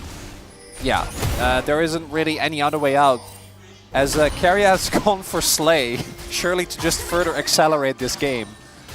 Gotta go fast. They might actually get 15 plates. Or sorry, yeah, no, they would. I mean, the only way this gets stopped is if somebody else comes here in the mid. But they have both subs. Like, they have both subs available, and Owner is playing still heavily towards them. They have really good vision control as well. And because their bot lane is so far ahead, and they permath Prio in at least one lane, there isn't really any big response. Like, Bro's going to have to basically flip a team fight. But with so many sums available, your execution is going to need to be flawless. I mean, you've got Ornn, you've got Jarvan. Yeah. I feel like at least force the summoners. At least, like, give them a little bit of relief in that duo lane. You know, put some pressure on. But, it's difficult. It's not an easy position where there's, like, a lot of vision control for T1 as well, just because the entire map basically is winning.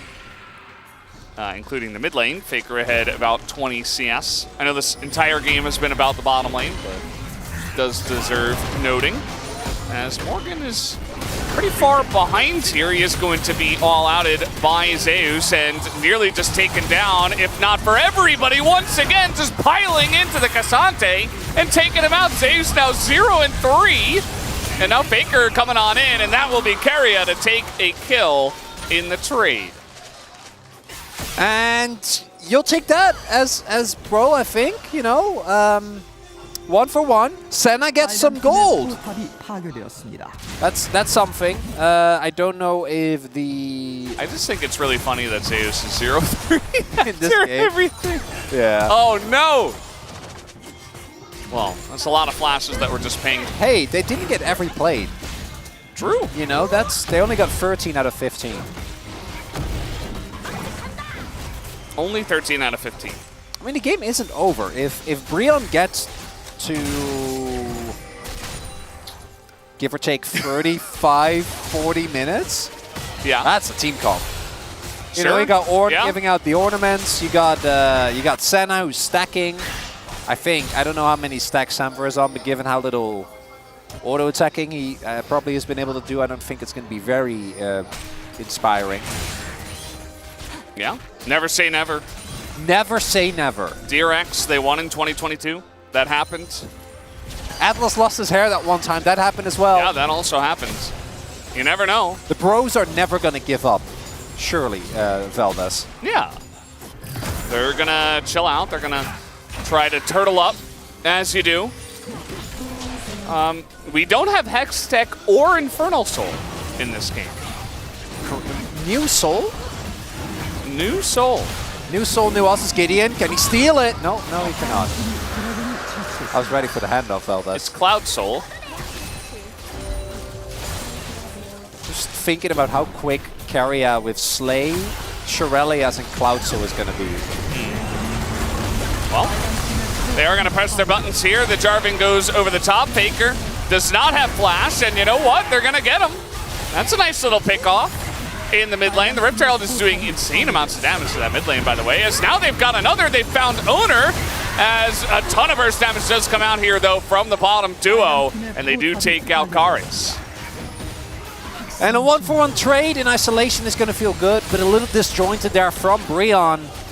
And while that was happening, they lost 3 turrets, which is not ideal. We'll see if Gideon gets to make his way out of here. Karius chasing. He's so fast.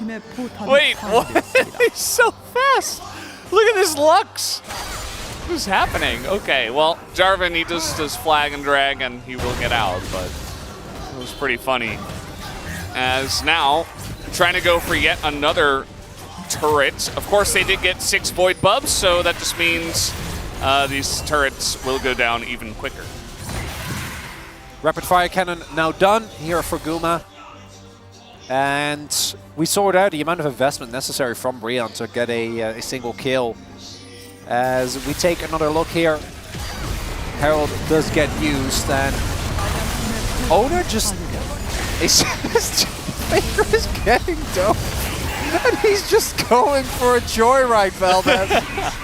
His mid laner ends up going down, but again, throughout all this, there are 3 turrets that end up being taken. Zeus gets top, they get mid inner and mid outer, and it's still a 1-for-1 trade in the end, even in kills here for T1.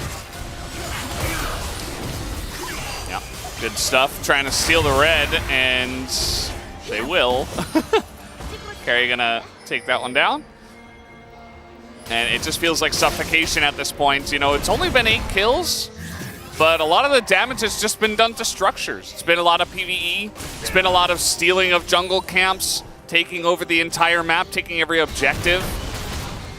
And that is what T1's comp is doing with Caitlyn Lux specifically. So Kara did go for Morello, so you can argue that that is not a very efficient use of gold. And thus, the gold lead that T1 have is somewhat deceptive.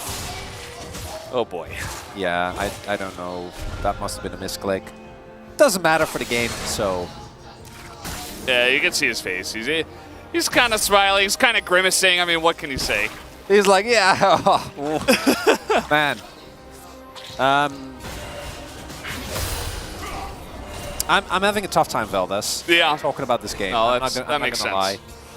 He went Shirelias first, and he's leading the damage chart. Yep.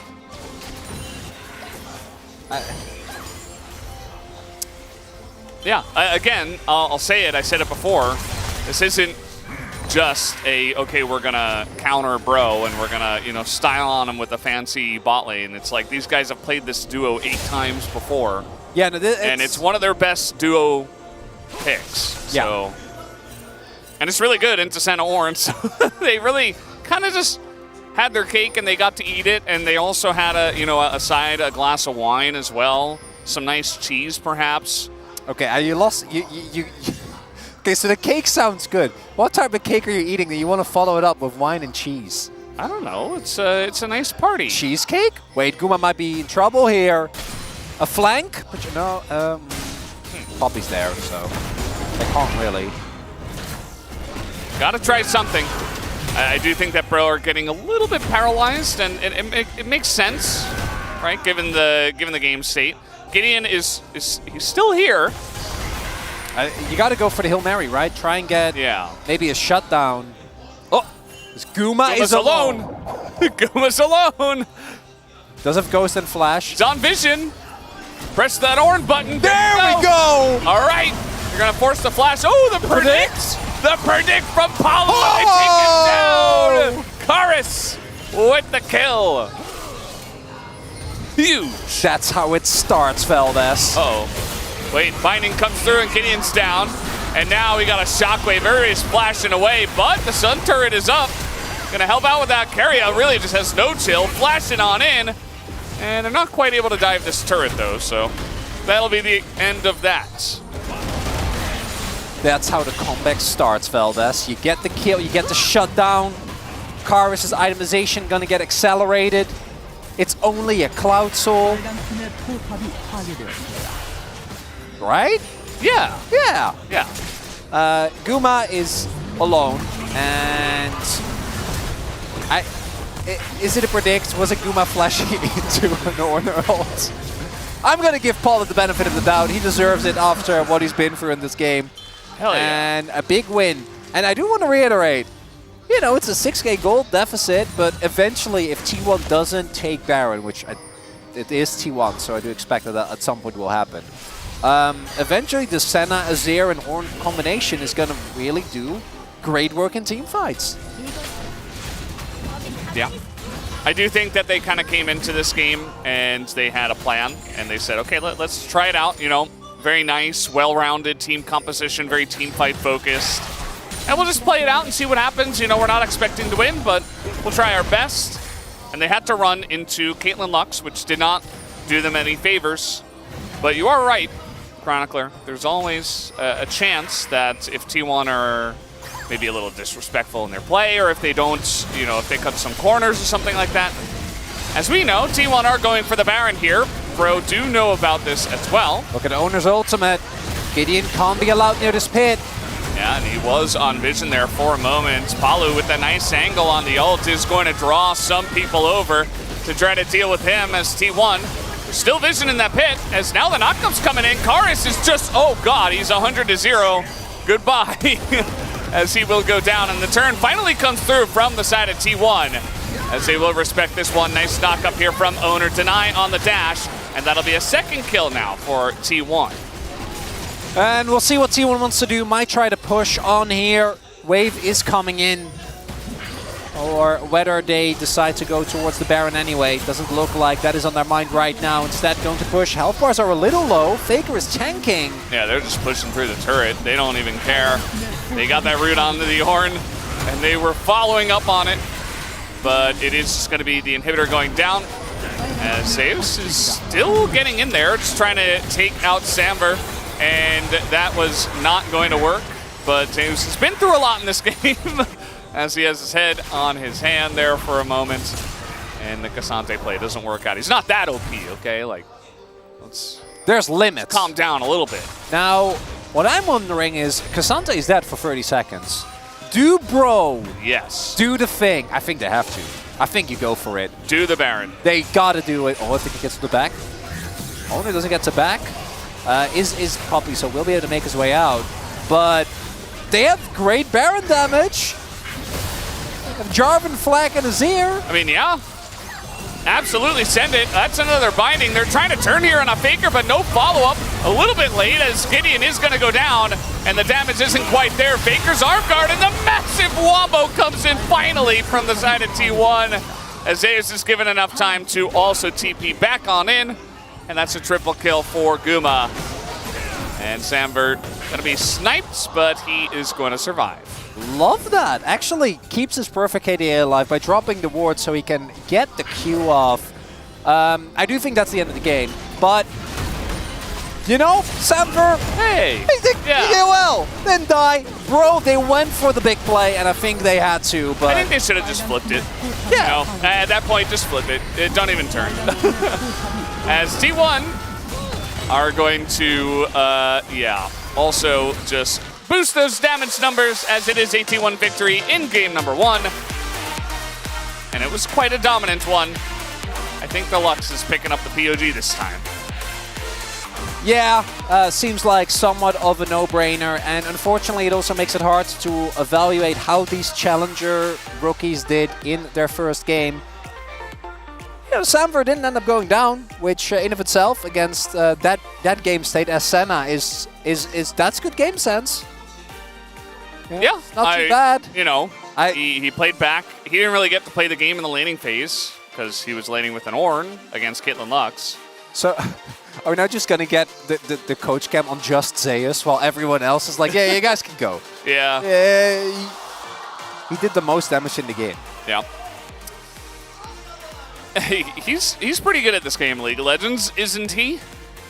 And he was also kind of just in a lane where he got to do whatever he wanted. But if you're going to give one player a lane where he does get to do whatever he wants, Keria is going to utilize that to great effect. So shout out to him and his 16.8 thousand damage.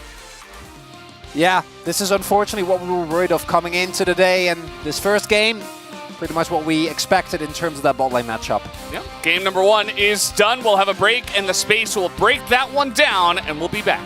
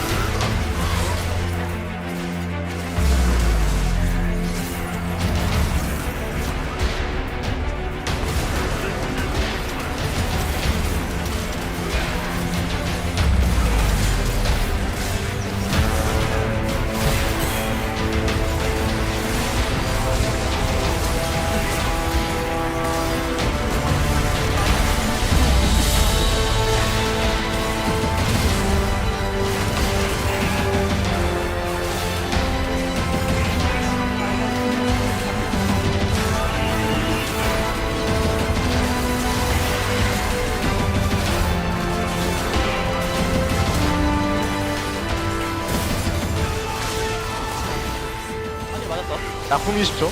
하나만 더 빼. 나 전자 있어. 켰어. 확인. 전자 있대.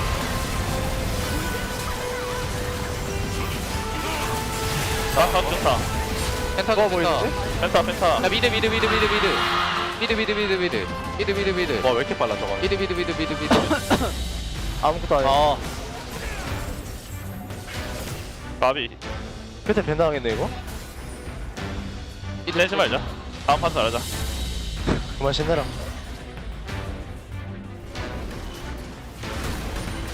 럭스 노플이다. 아 럭스래 세나.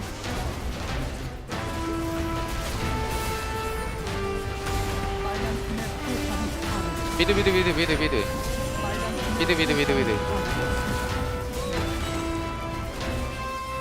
나이스.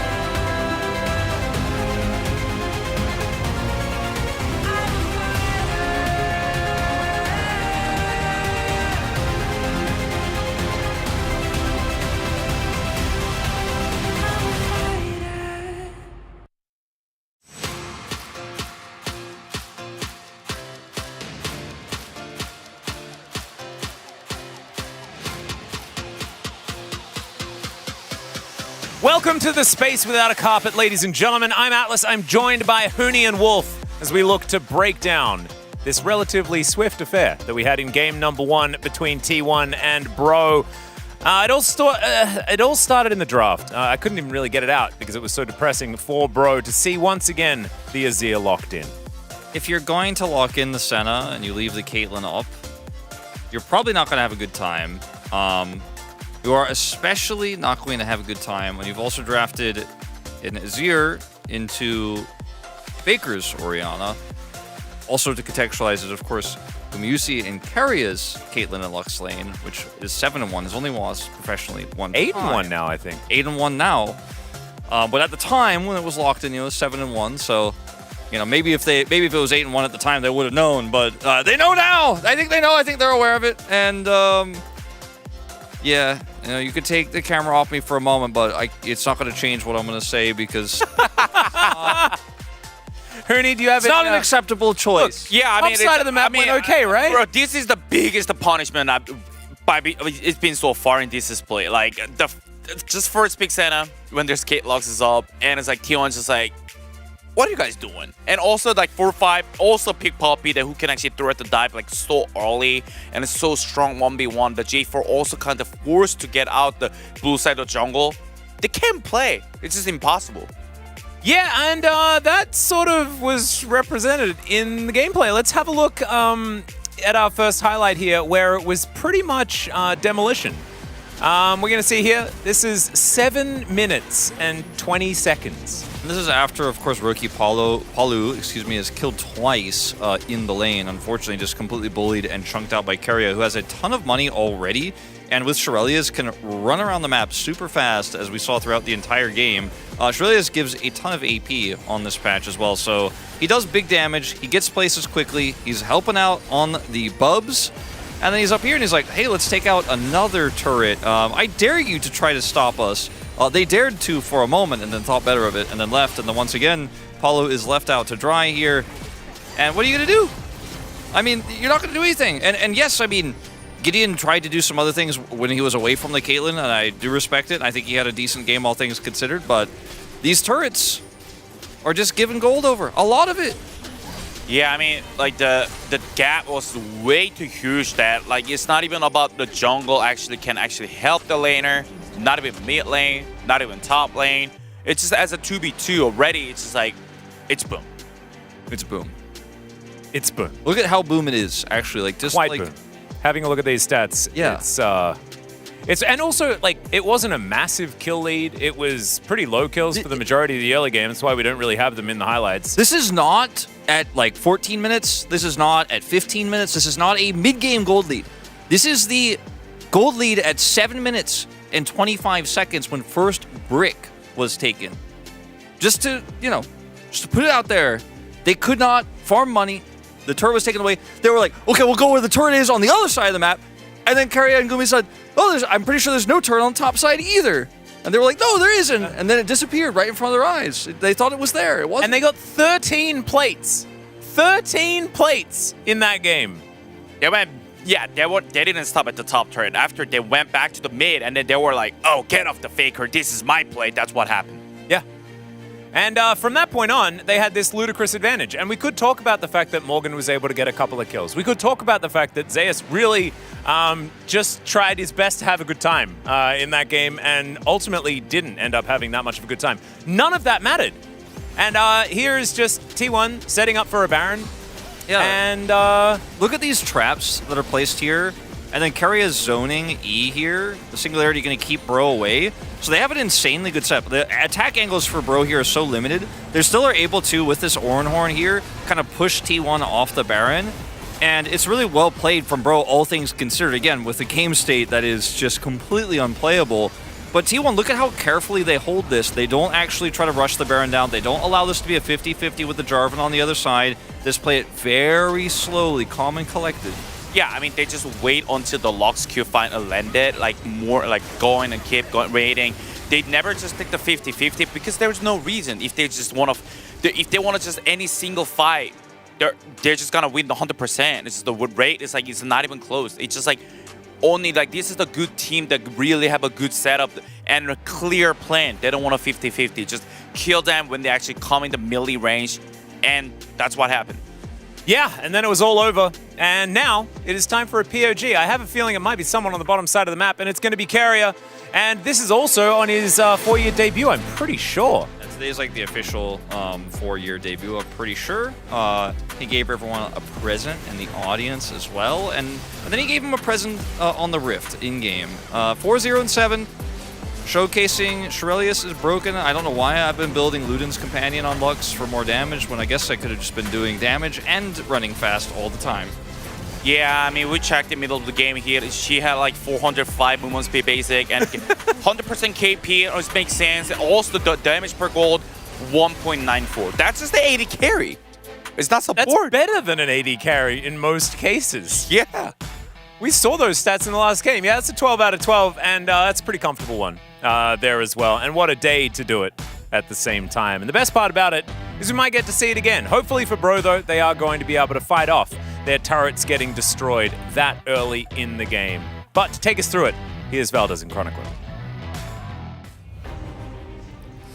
Thank you, Atlas and Tooney and Wolf, for that wonderful breakdown of game number 1. You can see Spirits still high on the side of the Bro bot lane. Palu's not shaken or stirred by that first one. He says, hey, I'm getting some experience in the LCK. I'm getting wrecked by Guma and Carrier. This is great. This is exactly what I wanted. And everybody's having a great time here, except maybe Edgar, who is not looking too happy. Bro are going to be moving to the blue side here after they did select red for the first game.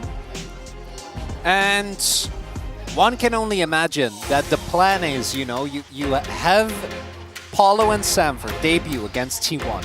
They get clapped, which is to be expected. Again, Gumayushi and Carrier, T1 is in really good form right now. They do this to, not to this extent, but to much better bot lanes. We've seen them do it as well. And then you keep them in, and then when they play against non-Guma Carrier, instant glow up. It's gonna feel like the easiest 2v2 in the world. I see the lines. That's how Bro is getting their win. Let me double check who they're playing next. Humble Life, okay, maybe not. Maybe Viper and the Light isn't it. There you go, Nongshim.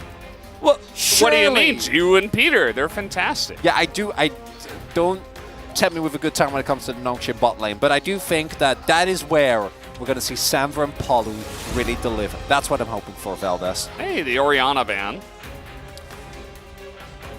And that was actually on the side of T1, so they don't want them to first pick that one. And Samver, after not dying in that last game, he's going to get his hands onto this Varus. We saw what Deft was able to do on this pick in the last series that we did have. So let's see if Samver can do the same. With the new itemization, the lethality Varus is back from really a pretty bad position that it was in previously. While simultaneously, as we saw, particularly when you compare it with or pair it rather with a good enchanter, a lot of opportunities to go for the on-hit variety is more dependent on you having a front line. But if you do, the DPS output is really not on the same level. And we'll see what the Senna is going to be. And I'm wondering if this is, because the expectation is this is a preemptive Talia for Karis, who is definitely going to go Azir. But it might also be for Carrier or for Owner, which I don't think is going to be the case. I'm optimistic, Valdez. I see you looking, you're like, no, let's. No. It's blind, though. Yeah, it is. I mean, you can flex it, sure, but I don't think in this day and age. I think in the jungle it's not that bad. And I guess Carrier can play anything, so yeah, maybe. I knew you'd come around. But no, I know. It's probably just a blind pick, which Karis then picks the Tristana into. Rel is obviously a flex pick as well. Could be for Gideon, could also be for the Varus here. We'll see where they end up going with this. We haven't seen Rel support really for quite a while.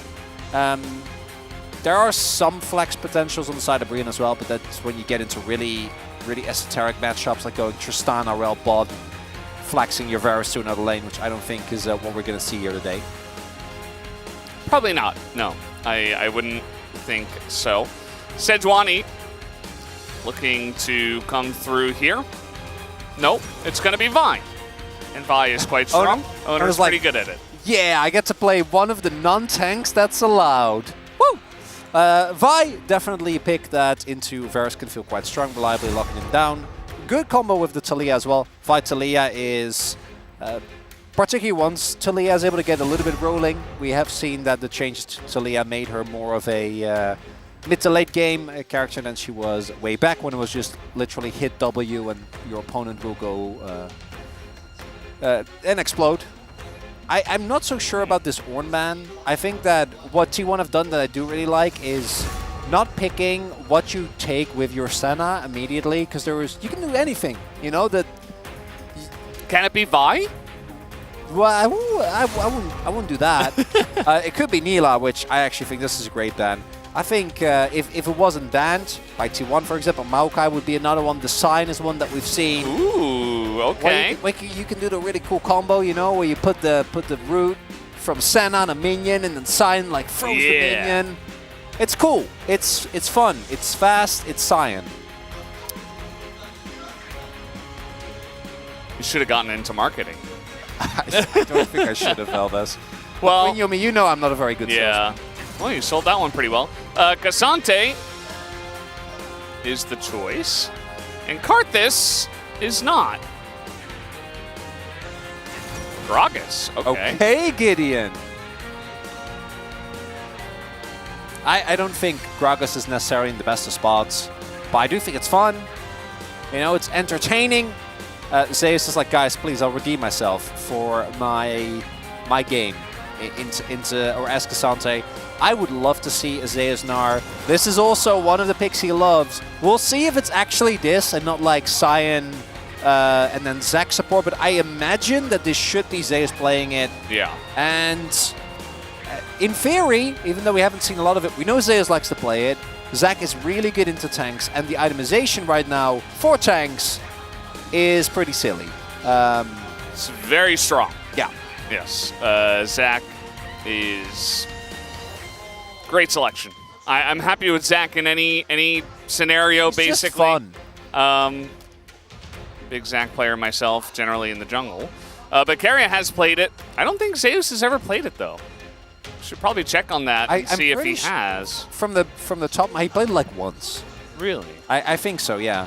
The only downside I do think for Zac is that he can build Frozen Heart, but you know it's a waste of mana. That sign said, "I'm 40, but because of you, Faker, I can't get married." I don't know. Wait. What? I love you 3,000, Faker, but actually I kill you 3,000.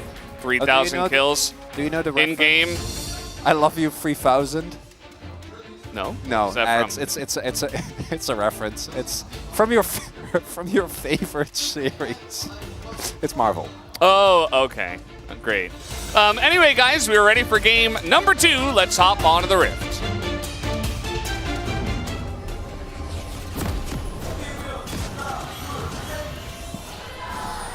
소환사의 협곡에 오신 것을 환영합니다.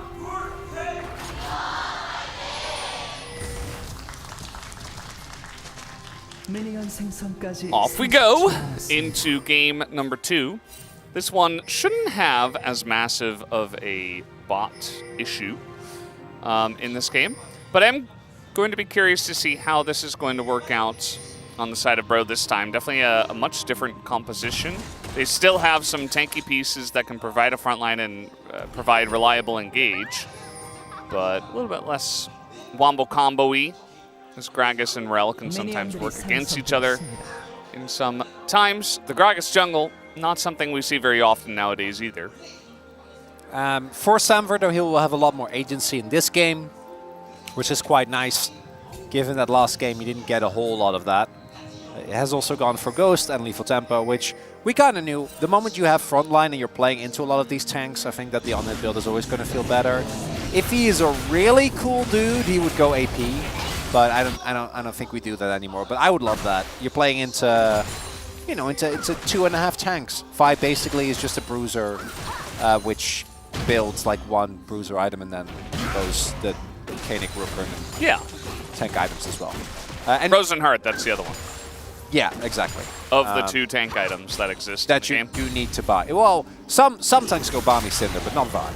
And we do have confirmation. Zeus played one top Zac in the past. As really, it was that long ago. Tushin versus Gen G's Helen at the time. Wow, long time ago. That's a long time ago. Top Oh, there you Zac. go. It was Zeus into Kana during that somewhat regretful Nongshim It was not season. It was a rough year for Nongshim, but does confirm. And Zeus has also gone for the Grasp. And so the thing about Zac is that his W in particular is so good against tanks. Yep. And it makes it really hard, especially if he can get an early lead because he can continuously trade because he's resourceless. And his sustain is really strong. I'm sitting here with a fellow Zac enjoyer, so we're going to have a good time here, Valdez. Yeah, we're eating well in this one. And Zeus is just going to come in here and say hello. Zac is pretty good in the jungle. He's just farming Grasp Zacs. It's just... okay, he almost got that. Not quite, though, as Palu's getting in there. He's going to force Guma to cleanse and flash as well, as Palu and Samber getting the upper hand in the bottom lane. That is vengeance coming through from the bro bottom lane as Owner's here. Gideon was found, as mentioned earlier, by Zeus. Zeus was annoying him, and it seemed like it was just for fun, but then Owner showed up and said, it is not for fun. It is for serious. Yeah. And I think Gideon is going to have to say goodbye to his Gromp at the very least. Might even get double scuttled here because his health bar right now not looking too peachy. We'll see. Paris is on his way. I mean, Gideon might just die unless he body slams. Nope, not going to happen. Flash forward, then he body slams. Blocked by Owner, has to flash himself, but here comes Morgan. And now, oh god, that's going to be a bit of a rough feel, but Owner gets in there, and the stretching strikes are perfect, and now Carr is desperate for a kill. He does get the one, and he actually gets over the wall, and then he dies. Faker going to take that kill, picks up the double on the Talia. Oh, this was going to be the game, Valdez! Oh, I think Owner tried to just follow and then just auto him, but Gideon was still in like the last couple of frames of the body slam. Yeah. So he got cancelled. And then Morgan, helping out his buddy, provided a very, very easy E here. Yeah, as you can see, Owner, I think, just tried to follow up and then go in with the auto, and then this is tragic. The shield falls off. Oh no! And then the moment the shield falls off, Owner gets the E explosion. That's the most fun Zac play, by the way, when you stretching strike one guy and then you flash to the other. Oh, it's the best. It's game-changing, actually. The dopamine, the multiple so bloblets that you get. Especially when you save your ally in that moment. And he did for a while. The Cars did pick up the 1 kill. And Faker did pick up 2. Samber went back, so this is just a plate going over to Keria and Guma in the bottom lane. Things are better than the last game. They're not great, but they are better. As Paulo actually looking for a possible contest here, and T1 does have to respect. Paulo just, even though he is backing, was threatening a little bit, and that is going to be the end of that. Guma did end up going for the Swifties here. Obviously, always going to feel great on Senna, given that so much of her safety is just in her being slightly out of range of everything, being able to kite out people. And will help a little bit with most notably the slow from Samver's E. Keria is just playing Cyan. Basically has gone from one of the most fun supports to is woke up and then ignore. You ignore. And then you just keep doing that. The great ignorer. I'm kind of surprised bottom lane. we haven't seen more Cyan given how broken temp itemization. Oh. That was pretty slick. Got hit by the first rock that came out of Faker. And that's kind of why I'm like, I know in theory that the Tristana is like strong in general, but I feel like into Talia, if it ever goes even slightly wrong, you don't actually have that much threat the way you do against a lot of other mates because of the E. Oh, Karis, no! Oh, the ult comes in and it's a solo kill Never mind. from Karis. I take it back! Chronicler with the epic curse in the mid lane. I don't know how you managed that one. They weren't even on screen. But yeah, Faker not respecting the damage from the Tristana. What happened there was Faker was thinking the same thing I was. And Carr was like, but hey, hear me out. The cooldown on your E is way longer than it is on my W. Getting in here, that's an ignite on Takaria. He's in a lot of trouble. The flash forward onto the minions just to try to hit 6 perhaps, and it's not going to amount to too much. That's another kill here for Bro, as over comes Faker trying to get some revenge onto Gideon, who's on top of the rocks and gets knocked back, and Faker will pick up that kill. Oh, there you go! 3,000th kill! First time ever! Faker will be the first to do it, and more milestones to come in the future, no doubt. And as we can see as well, the person who's even remotely close is Deft, who's like, what, 300, some 300, like 60, 70 kills behind. Yeah. So not going to approach it anytime soon. If only he had never left us, maybe he would be closer. Yeah. But he did. It's okay. He's back now, and everything is fine. And Faker there together with Owner finding Gideon in the enemy jungle as we take another look. Actually, really nicely done. A locked screen. Flashed away. It's getting me there, I don't know.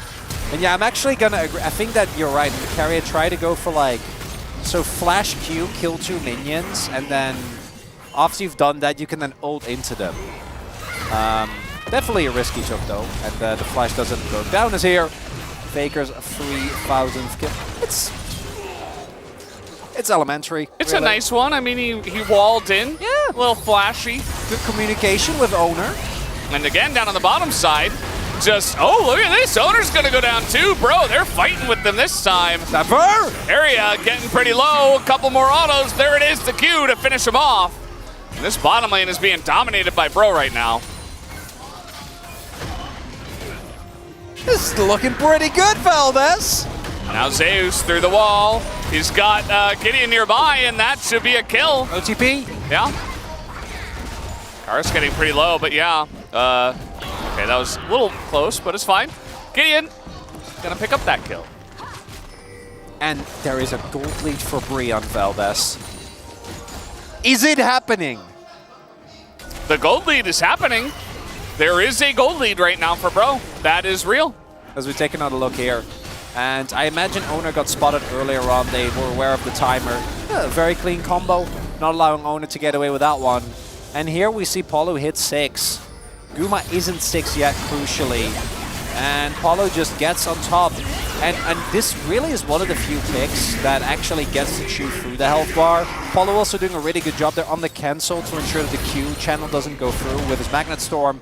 And then here, Zeus just gets Cassante.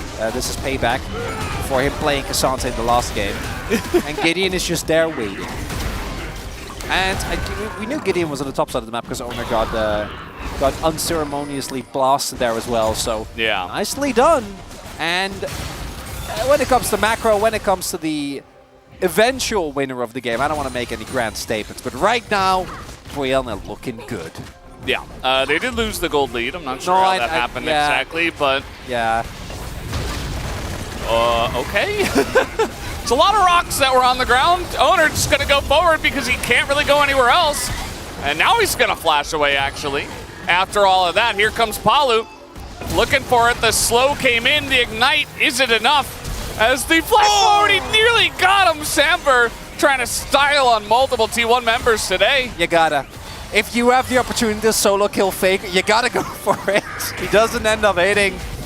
But Breon playing with some gusto. With gusto. Now, and this is kind of the problem is that when it comes to the plates, when it comes to the map movement, and when it comes to the CS, we still see that T1 is still sitting on a gold lead. Also going to go up to 6 Krugs here. But I don't want to focus on that, fellas. I don't want to take away from the fun. This game is legitimately really nicely done, but I think I really want to hone in particular here on the bottom duo, because for you to come in, you know, from challengers against T1, and are T1 playing in this game to the fullest of their level and respect? Maybe not. Maybe not. But that doesn't matter, right? Like, I think Polo and Sambo are actually playing well, and I hope that we see more of them. I hope that they stick around, because I think for Brion, you gotta try truly something different, and this is something different, and it's probably better than they looked for the entirety of the season, and that's including the DRX game. Yeah, I would agree. I think that if you're gonna go 5, you gotta try some new players. You know, you have that challenger roster for a reason, and these guys are being given a chance, and they're taking it. They're you know, not only is Samford trying to get the kill on a Faker, but also he's trying to make a name for himself. He's trying to say like, hey, look at me, I got 3 kills in LCK. Like, I'm better than my counterpart. You should play me instead, and maybe I should be the starter. So, you know, will that end up happening? Who knows? But if you can keep up a high level of play and keep getting nice duo kills, that maybe it does happen. Got to make the best case for yourself. Mid lane prio taken now. Second dragon is available. As we do see the tank off. Hollow Radiance versus Sunfire, a battle for the ages. Light versus dark. Zac is light, right? Yeah, well, the Sunfire. Yeah, I guess. Is it like the radiance of the moon then? The Hollow Radiance? Yeah. I guess so. I don't know. Thematically, that makes sense. It could be. I was just talking about the purple, but either way, we do have a fight down in the river here, as actually a lot of damage going in to Owner as he oversteps his bounds, as now Palu just going to end that queue, and he gets away with his life as well. Ult comes through, and Palu going to dodge that one as well. And bro, they're working towards this Ocean Drake. And that is another dragon. Or rather, a dragon, another dragon taken. First dragon that goes over to Bro, as we have Mountain Soul coming through here. Would be a really big win, because we haven't really discussed the comps at large, because, let's be honest, coming into the second game, we didn't expect a whole lot. But for T1, I think it actually will be hard to chew through Bro's health bars if they are able to get a lot of these dragons. Right, like between the on-hit Varus as well as Karis, like once you get to the late stages of on-hit or crit itemization, you can actually chew through these big bulky targets relatively easily. Same can't be said for T1. You have Senna, who doesn't really do a great job, as we saw in some of our past games, of killing tanks. I think the first series in particular was very noteworthy for that. And we'll play up on the top side. Nice dodge on the knock up there from Zeus.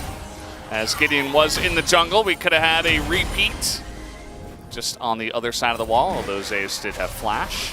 To use Zac.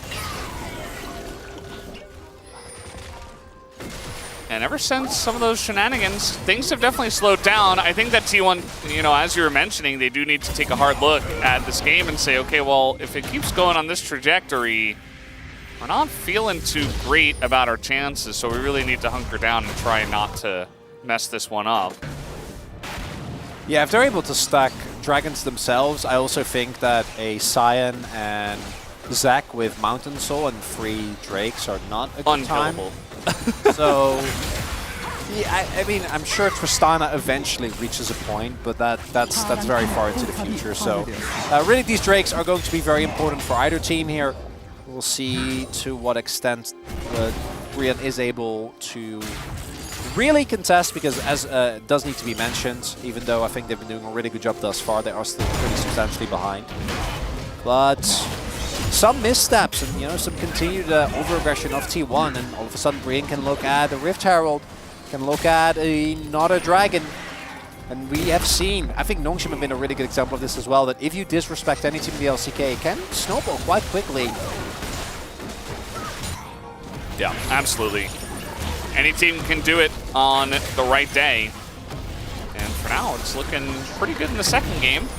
Game number 1, maybe they just were like, okay, well, we don't have a lot of pressure. Let's just try our best. And sometimes that's when our teams play their best, you know, shake off some of those nerves. As now this Rift Herald fight coming on in, not going to be stolen, and now Owner in a lot of trouble. Look at that CC chain, was so clean, but immediately Gideon is going to go down, and now Zeus has joined the fight. Going to make quick work of that Varus as Morgan trying to do a repeat of what we have seen from Cassante from time to time. There's a lot of dodging there on the knockups, but there is just so much on the side of T1 as well. Slow coming in, and can they actually kill the Cassante? Yes, they can, with the help of their Zac. And the initial collapse onto Owner looks amazing as... well, yeah, they're gonna probably get followed. Probably, maybe not. Guma's really getting in there. He guys really wants to kill this Rel. It's just a Rel, just get the wave. Oh my god. Well, the root's gonna come in. That's Paulo! and Paulo gets out. Karis now looking for more. That's a giant Seraph shield, but maybe Guma's not as lucky, as there's also Gragas who did come in here, and they will be shut down. Still deathless, baby! He got out! Why did they not just pull the wave? Could have killed him ages ago. T1, you know, they still have a 3 or 2.5k gold lead. I don't think they're really worrying, but man, this game is a little bit silly, Veldas. They're having their fun with this one. Yeah, definitely a lot of happy gaming in this one. Really, I do like their Gusto killing Owner, but what, 3 ultimates into just killing Vi definitely is a bit of an overinvestment. It looks cool. It did look cool. He did die really quickly, but then you do see that as soon as Zeus comes in, he is able to distract the backline, and then Faker has free reign. This Cilia was already quite fed, and Faker is just throwing rock after rock after rock. And then this is where we just see a little bit of silliness, right? Because Guma takes 2 turret shots, one of which he definitely didn't have to take, which is unfortunately, unlike last time we saw that, didn't end in disaster.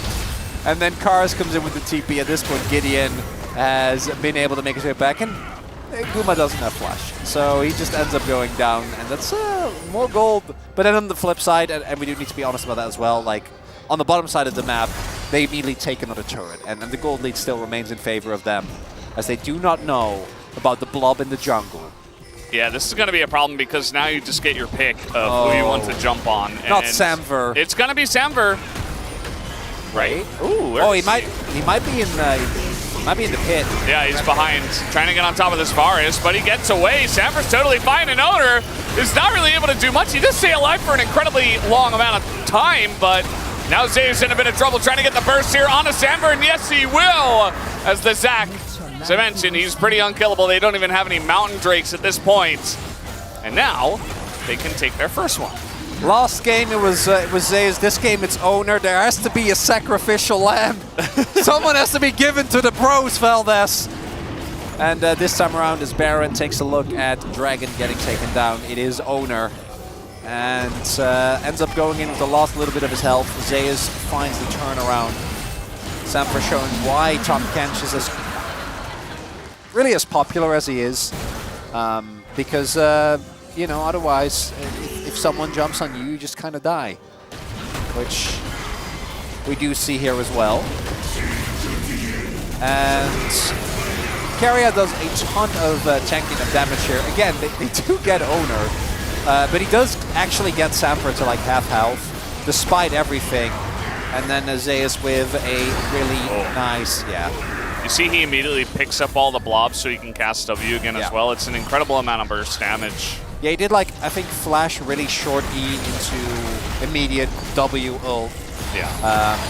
W ult W. Yeah. And yeah, even without any damage items, you're still gonna do a huge amount, especially onto a squishy target. What do you mean no damage items?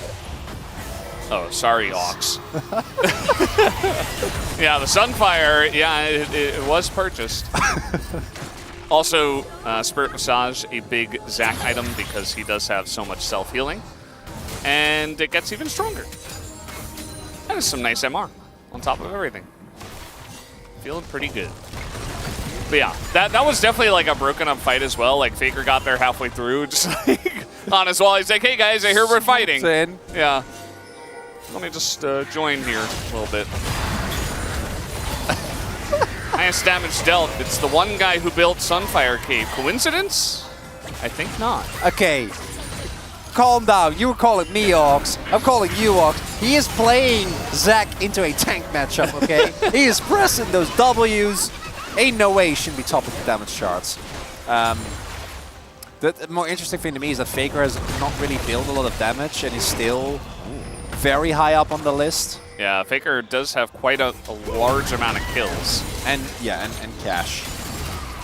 So he's able to build a lot of items, even if they're not the biggest damage items. And yeah, I mean, he's got a decent amount of AP at this point. As they're trying to take this one down, the exhaust will be used. It's actually really nice. I'm pretty sure that also reduced the E-explosion damage. So I like it, yeah. Actually keeps his turret alive. Good for him. It's nice. Worth. Yeah, I mean, it's lots of spellbook, right? So definitely worth. Who gets the crook? I think it was Zac. Zac, yeah. We've seen that fight happen many a time. They were looking for someone to get up here, but Bro were a little bit behind the play. Now they're going to try to make their own play with TP coming in. Seismic Shove is nearly going to one-shot a Cassante. That's how you know they did a lot of damage. As Zeus is in there behind them as well with his own TP. The wall is perfect, actually. In goes Zeus. Did he go too far this time? Yes, he did. As Faker does have TP, though, and can save him. Will they even use it or need it? Looks like they don't need it, as that will be the end of Samber, who tried his best to stay alive. Oh, and the teleport there from Morgan. Attempt to turn around would have been big. But you see Gideon, he was looking for the combo onto Guma. He flashed immediately, so there wasn't really a way to knock back this Senna. And then, unfortunately for Morgan, not even Cassante is happy when he teleports into the waiting arms of a Vi and Talia. That's going to be the Baron now taken out. And T1 had their fun with this one. I think Brion did a much better job, particularly a great bounce back after game number 1, but this might be the end of it, as there you see Guma immediately flashing. Gideon, nice attempt, trying to get something going there, but yeah, Morgan is just immediately dead. And Zeus' TP really ends the party for Brion as Faker then shows a nice body slam there. You know, that was well done by Gideon to keep his backline safe, but it didn't end up mattering. And Samber, he just wants to kill so badly, and then he gets tagged by Guma and just unceremoniously gets blown up. Yeah, it didn't take very long on that one. No. Zeus also having his fun. Definitely don't want to jump into a Gragas. It's not going to work out well.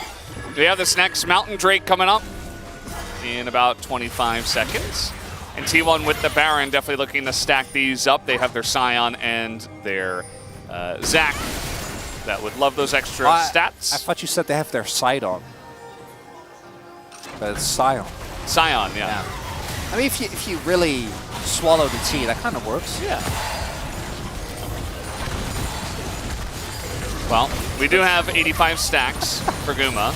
This is also a thing we're it was funny, Velvet. We're looking at. And T1 are just pushing bot. Yeah. The Baron. Bounties are up. Gold lead has gotten pretty substantial here. We'll see if Brion can kill Owner again.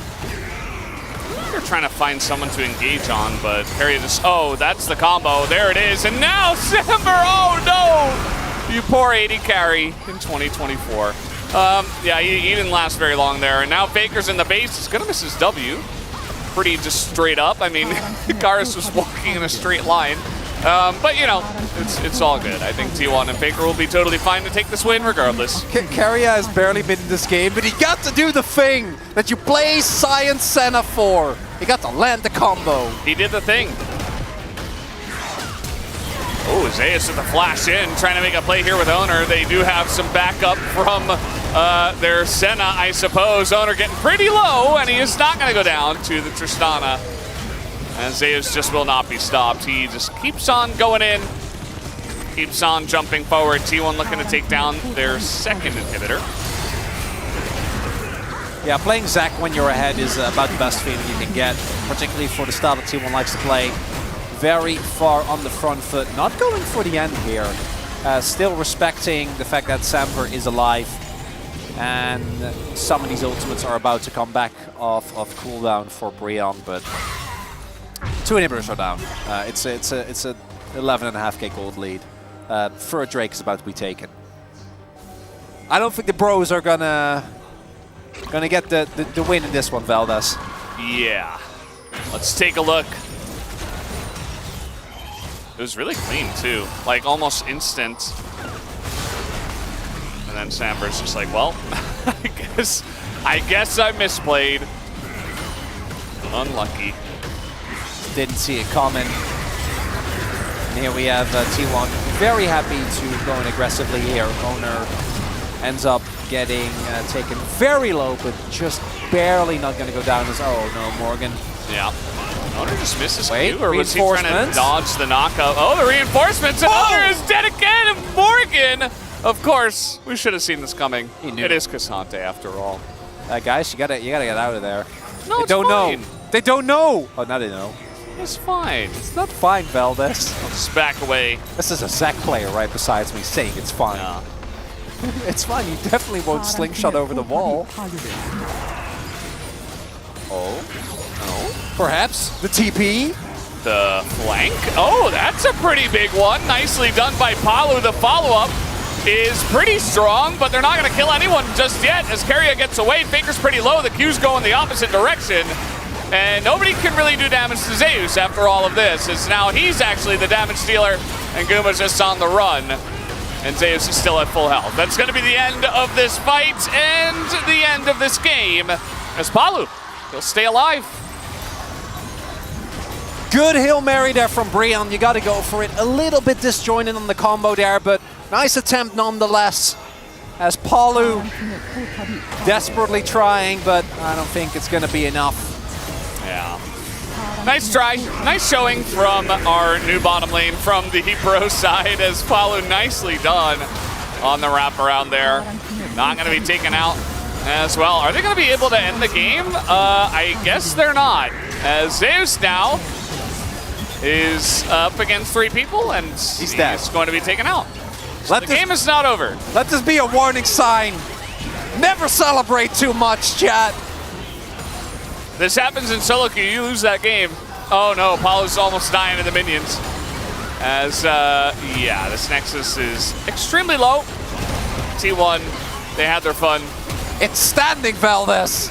It's not down yet. It's alive. Look at it. It's fine. Surely there's a chance. It's really broken back from this. I think Faker's just going to wall into the base. I forgot what the stat was, but if I remember correctly, the win rate for winning a game after one of like 3 inhibitors have been taken down is like, I think it's like 90+%. I think you're looking like 92 to 94, somewhere around that range. Makes sense. Yeah, I mean, it is kind of meant to be the be-all and end-all outside of Elder Dragon, right? All right, they're going to do the Baron, as we'll take a look at this replay. And Palu sets it up here. Really, the only downside is that the follow-up of damage is a little bit slow. I think if they perfectly layer it there, and for example, Guma gets the opportunity to flash now, that could have actually been a definitely game and delaying fight coming out from Breon. But unfortunately, just a little bit disjointed. Palu is a little bit earlier than the rest of the team, and I can't fault them because with the TP, they know that the re-engage is coming. The Nexus is standing. Owner, no chill, just going for the Varus, and that was his job since the beginning, as now gonna take out Karis as well. And that should be the end of this one, guys. 2-0 to the side of T1 as they get it done in, not smooth fashion, but they got, clean 2-0, nothing to see here. Nice showing from Palu and Samber. Nice try from our new gentleman from the CL League. And knowing Keria is telling him what he has to do. Yeah, knowing T1, I wouldn't even be surprised if they were like a little bit unhappy with themselves that they didn't get the end on the first try. Then again, we all knew how tonight was expected to go. Ended up going that way. And I want to echo what you were saying. Yeah, T1 got the win. But for me, I was genuinely impressed by not only the level of play that they showed in Game 1. Oh, look at this. But the bounce back as well. 3,000 kills. The first ever to do it.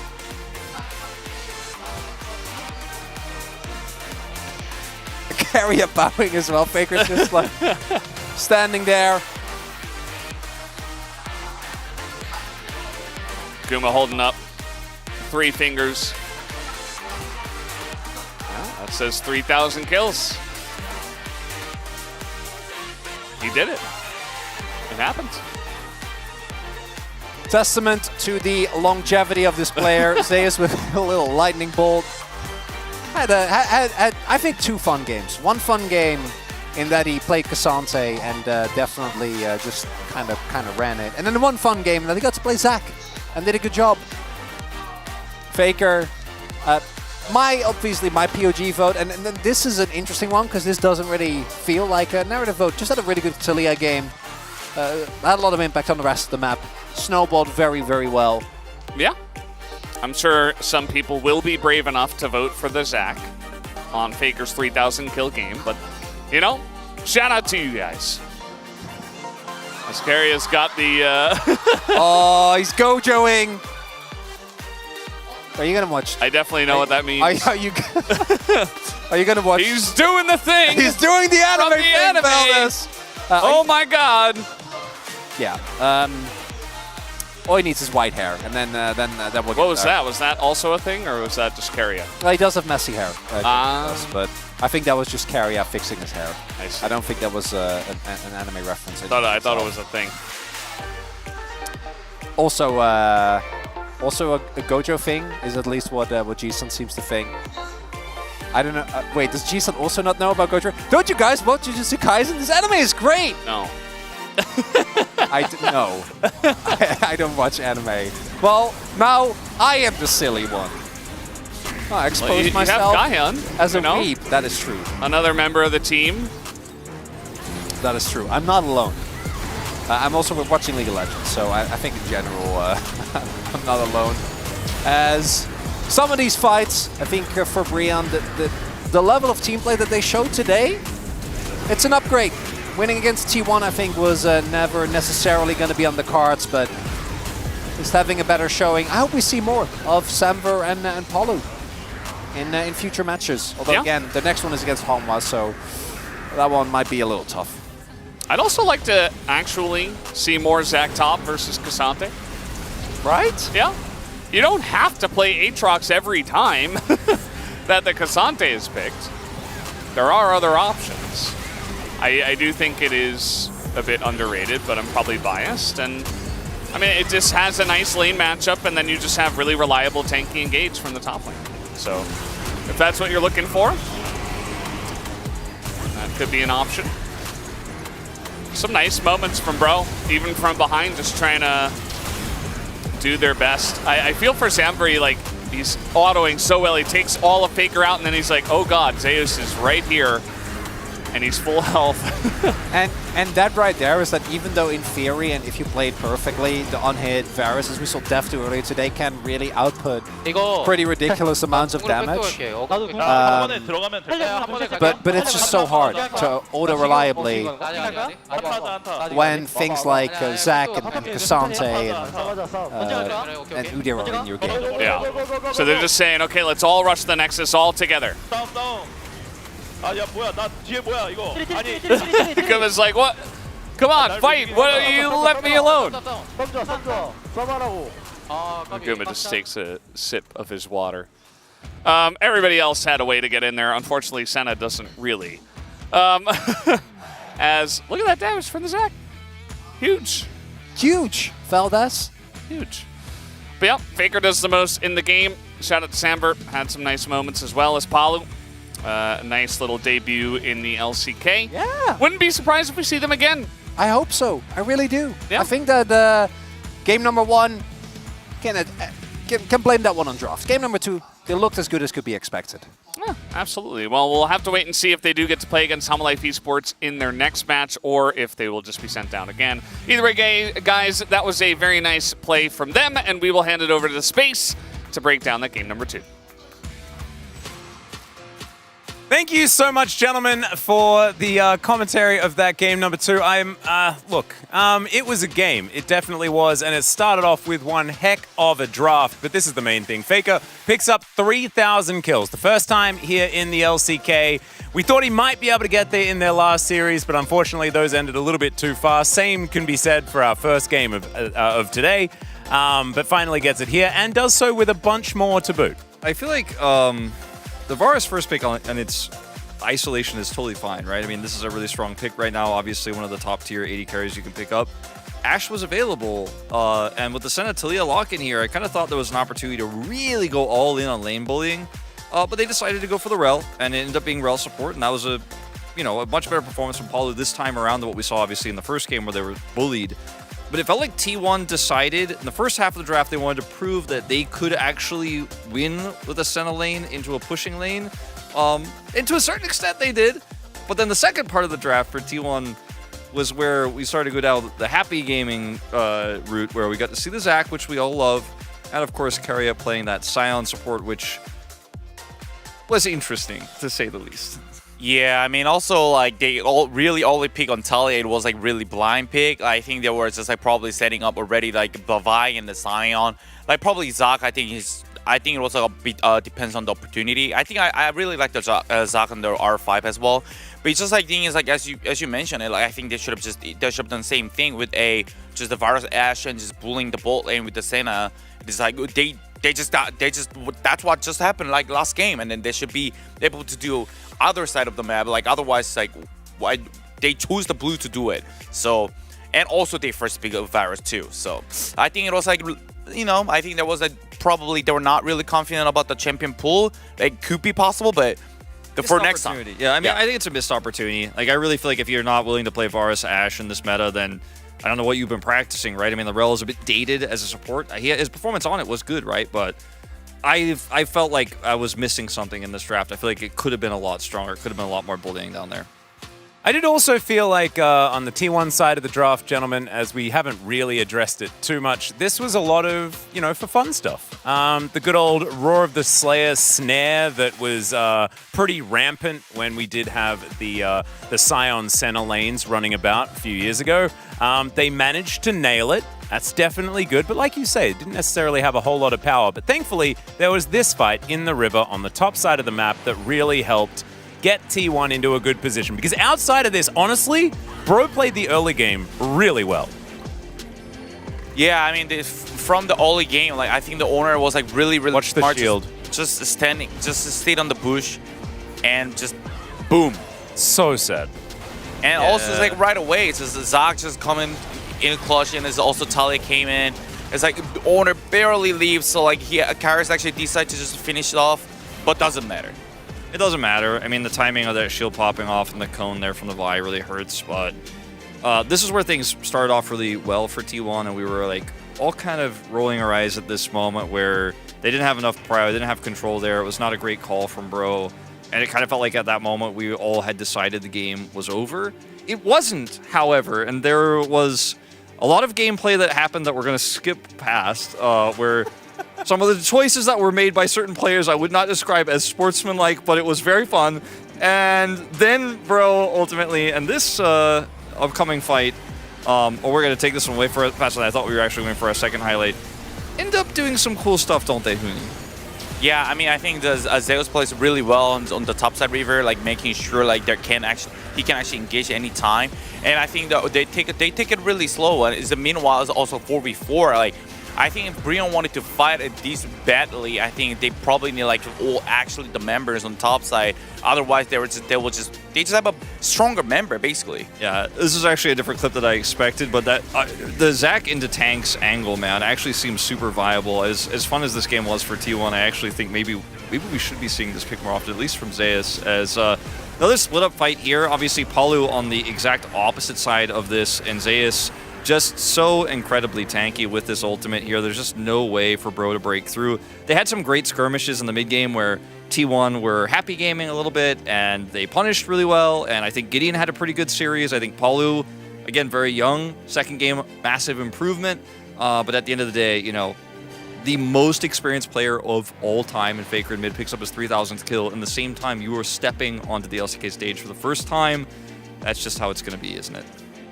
That's to put it in that perspective, that's a stark contrast. It absolutely is. But big congratulations to T1. I think it was relatively expected that they would take this in a 2-0, and we did get to see both sides, right? We got to see the down to business. We're just going to tear this game apart. That was game one. And then the T1 that we sometimes see as well, which is the bit more limit testing, a little bit more happy gaming, and a little bit more fun. And now we get to see whether it's Faker or Zeus that picks up the POG. Let's reveal it now. Dun, dun, dun, and it's going to be Faker. Obviously, you get 3,000 kills in a game, and it's going to be you that grabs the POG. I liked how Valdez put it, though, and said, I wonder who's going to be brave enough to vote for Zeus. We'll just keep wondering for a little bit on that one, as obviously Faker had a really good game. The only blemish really was getting solo killed by Karis.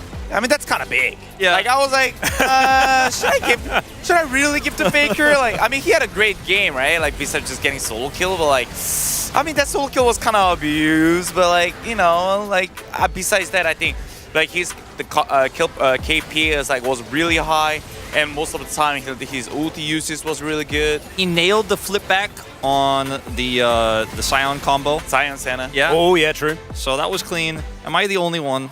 No, 7 out of 12. Oh, so there, look at there that. were quite a few.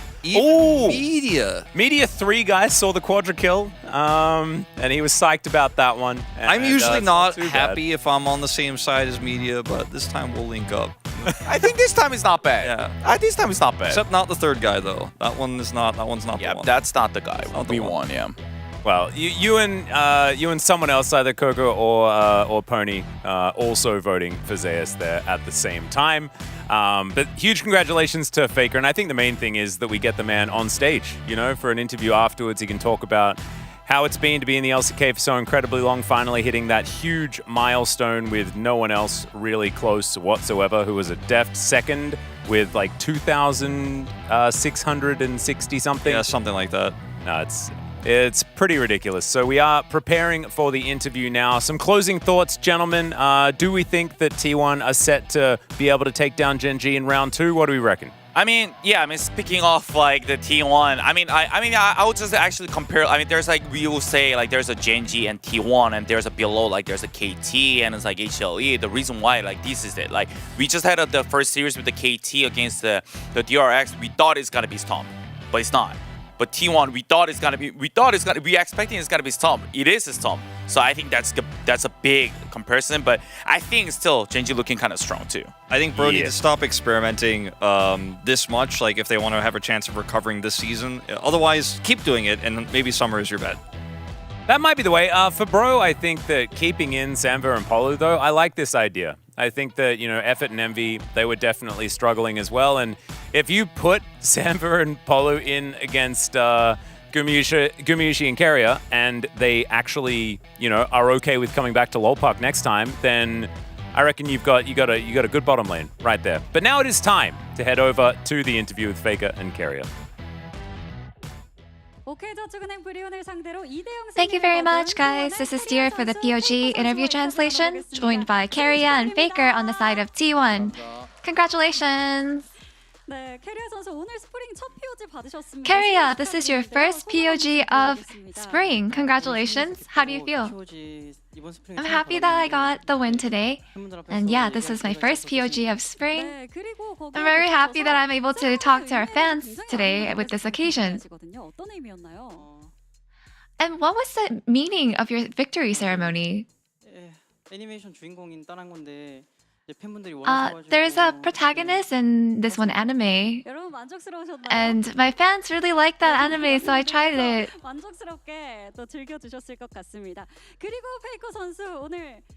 And Faker, I congratulate you 3,000. How does it feel to reach 3,000 kills with a victory? I'm very happy that there's another occasion that I'm congratulated for. I'm very thankful. I think we asked you the same question, but it seems like every time we see you, you're reaching big milestones. So how does that make you feel? I feel like those number of wins that I get or the number of kills I get, well, they're bound to increase the more I play on stage. So I feel like I don't really put much meaning to it. I think it just means that I have been in the scene for a very long time. So it brings back really good memories. And Keria, you really demonstrated Lux's true power and you were voted POG and unanimously. And the moment they picked Senna, you locked in Caitlyn and Lux bot without hesitation. So what is the reasoning behind it? So Senna has been on the higher end of the tier list, but Caitlyn Lux has always been really good against her, so that's why. And with that, Gumayushi and Keria's Caitlyn Lux comp is on a 11 win and 1 loss world record. So that's an insane win rate. How does that make you feel? I hope that we get even more wins in the future.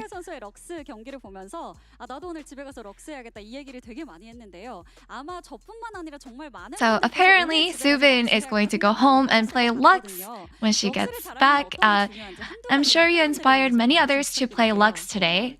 And to be good at Lux, what is a tip or two you can share with your fans? I believe the first thing is for you to use a pretty skin for Lux. So that's a very important part. And the second part is you have to shout Demacia when you ult. So then, as expected, yes, you graced us with a mid-Lux-like luxurious Lux gameplay. So please give us your Demacia impression.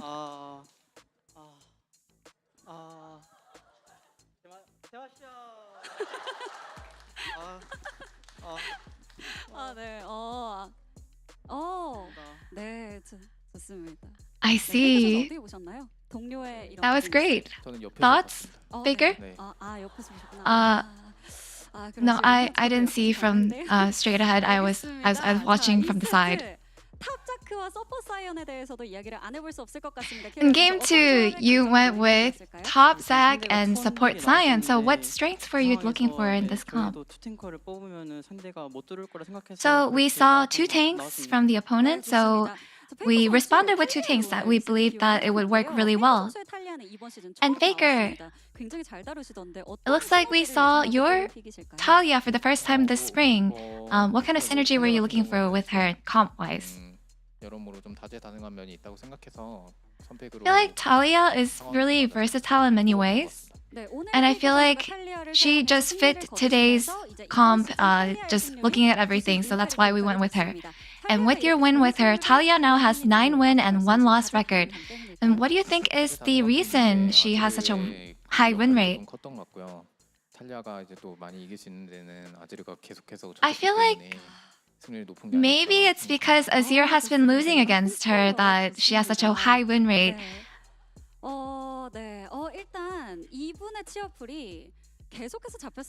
This fan sign says, I am 40 years old, Faker. I am unable to marry because of you.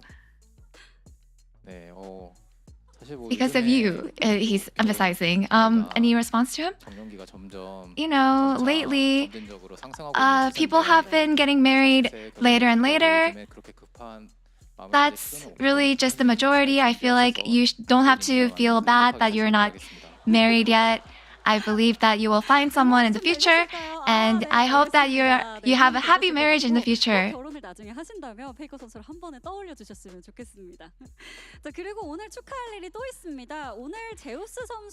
And there is more to celebrate today.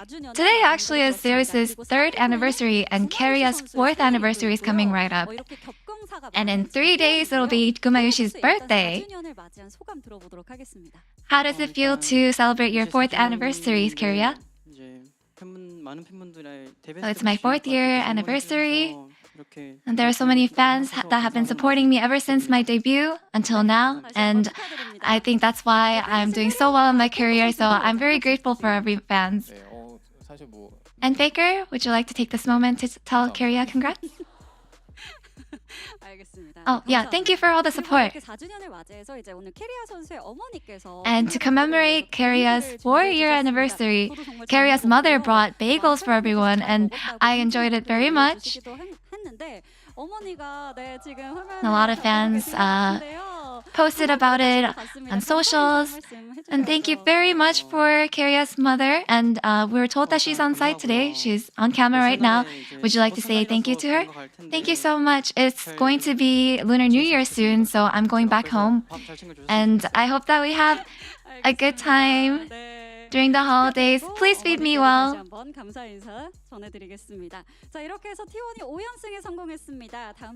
T1 has successfully secured their 5th consecutive win, and they'll get a break for the Lunar New Year next week. Karia, what are your plans? I'm planning on going home, taking a break, and I want to sleep. Was there anything else? No? Thank you. And Faker? 이제 또 다음 주에도 역시 계속 바쁘다 보니까 계속 연습하고. I believe I will be busy even next week. There are some things on my schedule that I have to take care of, some obligations, but I believe eating well and sleeping well will be my top goal. I hope you guys all have a wonderful New Year. After the holidays, you will meet D plus Kia. What is your goal?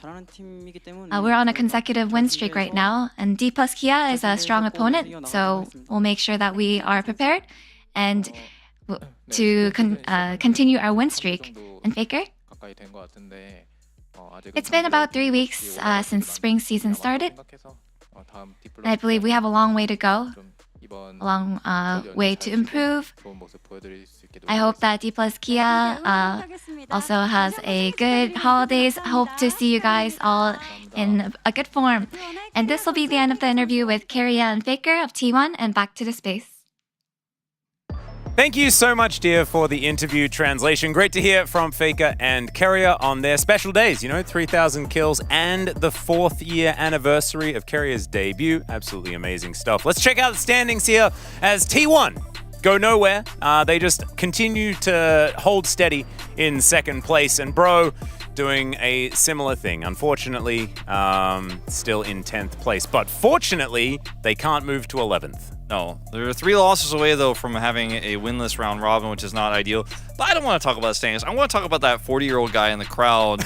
I also hope he finds somebody, man. I just want to put that out there. Like, Faker, maybe he's holding you back a little bit because he's so good at League of Legends. That's why you can't get married. But I know there's someone out there for you. I don't understand how Faker was relevant to that at all. It was very, very strange. But our next matchup, Nongshim versus Hammerlife Esports, going to be first up tomorrow, and then FearX going to be taking on Gen G.